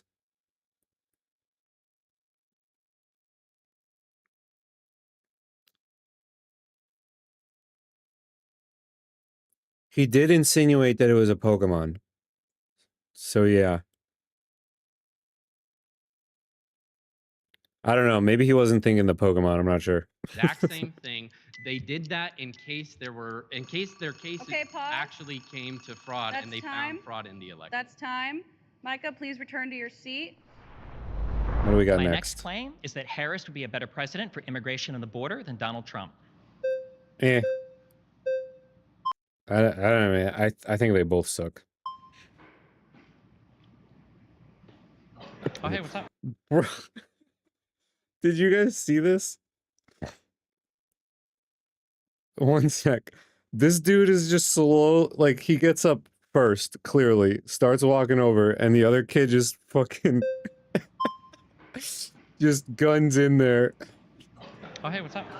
Long time no see. All right, so they've officially broken All right, ranks. They're not so on the same why team would anymore. Kamala Harris be better than Trump on immigration? Because I don't know if Trump even knows what's actually wrong with the border. He does know what do you mean by that? I think that Republicans don't know what is happening right now with the problems with their immigration system. A lot of people think that the issue is with illegal immigration. It's not. The problem is that our asylum process is completely and totally broken right now. And the problem is the only way to rectify that is to change the laws governing, or at least some of the regulations governing the asylum process. And when there was a bill on the table to do so, Donald Trump blocked it to keep the border open for an election issue. But as it stands right now, you could have the biggest, strongest wall in the world with the best gun. I remember that bill. It was kind of a mid bill, honestly. There's like, Destiny's going to make an argument that we should change all the laws involving the border and blah, blah. He's going to either fight that argument on the grounds that the bill was shitty in general, or he's going to make the counterclaim that,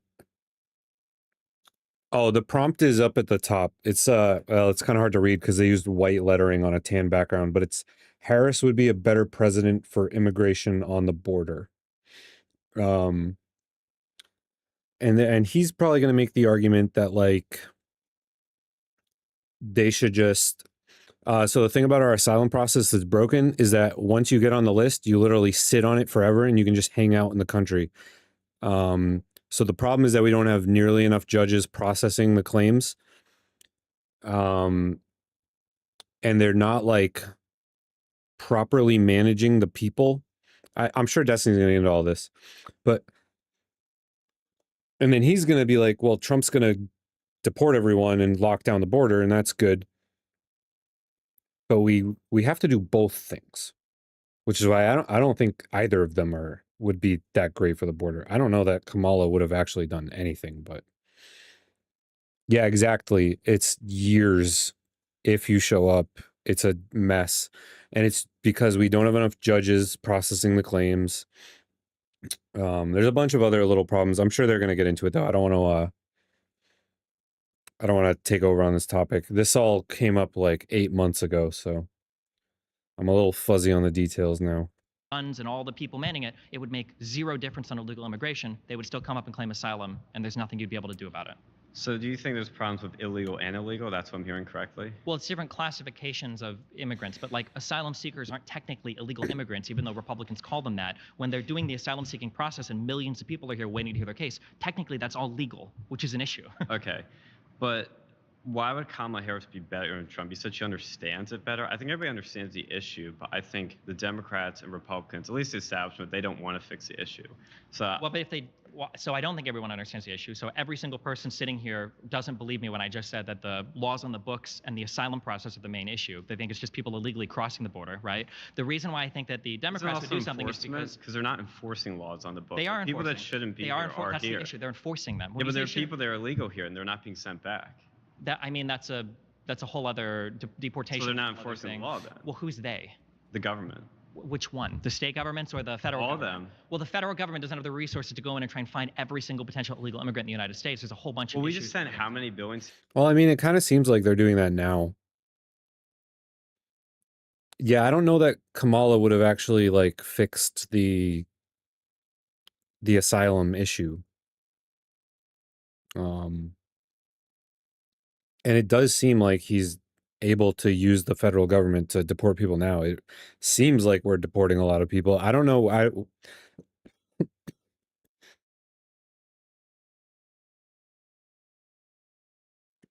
Sorry about that.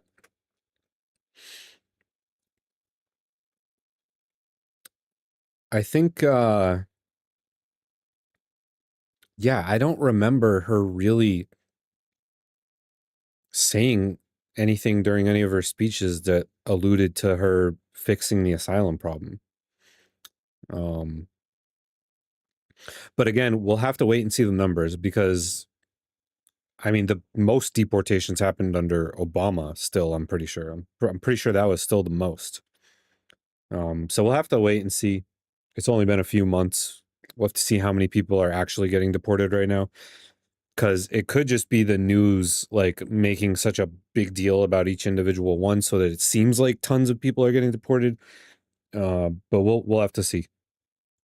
To Ukraine, like we have the money, we can hire people. There's a lot of people in this country, so it can happen. So the majority of like 80% of the aid we send to Ukraine is in the form of like used weapons and stuff. Right. But secondly, it's just a matter of even if you say we have the money for it, I mean, we would have to appropriate the funds for it and everything else to do it. Like it's not a matter of simply saying like, oh, we're going to triple the size of the DHS or ICE or whatever to do it. But so now you're saying, so you want to be tough on immigration, right?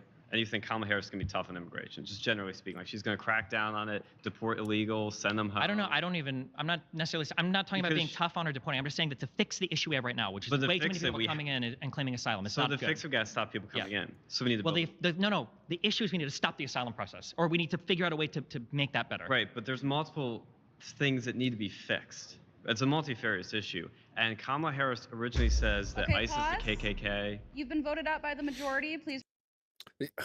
There was an argument behind all the words that were coming out of his mouth, but he was not able to articulate them at all. Also, his face is extremely off-putting. Return to your seats. His is too. Jesus. I'm Luke, by the way. Nice to meet you.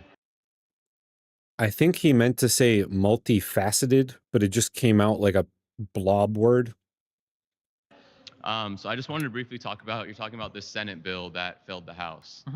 What is your argument with that? Because as far as my knowledge with this bill, it was $118 billion. That was the financial standing within this bill.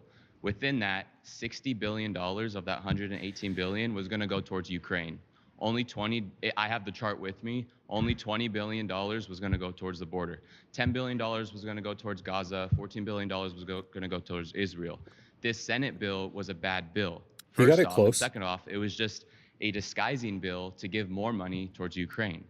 So you talk about the bill, that's So the just as only a real thing quick thing, Democrats so really these, have. so this is the argument that was floated initially, but the problem is they tried to reintroduce this bill on its own, and it still failed. But because the Donald bill Trump- itself was written poorly. Within the bill, they're going to cap what is the average weekly immigrations at 5,000. That's still way too many people. Do you know what it's capped at right now?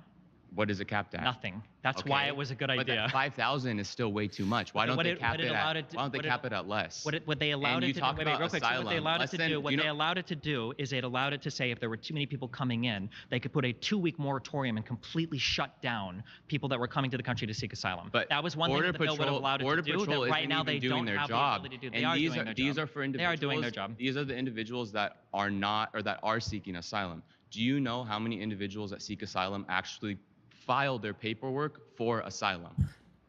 Well, if you're coming here to get a no, it's less if than you're, half. If you're They coming use here it- to get a slip to go to they're court, then they using have to. asylum as an excuse.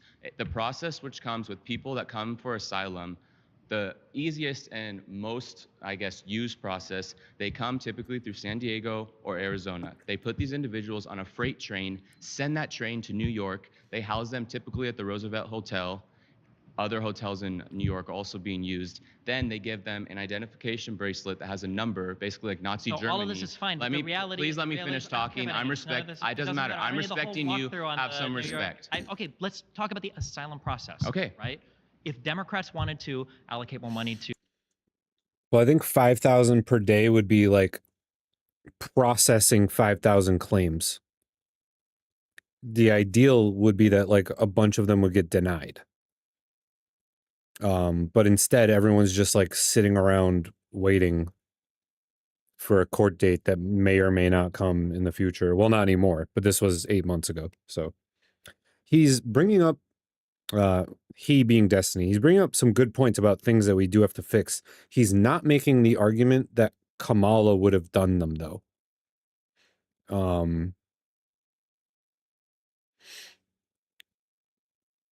Yeah, but it was supposed to come along with money to increase the number of judges that would be processing them.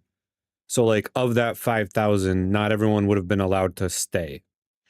So it's a bit of a, it wouldn't end up being 2 million new immigrants a year. It would just be 2 million processed claims. So that, I mean, if they all got accepted, then it could be 2 million a year, but I don't know. The bill never passed, so we'll never find out how that would have played out. But he's not making he's not saying anything that Harris would have done. He's just saying that these things would be better, but I don't remember Harris saying she was going to do any of these things. Like, I really don't. I remember she had some tax credit stuff she was talking about, some housing she wanted to build. I don't remember anything else. Yeah, that's what I'm saying. I don't think she was actually going to change anything. to the judges to process the claims faster, to allocate more money to border security to make sure people weren't coming in illegally, and then to be able to put a moratorium if too many people were coming in. Wouldn't all of these things help? If only less than 50% of people that are actually coming for asylum are filing their paperwork, none of that matters. We should be How are you starting getting off- a slip to go to court for an asylum judge if you're not filing your paperwork? What I'm saying is these people are using asylum as an excuse to get to America, to use our resources. Do you know how much money that we've spent? So there's two different types of immigrants. Well, two different types of illegal immigrants. There's gotaways and there's give-ups. Do you know what each one is? Catch and release versus No. So give-ups are individuals that typically their families are typically asylum seekers that they intentionally want to get processed through border control. Gotaways are typically criminals, which there's 14,000 murderers right now that are within our country coming through the border. Gotaways alone, which are typically criminals, we are spending $450 billion a year just to support these criminals that are coming through the gotaway process. Okay, so all of this is great, but it returns me back to my other question. If people are doing this by abusing the asylum process, it feels like a bill would have helped, and Donald Trump has done nothing. Because before we can have any type of bill that basically funnels down asylum versus gotaways versus give up versus criminals versus all that, you need to have a secure border. Yeah, but let's say right now, that was not going to help. That was not going to help in the securing of the border. Let's say that you secure the border 1 trillion feet tall on the wall and everything. Okay.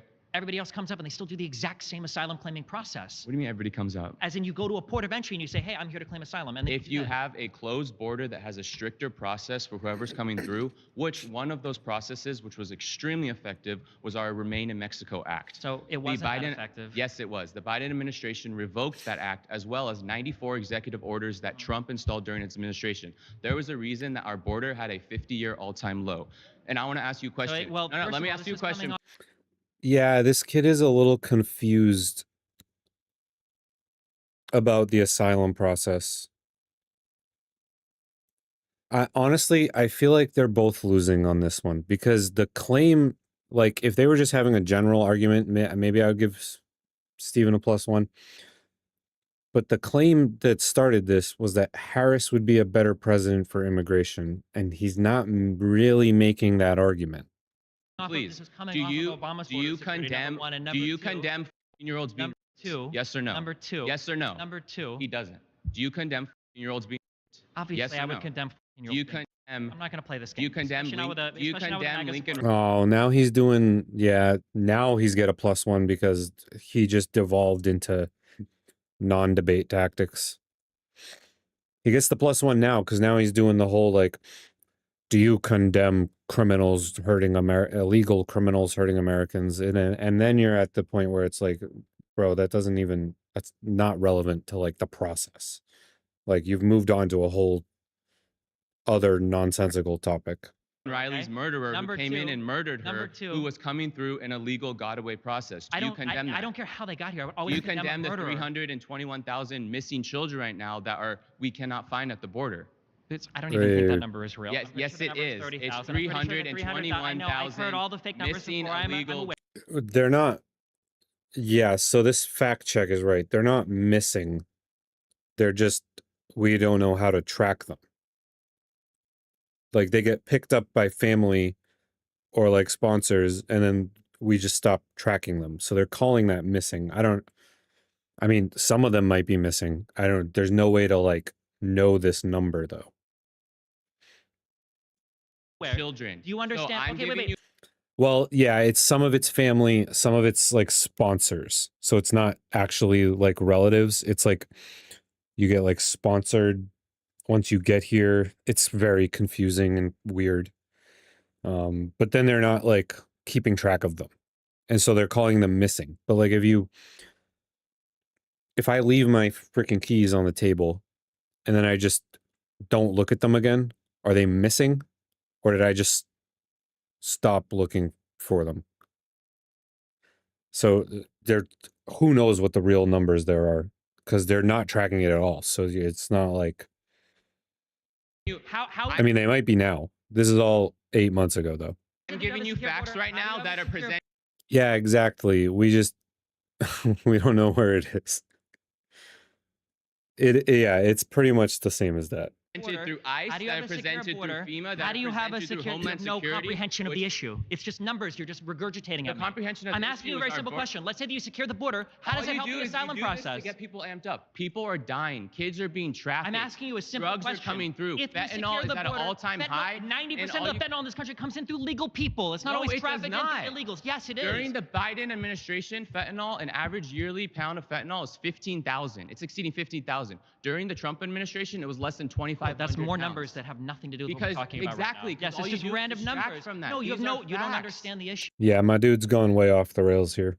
Yes, I know Own they're up to the facts. People Yeah, are it's not dying about here. a fact. and That's all you're great. concerned about is trying to be right. And they know they're voting him off. Difference is Do I you want to care fix about the people problem. dying? You don't. Yes or no? You don't. If you Really, know, I don't? You don't care. Really? You don't give How a would I not care? because you're supporting the president that blocked the bill that would have fixed the problems. You don't I'm give a fuck supporting about the it. president You that don't kept care. our When you borders see secure. The Rileys or the Lincoln Rileys and all these. I don't think that the bill would have fixed the problem. It wasn't the best bill. Yeah, because it's way easier to get in through Canada. Just like miles and miles of forest for the most part.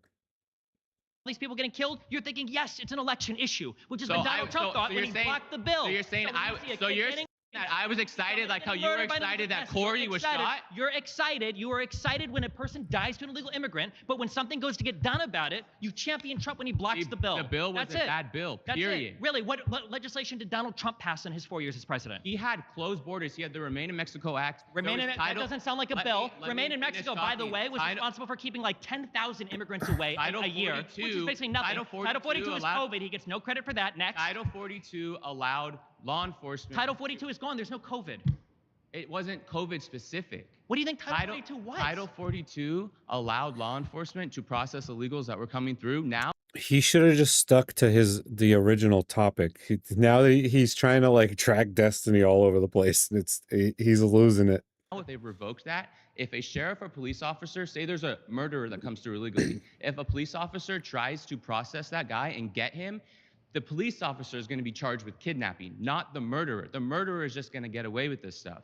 You can't own up to the facts that are actually happening of the criminals that are coming through. If someone is truly coming into this country, fleeing, say it's Venezuela, fleeing a South American country or any country that their life is truly at stake, everybody here has a heart for them. No, you don't. Yes, we You're do. And how championing dare you things can like say that? Remain in My Mexico. family were Hold on. immigrants. Hold on. So how If can you say somebody- that? In your world, in your ideal world, if somebody was escaping one of those countries and coming to the border, you're saying keep them in Mexico until we process them. Where's the compassion there? Mexico is 10 times safer than the country that they're You coming. think that the border towns We that need are to being protect- overwhelmed by we people need coming to seek protect asylum? You think our that own that's country. Oh, there it is. Okay, the protect my own pause. country. Yeah, Pause. there Is you go. Mexico Gotcha. So safer? there's no heart for the Pause. people coming You've in. been voted out by the majority. Please return to your seat.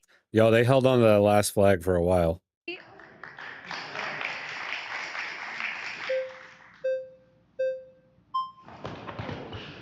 Now they're fighting for the chair.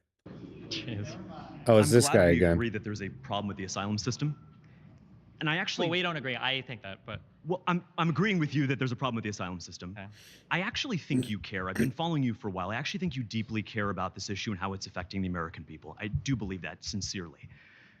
What is for the tens of millions of folks who are going to watch this video, just what is asylum as a process represent to you? What does it mean to qualify legitimately for asylum? to legitimately qualify for asylum, there's like official characteristics for it, but basically the place that you're fleeing, you're being persecuted for.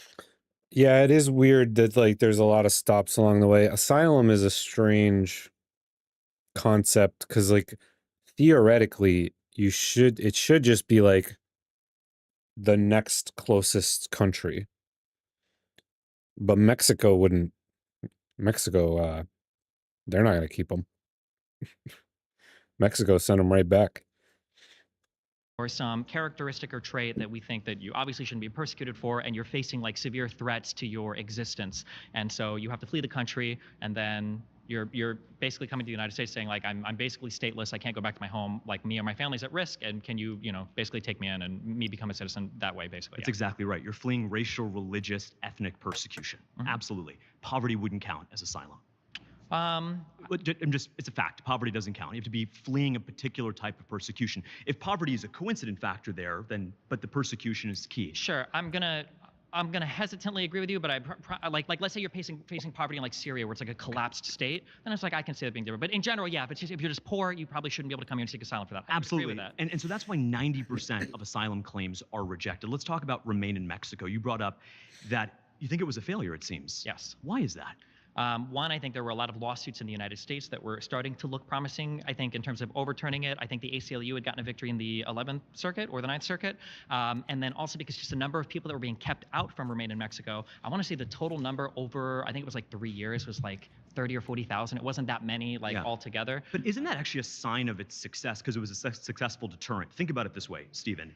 If you got people who are fleeing religious persecution and you got folks who are fleeing poverty, the people who are actually fleeing persecution, they will happily go to Mexico and wait for 6 months for their case to be heard. I don't know if that's always the case. Well, but if you're fleeing and you literally have nothing, you're like a destitute family, and now you're sitting on like a border town, like waiting months and months, maybe for your. But that's better than religious persecution in Syria, right? I mean, it might be, but ideally in the United States, we could process you almost immediately, and if you have a legitimate claim, we can house you here. Absolutely, right? But how? I kind of agree with what both of them are saying. Because Mexico isn't going to keep them. Mexico's asylum system, like, they don't, or they're not into, they'll just reject everybody. But we should be processing them like immediately. It shouldn't be like years waiting, hanging out in the United States until we've lost track of you to process your asylum claim and either be like, yes, you can stay, or no, get out of here. How do we keep the fraud out of the system? I thought Remain in Mexico, wherever you are politically, was a good way to do that. The idea was that if you're actually fleeing persecution in Syria or in East Asia or in Africa, you would be 99% better off in that camp in Mexico where it is protected, where you have food, where you have humanitarian resources. That keeps the fraud claims out. And so to this bipartisan border bill, well, first and yeah, I don't know. What if you're not coming through Mexico? Do you have to go through Mexico? I don't actually know. Oh, well, I think you just have to go to a port city or something like that. I don't know. It's very confusing. We definitely need to, it's all got to be ironed out. What's wrong with keeping people out? Nothing necessarily.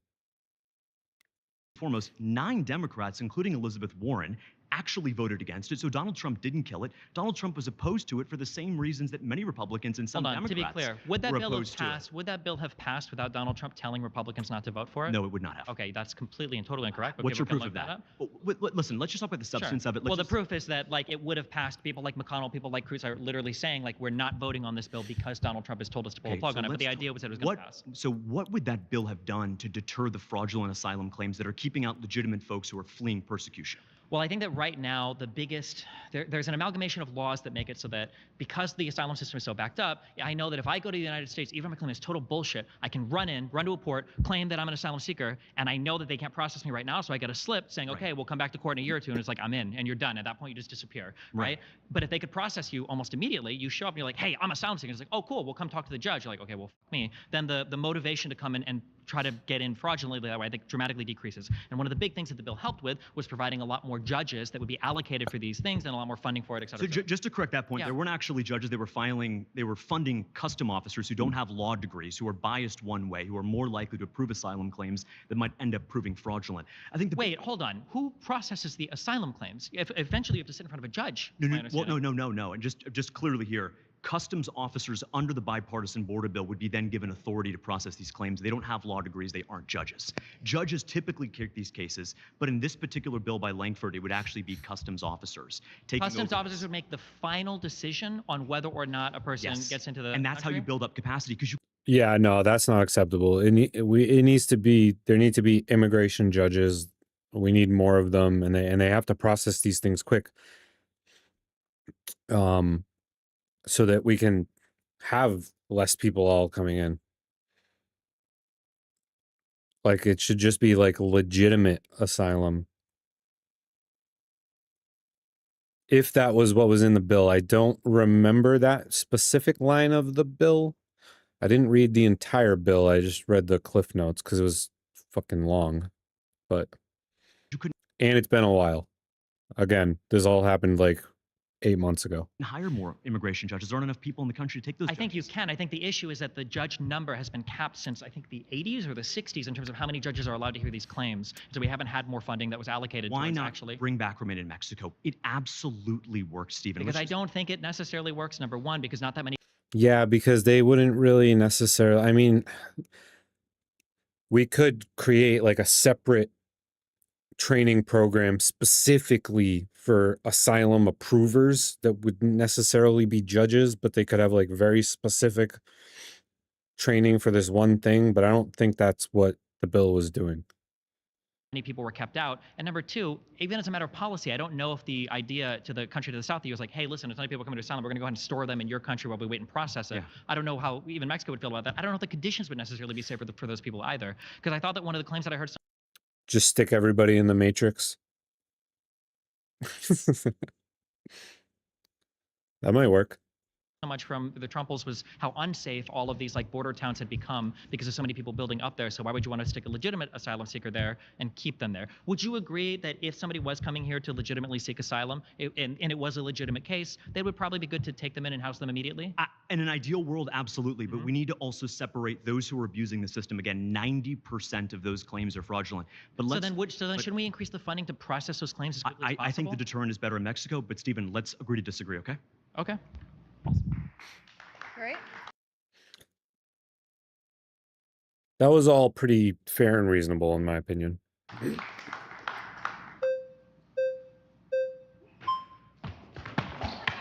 Jeez. So. Okay, actually, he's been snubbed now twice, so I'm sorry. I'm gonna let him have it. Wait, didn't he already go up? So, Oh no, that my was that issue other with The kid. bipartisan border bill is that it only gets activated on a mandatory basis if there are 5,000 people per day crossing the border. I agree with you that the asylum process is. Now, the other thing, Destiny still hasn't made the claim that Harris would actually do these things. And that was his original claim.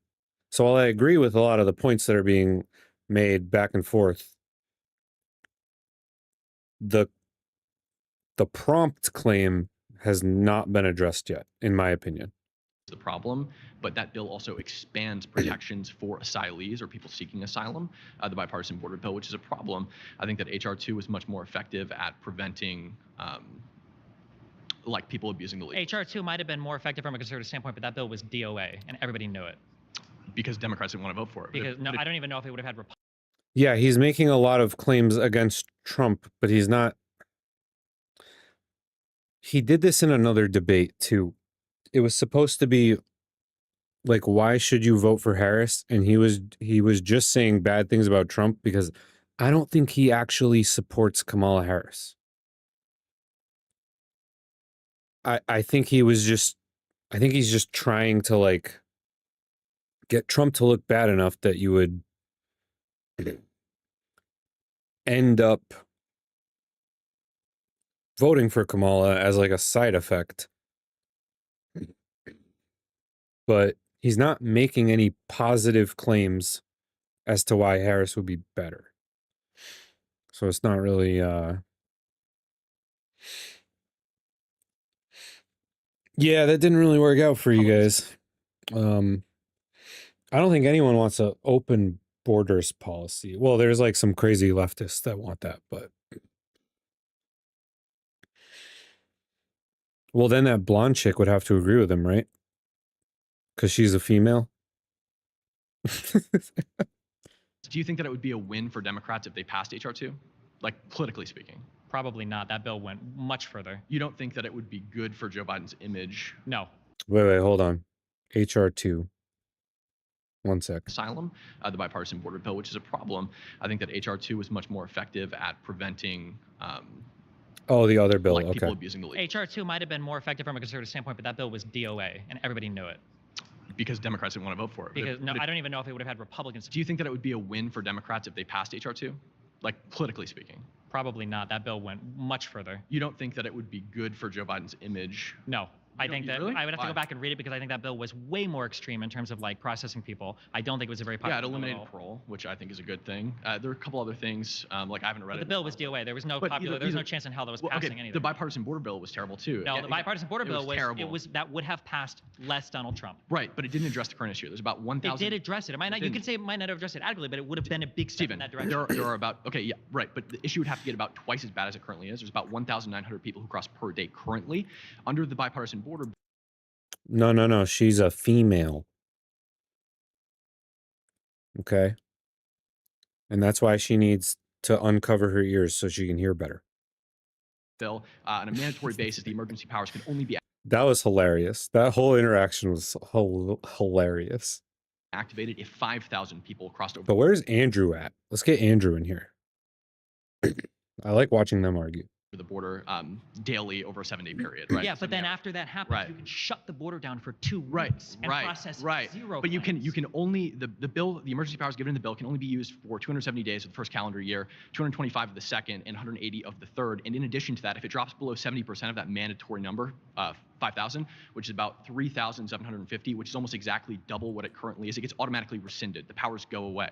I don't believe the powers. Yes, I they believe do. They have the I- ability. Stephen, hold on. read How the can bill. anybody come in if they're not if they're processing zero claims? Wait, what do you mean? If they're processing zero claims, once they No, hit it's not that on the basis of threshold- it's on the basis of crossers. So 5,000. No, but it shuts down asylum claims as well. That was the nice thing about it. We don't have an Sure. issue right now with illegal immigrants coming into this country. We have a problem we right do. now. Absolutely I know. we do. Yeah, stay fucking mad because you guys can't fucking read. That's fine. The problem that we have right now is with asylum seekers. I agree It's with not you. illegal immigrants. I agree right? with you. And the this moratorium bill was- expanded protections for asylum seekers. Yeah, but it also gave the So ability for the border to your shut down argument asylum is dead on people. arrival. No, Yeah, 2 weeks. I bet Andrew is waiting to jump in when it has something to do with the January 6th stuff. Because I'm pretty sure recently before this, they had a one-on-one debate about January 6th that didn't really go well, if I remember correctly. Shut down.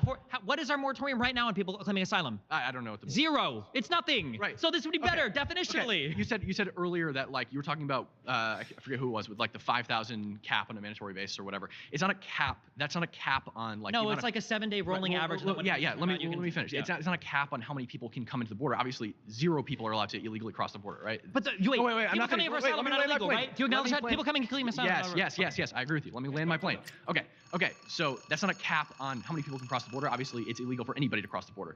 It's a cap on power. Okay, pause. Sorry, time's up. Okay. Please return to your seat. It's good talking, man. Hey, before we go any further, we Oh, you think I'm going to watch your weird Jubilee ad?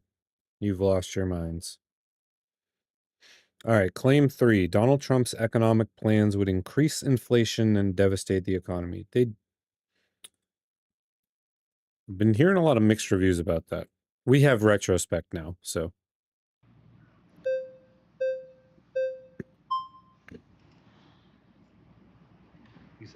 Hi. Well, back when this was aired, which was before the election, we had less people coming in illegally because they knew how to use the asylum process to just kind of like get in and then just chill here. It's probably shifted back now a little bit, but there was like a weird point in history where it was mostly asylum seekers because you didn't have to come in illegally. You could just game the asylum process to get in, and then technically you're here legally, and then you just disappear. And now you're illegally here, but you're like using a legal process to get in here, and then eventually you become illegal by basically just not going to court. Very convoluted. The whole system needs to be revamped. So under the Trump administration, inflation was consistently at 2%. Under Biden-Harris, it's 5.5. What do you think the biggest contributor to the Biden-Harris inflation has been? Well, you could say the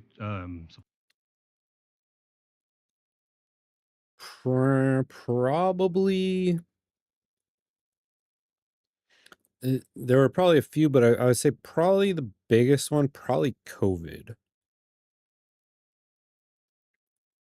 Because Trump started to get janky near the end, and it just continued into them. Yeah, printing is bad too, but for that specific time period, that was the tail. That was like the second half of the pandemic stuff. We'll see what his answer is. I'm not sure. Supply I'm just chain, guessing. but I would say the bills that they passed, the Inflation Reduction Act, had nothing to do with inflation. The only reason inflation's kind of at 2.5 now is because they raised interest rates. It has nothing to do with what they've done. Okay, so Nothing to do with their what policy. was the huge event that probably triggered a ton of inflation Oh yeah, he's gonna say COVID. because of all the knock-on effects from it? There was a really big event that happened in the past 5 You're years. referring to COVID? Yeah. Okay. Okay. So COVID happened. So if we look at Donald Trump's administration and we look at what he did, he ran massive budget deficits. He did nothing to cut spending. He did giant tax cuts, right? And he pressured the Fed to keep interest rates Well, low. Harris adds like $1 trillion per year to the. Yeah, but at least they can argue for why they would have deficits, right? Because they're trying to save us from a massive recession, which more or less they did. We already hit recession a couple times. No, not really, no. Yeah, by the letter of the law we have. Okay, if you want to say that we have, then it was a soft landing at worst. Okay, but it's nowhere near as bad as it could have been. But at least we were coming into an economic crisis they probably had to spend for. Why did Donald Trump run massive budget deficits when he was sitting on a great economy that he inherited from Obama? It wasn't a great economy. It was an amazing economy. The stock markets were posting all-time highs for like 3 or 4 years before he even came into office. And they got even higher under him. They did. They continued to grow, yes, but why did he have to run budget deficits to do that? I mean, his tax cuts actually helped everyone. It helped me as a middle-class person. Of course, because he did deficit spending. Deficit spending always helps. It gives you more money. Yeah. But how would this ever help inflation? Well, there was no inflation under Trump. Yeah, because the economy and everything in the world was growing too, right? COVID hadn't shut everything down yet. Right. But I'm saying that Donald Trump's administration. Even his last month in office, that was 1.4%. Biden can't even get that in his best. Yeah, month. but are we gonna cite like the year of COVID as like these are the? Well, yeah, I mean, if you want to be fair to. Yeah, this is kind of like a non-start argument because COVID totally like bonkers the entire economy for like. Well, we're probably still recovering from it in some ways. Under COVID, the last few months, unemployment was terrible. So if you wanted to go off that too, but as soon as the country opened back up, they tried to take all this credit, all these jobs that were just bounced back. Sure, and I think that's pretty stupid to say that we created this many jobs or whatever, so I'm not giving them credit for that necessarily. Of course they would. But I'm just saying that when we look at just for inflation, everything that Donald Trump talks about when he wants to come back in his next term seems like things that would just be inflationary. He wants to tariff everything. Well, he wants to drill more, which will lower the price of everything. We already are a world producer in energy. I don't know how much drilling more is going to help. But I mean, he also I don't even know how we'll have the people to drill because he wants to increase tariffs on every single product in the world. Well, just stuff made out of America. What? Which will benefit the American. Yeah, but if it's made out of America, then what? Then who's going to be drilling when we're all busy like making clothes and making shoes and making the most basic fundamental products? Well, not all of us, obviously. Stuff still will come from overseas. Why? He wants to tariff all of it at 50 to 1,000%. Nah, he didn't say 1,000. He said 100. He said a lot of numbers in that Bloomberg interview that he did yesterday. I think he did say a lot of numbers.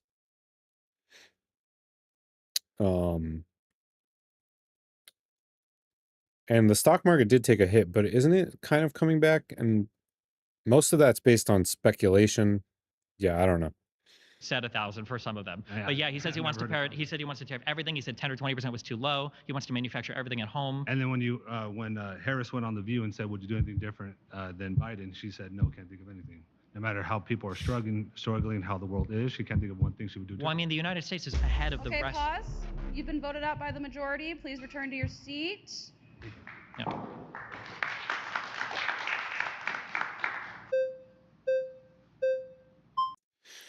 Yeah, the stock market isn't even like because of the tariffs.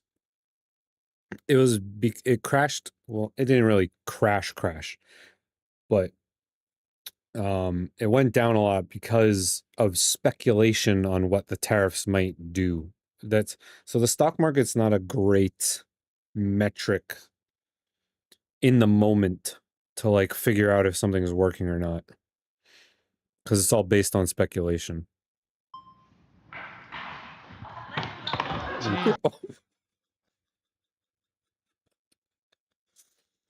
Okay, we're gonna watch that again.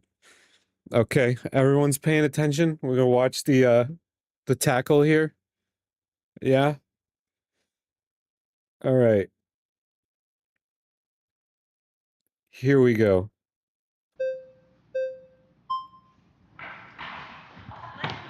Jesus. Bruh. Bro, chill. Jeez.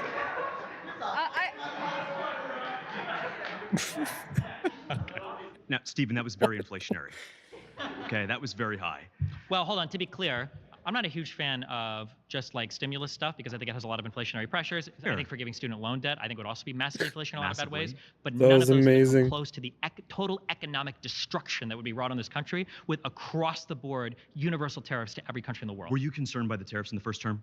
Yes. Okay. Why didn't we see the inflation in the first term under Trump under these tariffs that you're so concerned about? Because I think that raising prices and everything can kind of be masked through the allocation of money to other assets, especially when the economy is growing. So the world economy is growing, right? Because a lot of people can buy things, a lot of money can transfer to a lot of different places. Inflation has to do with dollars chasing supplies of goods, basically. And if the supplies continue to grow at a really high rate, you can probably afford more deficit spending. But the issue is that I don't think that Donald Trump was intelligently saying like, well, I can probably afford a deficit spend here because of the economy. I think he just likes to spend because everybody does. And I don't think that Trump would have the ability to rein it in, as he said multiple times in his Bloomberg interview yesterday. But also, like, the big event that was contributing to inflation over the Biden administration was probably COVID and a lot of the knock-on stuff from COVID. American Rescue Plan, for example, the unemployment rate had already been cut in half. 100 million people had immunity to the virus, and yet we put $2 trillion of heroin into the economy. The United States is also outperforming every single other G7 OECD country when it comes to metrics like inflation and how our economy is doing as well. We've got so I think we probably made the right choice there, right? Well, Stephen, wait, would you say that we made the right choice there with like the American? I disagree. I disagree. Okay. So which country should we have acted like? Well, I'm going to hold ourselves to the American standard, which is to always do the best thing and not to compare ourselves to others. Okay, Listen, so we are outperforming everybody else, but you think we should be doing even better. Okay. Stephen, if I'm the best alcoholic in the room, I'm in the wrong room. I don't want to be the best of the worst. I want to be the best compared to my own standard. Okay, but to be clear, you're talking about a world where every single person is apparently an alcoholic. Stephen. I'm just saying that you're trying to point to an economic policy that you can't point to in any other country in the world. Stephen, and we measure things. 8.5 million Americans relational to other countries, and the fact that we did I haven't better than interrupted every you. single I other haven't one is interrupted you. With good. all respect, I haven't interrupted Okay. you. 8.5 million people are working multiple jobs to keep up with inflation. You've got 7 million prime working age men who are not in the labor force. 37% of Americans say that their children's life will not be better than theirs. This economy is hurting a lot of people right now. Do you accept that? No. What's Donald Trump going to do to improve that economy? Well, let's talk about that for a moment. Let's just talk about that for a moment with all sincerity. Sure. What problem does tariffs try to address, Stephen? In Donald Trump's world, or what? That's a very general question. Objective speaking, when you look at tariffs, what does it try to solve for? Tariffs can be levied for a variety of different reasons. The two most common reasons that are given is that one, it can be foolishly employed to try to protect an industry. So you would tariff other people to make your own industries more competitive. These require across-the-board tariffs, so not specific ones. And then a second reason could be for issues relating to, say, like national security. So for instance, I want to tariff these people's abilities to manufacture microchips or steel, not because I think we'll be economically better off, but because if we get into war with them, I don't want to be relying on them for process. I think the latter case makes a lot of sense, by the way. If you I get to agree. war with China, now listen. Although I would be honest about the latter one and say we don't do it for economic reasons, we do it for security reasons. That's fine. Yeah. That's absolutely fine. And I agree with you on that. Does China have tariffs on us? Yes. Does Europe have tariffs on us? Yes. It's not free trade when they're rigging it against us and charging us to send our products over there. So the question is, Stephen, if they're putting tariffs on us, hurting our workers, hollowing out places from Middletown, Ohio to parts of Appalachia, why can't we put in place a deterrent that says, look, if you're going to rig the system against American workers, we are going to level the playing field. We got a real problem in this country, by the way. If this was, half hold on, of real work, quick. Stephen, What- I want to just, well, Stephen. You asked me a Stephen. question. You asked me a question. But- Whatever economic plan or however you're talking about using tariffs, sure, I'm fine with that. Yeah. Whatever you're saying, that was nothing to do with the Trump administration. What you're saying is you're talking about getting into a tariff war to try to bring tariffs down or to force somebody to engage in negotiations to bring tariff down in order to re-enter trade agreements, kind of like when Donald Trump renegotiated NAFTA into the U.S., Mexico, Canada trade Absolutely. agreement, right? And But you know what he however, used? Hold on, but Stephen. you can't just say Stephen, Donald Trump he doesn't used say the threat of tariffs that's great. to bring them but to the Donald negotiating Trump is table. not talking about using tariffs to get more people to negotiate. He wants to create an autarky. That's his goal. Do you acknowledge that Donald Trump wants us to manufacture everything at home? That's all of his rhetoric. Do you No. acknowledge? He doesn't say that. Okay. No, Stephen, just one second. Yeah. He wants us to employ the working men and women of this country to give them a fair shot. Our unemployment we're is losing already 100,000 less than people to 5%. opioids every year. We're already we're below, losing 900 people. What We're do you already mean? Well, below. hold on, hold on. We're already below Stephen. what the employment should be. We're Stephen. already below 5%. Stephen, 7 million working age men are not in the labor That's force. a great number. I don't know what that number. Hold on. Do you acknowledge hold that? on, hold on. Stephen, just one sec. Half of working age men who are not in the labor force are taking opioid painkillers every day. The broken industrial. Yeah, the idea is that like if you have to pay a bunch more to get things from out of the country, then we'll move the manufacturing back here, and yeah, we're gonna have to. The jury's gonna be out on the tariffs for probably another year or two until we really can look at like the long-term effects and figure out exactly what happened, because we've never had tariffs like this before, ever. We've had tariffs before, but nothing like this. So yeah, no, it has not been achieved. No. And you think Policies that of this putting, country, and you think having from the George manufactured Bush shoes that to aren't Bill being made in Clinton. China is going to magically get rid of that no, problem? No, Stephen. This has No. anything to do Does with New Balance anything. make in America? Yes or no? None of this Does has to New do with Balance make in anything. America? I don't know. For the finally assembly, Yes, they maybe? do. Okay. Yes, they do. But here's the thing, What was the point of that? Stephen. Stephen. Do you think that we can manufacture every single good we No, consume I at don't home? think so. Okay. I don't think so. What is the goal of 1,000 or 500 or whatever, 100%? Where are Teslas made? Where are Teslas made? Where's the best-selling car in America made? In the world, rather. Where's it made? I don't. When you say right where's here it in made- America. Hold on. Right What do you here in mean by that? America. Every single part? No, the final assembly, a large. Do you por- a understand large that yesterday portion. when Donald Trump was doing his interview with Bloomberg, he made fun of that? Donald Trump shit on companies like Tesla when he said, we do the final assembly here, we could have children do that. It's just throwing together Legos. Donald Trump doesn't like final assembly. Donald Trump wants not just the Tesla final assembly here, but all the batteries, all of the steel, every single component of that made in America. Again, your plan sounds great. That sounds like an ordinary, like decent economic plan. Donald Trump's plan is autarky. It's ridiculous. I'm glad you like my plan. Thanks. Okay, if you run for president, I'll support it. I appreciate it. He did just make a very good argument for not Donald Trump's economic plan, for a totally different one that has nothing to do with the conversation. Wasn't half bad though. Stephen? Hey. Yep. All right, so if Trump is going to be bad for inflation, why is it that when he left office in 2021, inflation was at like almost an all-time low, practically non-existent at 1.4%. As soon as he left, that's when inflation started rising with the Biden-Harris administration. If he's going to be bad at inflation, why was the economy so good his whole 4 years? If you look at all the polls from any news site, even CNN, which is more left-leaning, you'll see that people in general say that they trust Trump more with the economy. What did Donald Trump do that made the economy so good in those 4 years? The question should be, what did he not do? He didn't do anything. Exactly, I agree. He didn't do anything. He didn't do anything bad. He stayed good. This kid's gonna get voted out real fast. He doesn't know what the hell he's talking about. He didn't have to do anything because the economy had been growing ever since Obama brought us out of the end of the 2007 collapse. Again, another Democrat president comes in, whether it's 2008 with Obama inheriting the housing crisis, or whether it's 2020 with Biden coming in and having to deal with COVID. Yeah, he had to come in and spend like crazy. You can't blame everything on COVID, okay? You can blame a lot on COVID. It was a really big deal, and we are doing better than all the other countries right now. I agree. Under Biden, that's true. Yes. Yeah, and when Trump left office, he was also in the middle of COVID too, and inflation was still at 1.4%. Why has it tripled? Why is it Donald Trump tripled spent like the under first year of or the first like month of COVID pretending it didn't exist. I don't know if he was like the leader to point to about that. Okay, well, I just don't know what's one policy that Donald Trump has given. He's gone. If he comes back into office, it's going to help inflation. Yeah, he's gone. He's gone already. That was so fast. Just one. He's going to be doing tariffs, and that makes things more expensive. He's also going to be mining. Pause. You've been voted out by the majority. Please return to your seat. So quickly. Yep.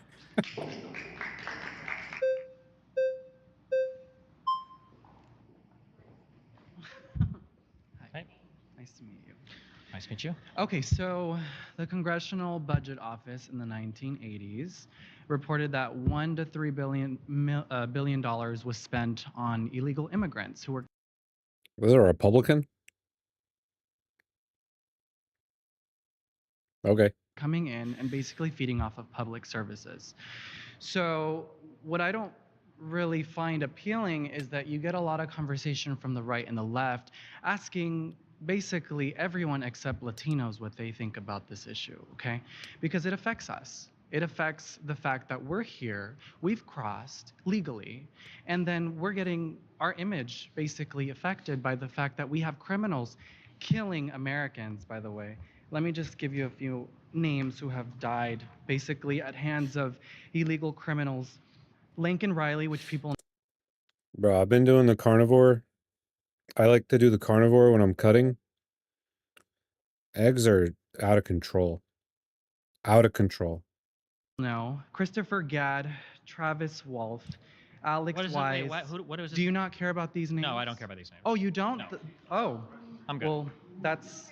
If we're having a policy discussion, no. Do you So want me to this start one- naming off like every black person that gets killed by a This police one- officer or whatever? so If you want to look do the at- BLM tactics, I mean, we can do that, but like, Look no, at I don't this care. one. A 12-year-old Travis Yeah, he's right. That's a really boring conversation. Scott, a baby by 2 years old. All death, all murder. You is, have a is son, tragic, right? But what is the? You have a son, right? Has nothing to do So with if your son was killed at the hands of an illegal immigrant who was a criminal, you would care about the southern I would also border. care if he was killed by a 15-year. I would care if he died in a school shooting. What do you wouldn't- mean? What's the point? Wouldn't you be there my son has a higher chance of being advocating killed for by- the southern border to be closed? You would be. Do you think that my son has You a higher would chance of be. being killed in a You school would be. shooting or It by an illegal debunks immigrant? you. It What do you think? debunks What do you So think? you don't want to School answer the shooting or question. illegal immigrant? If your son was killed as a victim at the hands of an illegal criminal, by the way, This is such a pointless dog shit argument.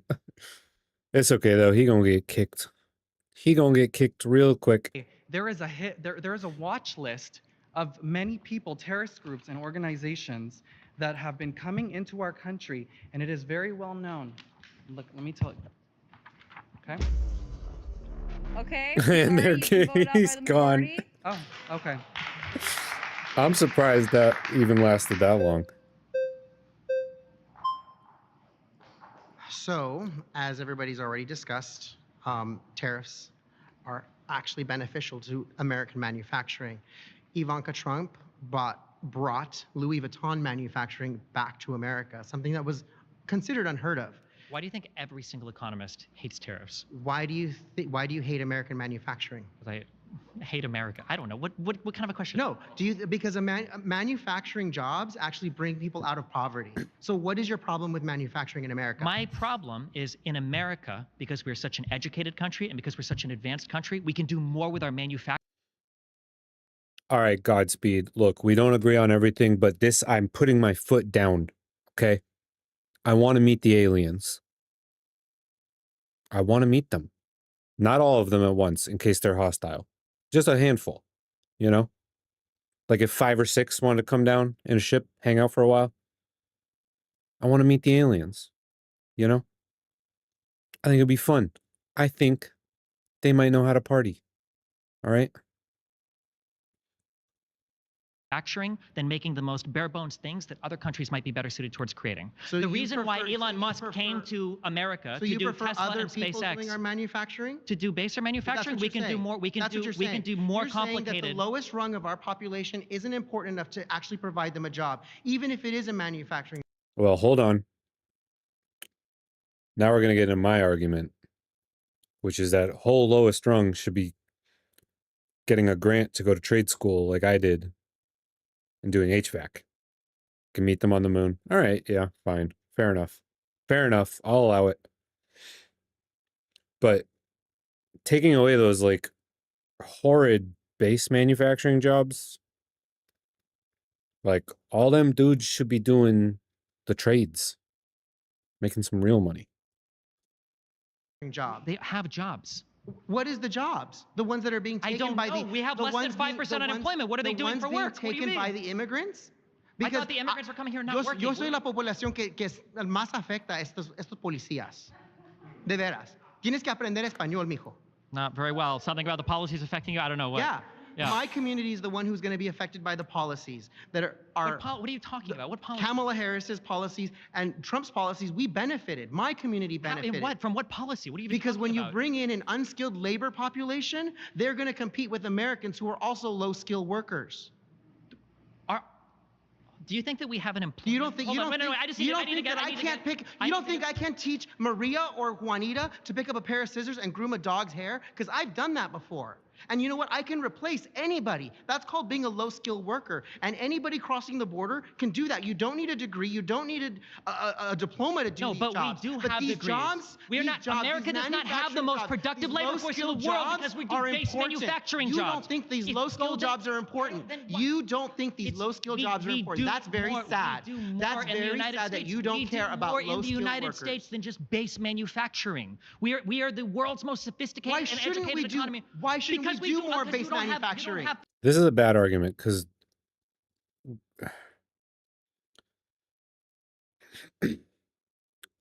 there are tons of low-skill jobs that are not no-skill jobs. If you're saying that there are people that require no-skill labor, that's just not true. Like, that's such a low standard. He's basically like clowning on his own people right now.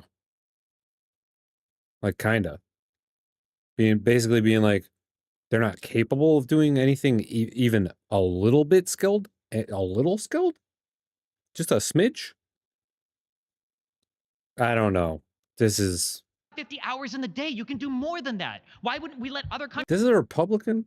The Countries do it reason if that we can do it, manufacturers it work. choose to go out of the country is because America has to pay for things like labor laws, employment, insurance, all these other facets. Does he have That's high why these heels big on? corporations will go to places like China. I have a company called BYD in my backyard that brings in Chinese immigrants and pays them Chinese wages in America.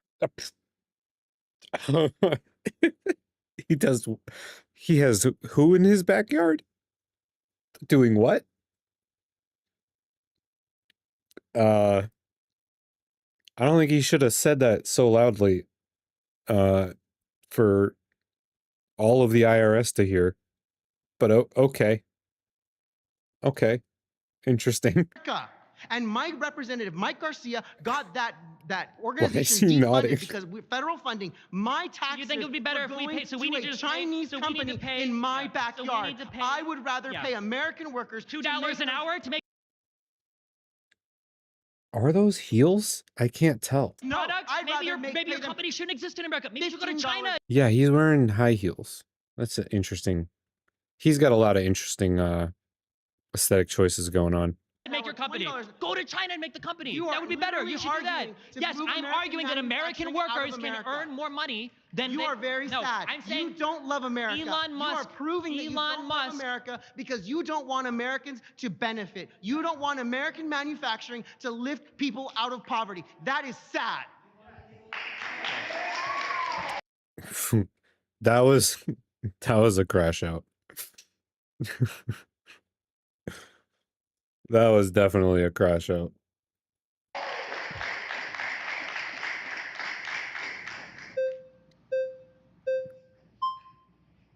Hi, what's up? So we already talked about inflation 1.9 under Trump. I think you guys like to leave out deficit spending, which was 8.2 trillion under Biden and 6.7 under Trump. Why was it so much higher under Biden?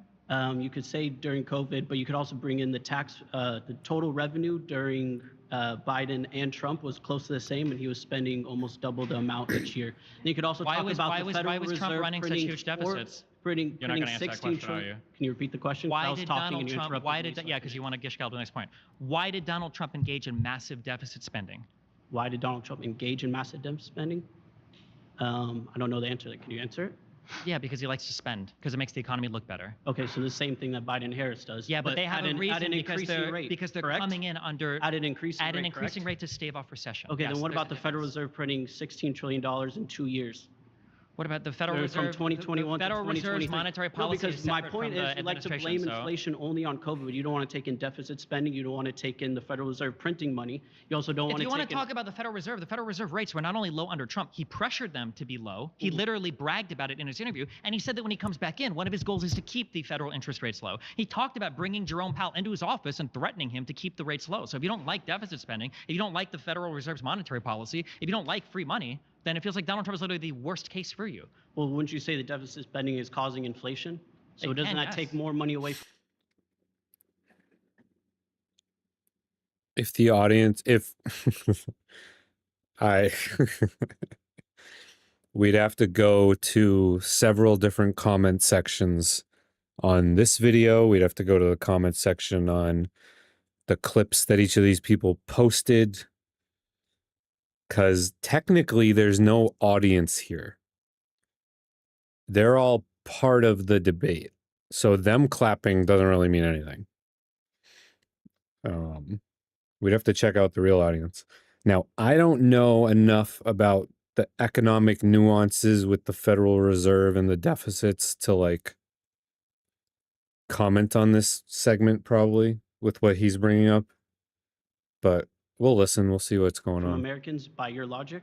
I don't know if it takes more money away from America, but deficit spending can So lead to higher inflation doesn't take money away from Americans? It can. It's more complicated than that, but yeah, it can. But I'm saying that deficit spending in and of itself is generally inflationary, but there are reasons why you might want a deficit spend. For instance, it's better to have some inflation than it is to have a recession or a full depression, right? Okay. Yeah. I'll agree with that. Now, you bring up tariffs. Now, why did we extend them under Biden, and then why do we double the tariffs from Canada as well if tariffs are so bad? So when Biden does it, it's okay, but when Trump installs them, they're horrible. So the issue is, if you're talking about specific tariffs as retaliation, because somebody else might be tariffing something that they shouldn't, if they're engaging in that, then that type of thing, as was discussed earlier, I think is okay. The reason why a lot of them came in under Trump and they weren't rescinded under Biden is because once somebody's put a tariff in place and then a counter tariff comes up, you have to engage in a negotiation to bring them down. You can't take yours down unilaterally because you just get screwed. So do you think all economists agree that 10% tariff is bad? Yes. You should look at a study 2019 by Jenny Tang, Brent Newman. I would never look at a single study on that. Yeah. Increase in inflation.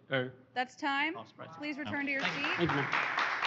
All right. Well, they didn't really get to the end of that one. So Donald Trump is a fascist.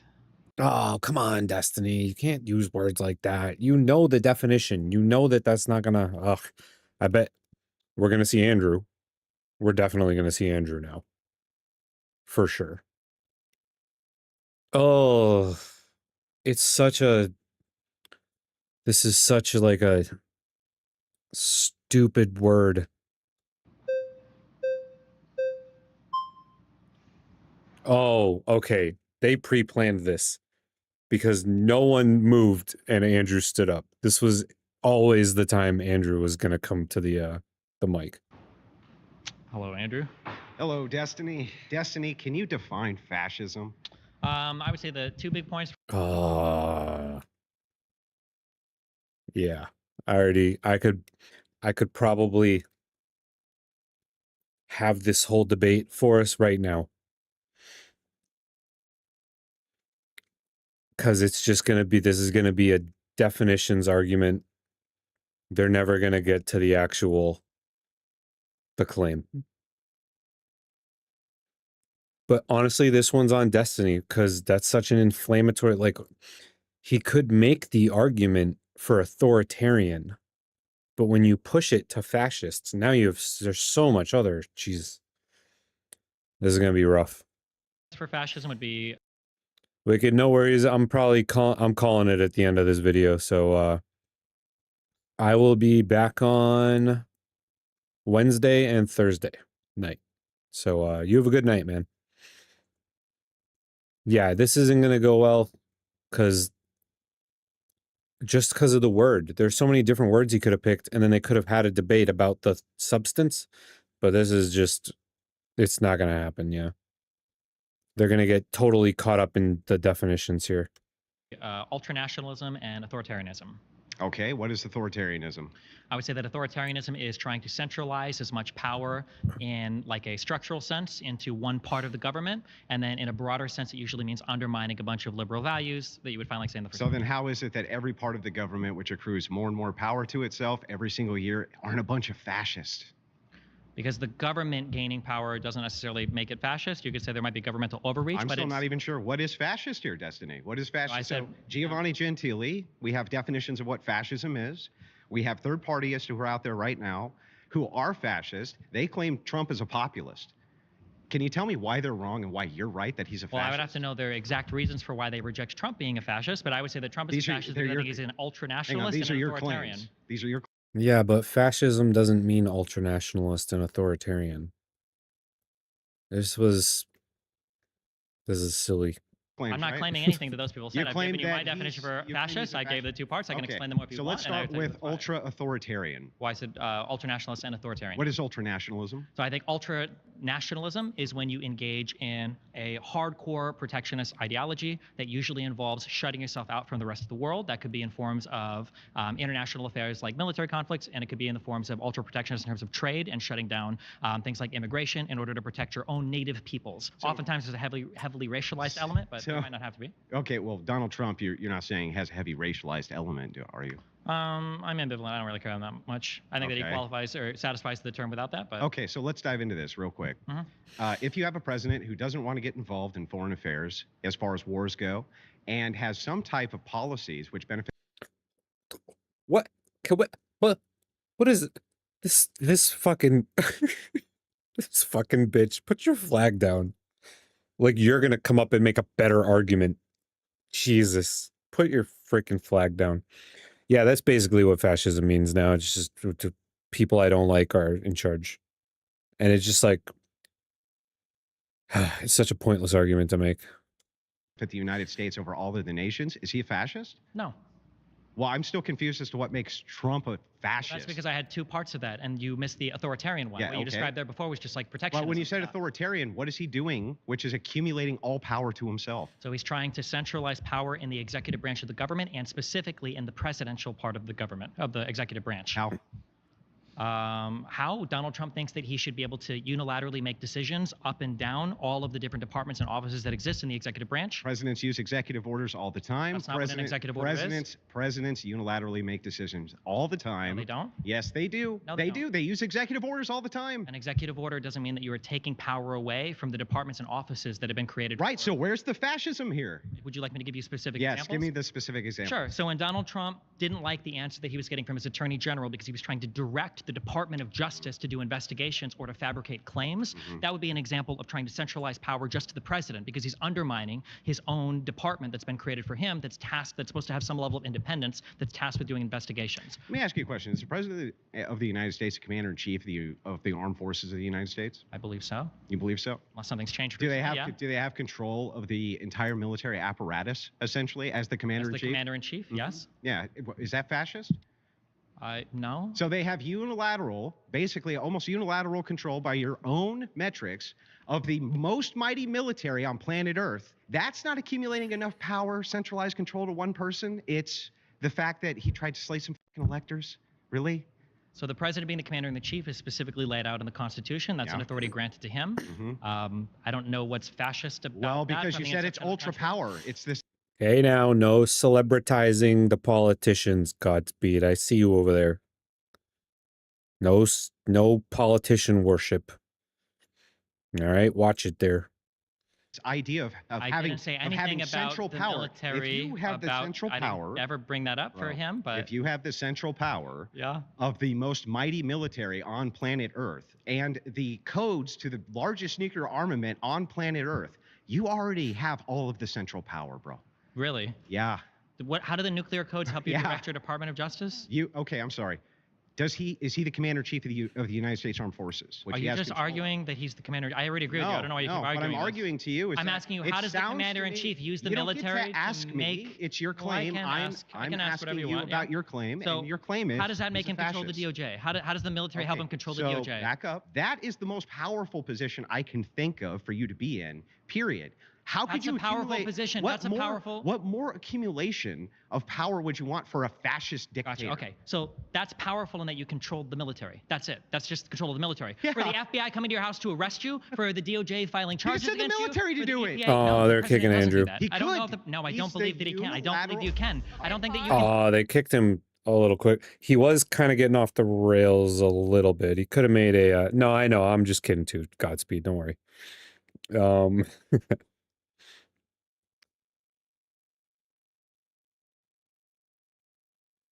The claim was silly. Andrew could have done a better refutation though. That blonde chick had no business sticking up a flag for anybody. Like, she's gonna make a better argument. Deploy the military to arbitrarily arrest U.S. citizens. You've been voted out by the majority. Please return to your seat. They talk enough outside of this.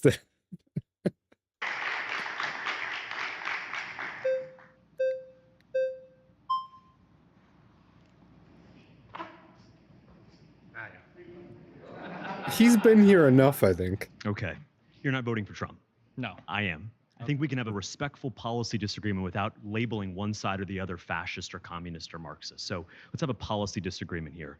You think Donald Trump is a fascist because of ultranationalist tendencies and authoritarianism, correct? Yeah. So let me just draft this vision and see if it makes sense. The authoritarianism is ruling by presidential decree, prosecuting political opponents, bringing power into the government, and abandoning our allies abroad. That sounds a lot like the Biden-Harris administration.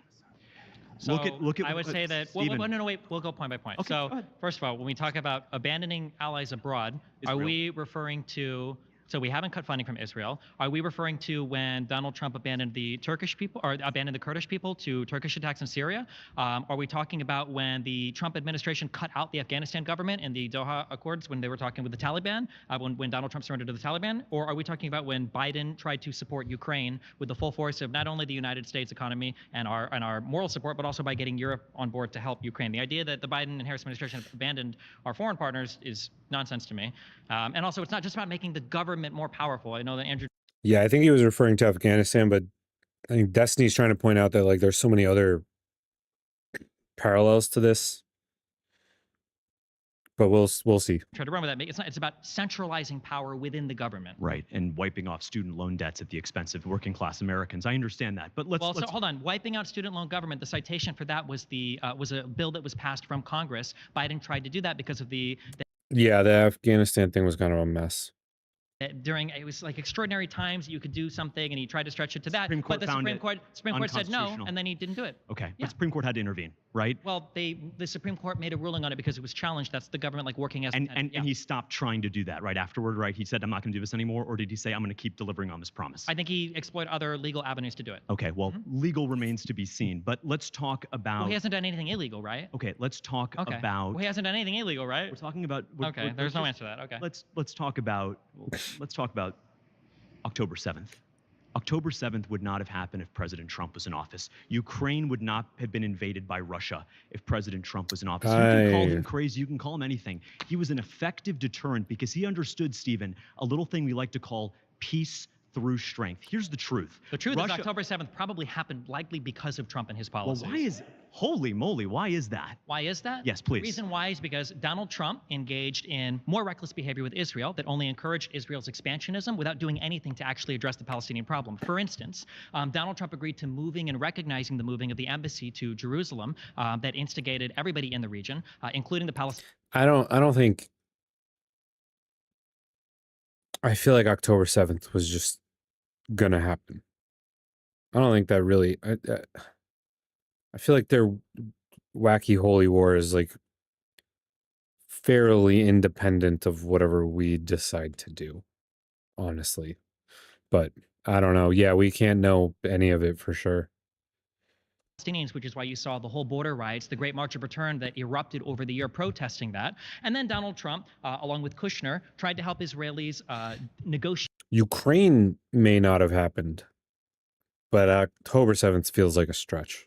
Multilateral peace agreements or more bilateral peace agreements through the Abraham Accords, again, while cutting out the Palestinians. All of this just continued to drive the Palestinian plight further and further because they saw more and more allies being isolated from them. They saw no recognition out from the United States. And then obviously, terrorist attacks is all you can do from that point, apparently. So Trump moved an embassy, got Muslim majority countries for the first time ever to recognize the rightful existence of the Jewish state of Israel. And that justifies the heinous attack we saw on October 7th, where we killed over 1,000. I don't think anyone said justified, but justified. Well, you anything. said that Trump I was said that Donald Trump. I said that Donald Trump and his foreign policy posturing is what moved us in that direction.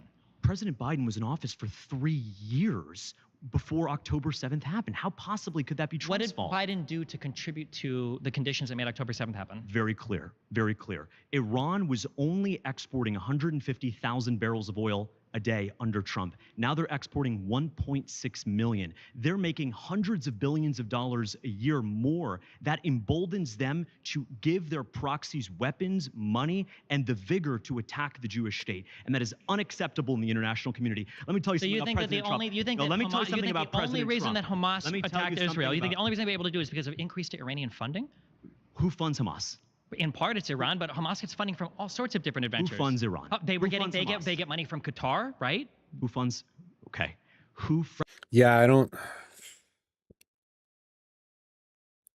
really know about either of these positions right now. Right? Hamas. Of course they do. Right? Probably Who gives more money. No. It might have been Qatar, I think, actually. Well, they give them a Ritz-Carlton hotel room, but listen. No, they were transferring a whole lot of money to the Gaza Strip. That was one of the big things, one of the big scandals that Netanyahu was involved in, was allowing that money to pass through to the Gaza Strip Stephen, under let's his just do some supervision. quick logical reasoning here. If Iran gets more money, that's good for Hamas, right? You agree on that?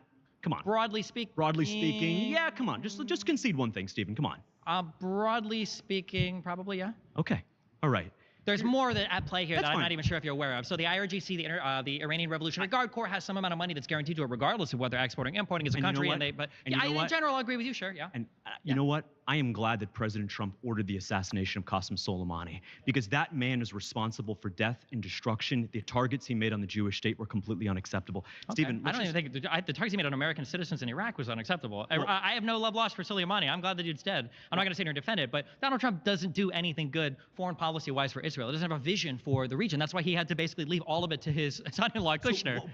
Why was Crimea annexed under Obama? Why was Ukraine invaded under Biden? Why did nothing happen under Trump for 4 years? It was a complete stalemate, complete instability. Crimea was still occupied, right? Okay, but it was annexed under who? Hold on. It was still occupied, right? Of course, but Okay. let's be Wait. realistic. There was Let's a be civil realistic, there was a Stephen. civil war that was raging in the Donbass the entire Did time, it right? accelerate? Did it accelerate? Was there new land Yes, there was claims? more, not new land claims, but the civil war in the was Kyiv Donbass. being bombed? Was No, Kyiv being but the bombed? civil war in the Donbass was still going on. What did Donald Trump do about that? The world is safer under Nothing. President Trump. It The world was it safer absolutely is under not. President Trump. The world knows that, Stephen, and the world's going to show that on November 5th. Okay.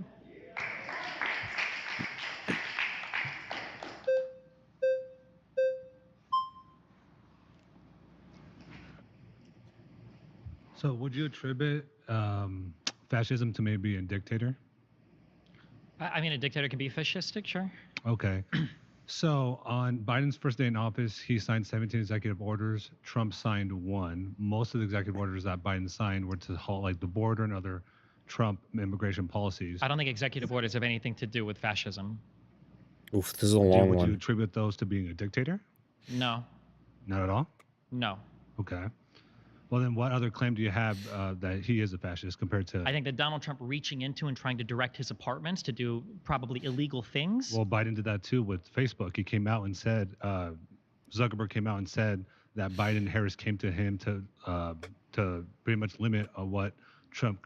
I don't think that was the claim. I think that what Zuckerberg said was that he felt pressured by some of the intelligence agencies to censor stories that they had censored, and he felt like he regretted that or he didn't want to do that. Like But the I don't Hunter think Biden anything. laptop, for example. Well, that wasn't done because of any direct pressure from any of the intelligence agencies. We saw that in the Twitter files. There was never a claim. Well, then why would Zuckerberg come out and say, I'm not going to... Well, I'm talking about endorse the either Twitter side? files. Zuckerberg had his reasons that he listed in his letter to Right. Jordan, but Oof. none of this All was right. illegal. Well, I'm not saying it's 138. illegal, but I'm saying... All right. I'm going to pause this here because I got to get to bed. I'm on the East Coast, so it's like 2 in the morning. I'll finish this up in the morning and then post it as a separate video. But thanks for hanging out, guys.